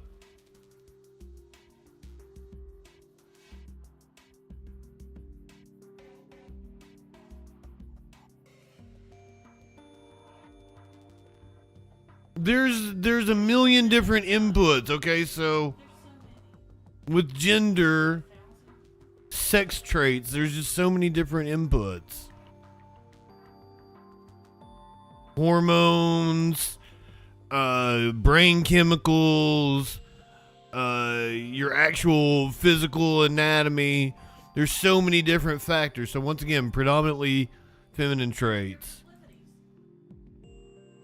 Year-old Minneapolis man who was in the vicinity of 26th Street and Nicollet Avenue where ice. And I find it weird you're all fucking obsessed with gender. Video seems to show Pretty filming in the middle of the street, and then he tried to pick up a woman who got pushed down. From there, he gets sprayed by an agent, and another video shows a group of agents restraining Pretty, then an agent firing a number of shots. Later, Homeland Security officials released a photo of a handgun along with 2 magazines that they say Pretty had on him. In their words, they say Pretty approached them. Okay, well, someone who's intersex should be able to like choose which gender they want to be, right? Video yet that corroborates the assertion that Pretty. Oh, that is not the number at all. What happened before the moments that were caught on video that we've shown you here. State investigators say that they have been shut out of the investigation. Federal officials not letting them into the crime scene. What do you mean my mindset? You don't even know anything about my mindset.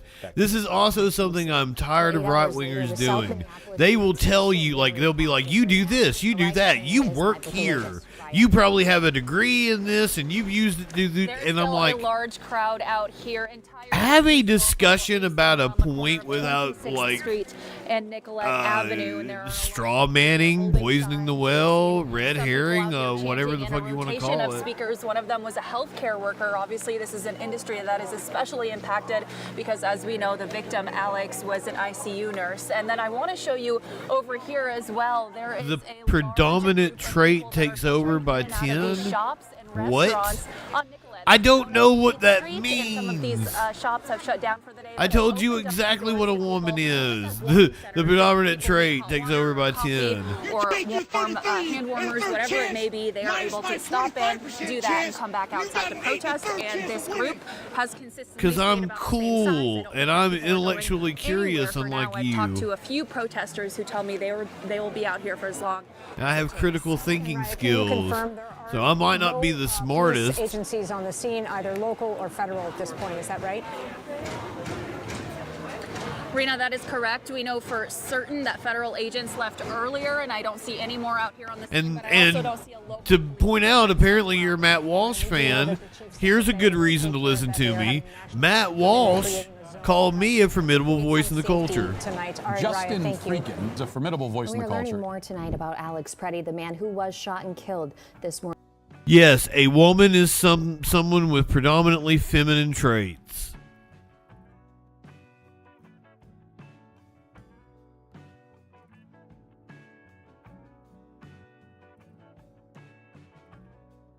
Okay, he's a male, cool. But there's people that don't fit in your dumb binary. Why do you get your panties in a wad about it?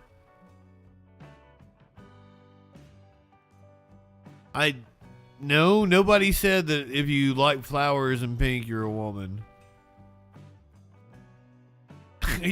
You don't know who Matt Walsh is, the literal dude who's like, what is a woman? That's where it comes from. It comes from Matt Walsh, you dipshit. Are you telling us you have no idea who you're quoting?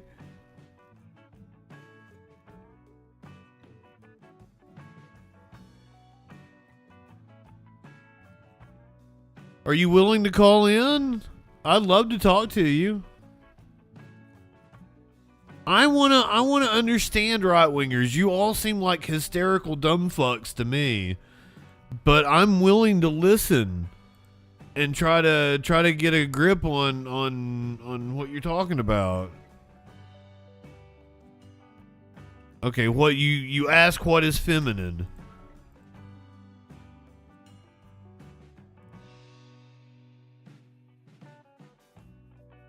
Describes the qualities, behaviors, or things traditionally associated with women, such as gentleness, empathy, grace, or beauty.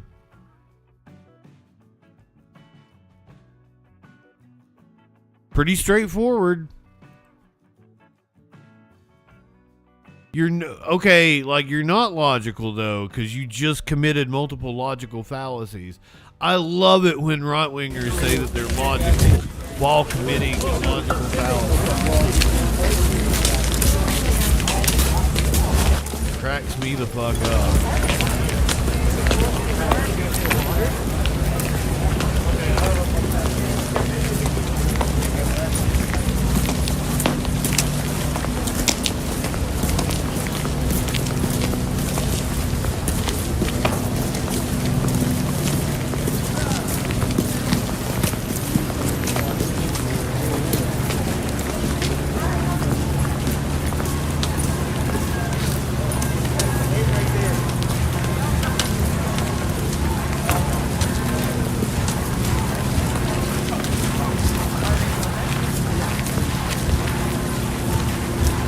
Okay, you're also talking about something like that has nothing to do with what we're covering.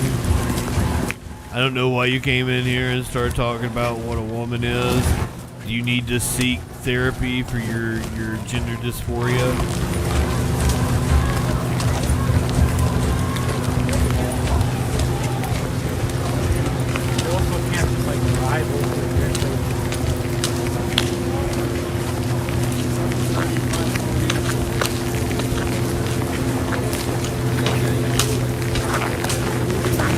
That's what I assume. Did you say it was a gun reference? Clinically?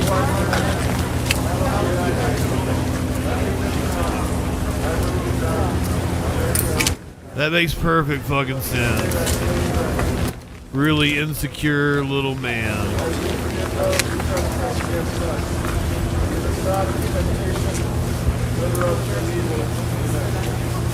Colonel West, Grand Under Alex Lord. Professional life time pocket. It is so, and all the souls received the pardon. Mercy of God. Can't answer what?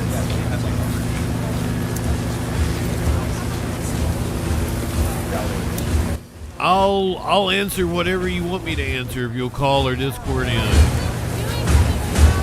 You can ask me anything.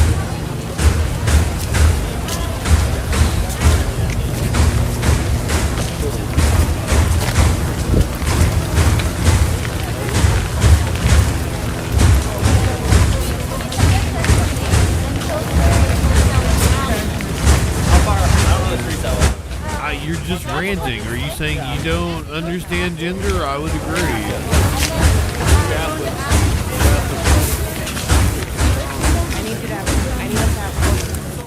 What a gorgeous city Minneapolis is.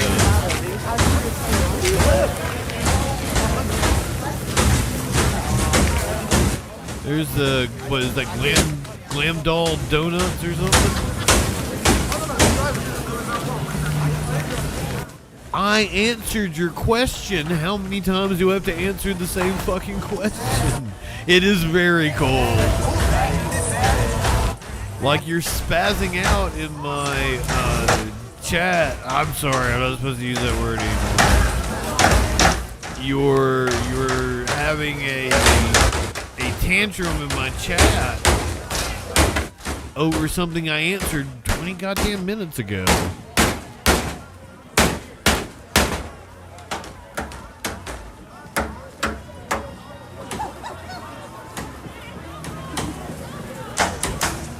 Oh, they've got it cordoned off? 'Cause the protesters were there.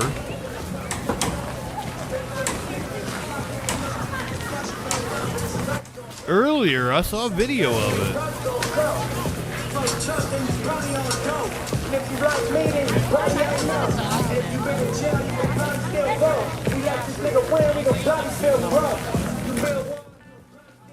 I'm gonna turn that down just a little bit because copyright music in the background. Fuck Donald Trump.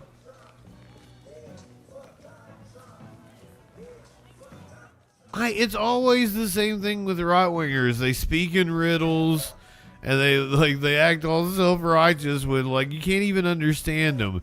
And I try to take a normie approach. I normally know what they're talking about because I do this show and I watch a lot of right-wing bullshit, so I know what they're trying to say. But I usually, when they're trying to make their point, I try to talk to them like I'm a normie that wouldn't understand whatever weird fucking conspiracy theory they're on about. T-, welcome in. Good evening, my friend.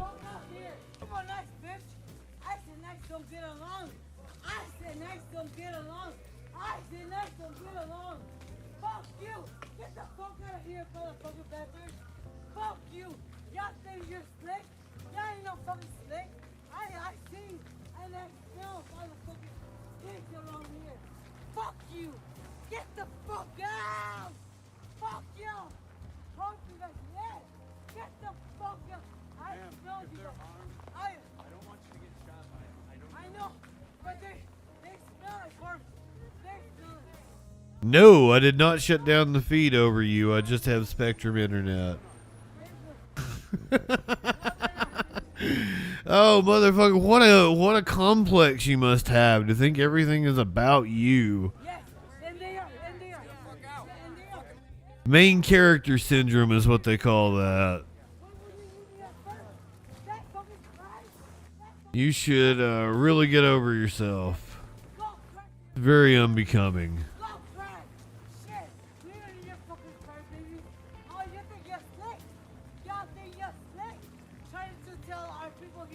I'm going to send you over to Raptor Blue. Let's hang out with Raptor Blue. Light one up, tip one back. It's alright to have fun before you hit the sack. I might be back later. Fuck you! Fuck you! Shit be popping off. Oh, Twitch people are going over to Raptor Blue. YouTube people, just bye-bye.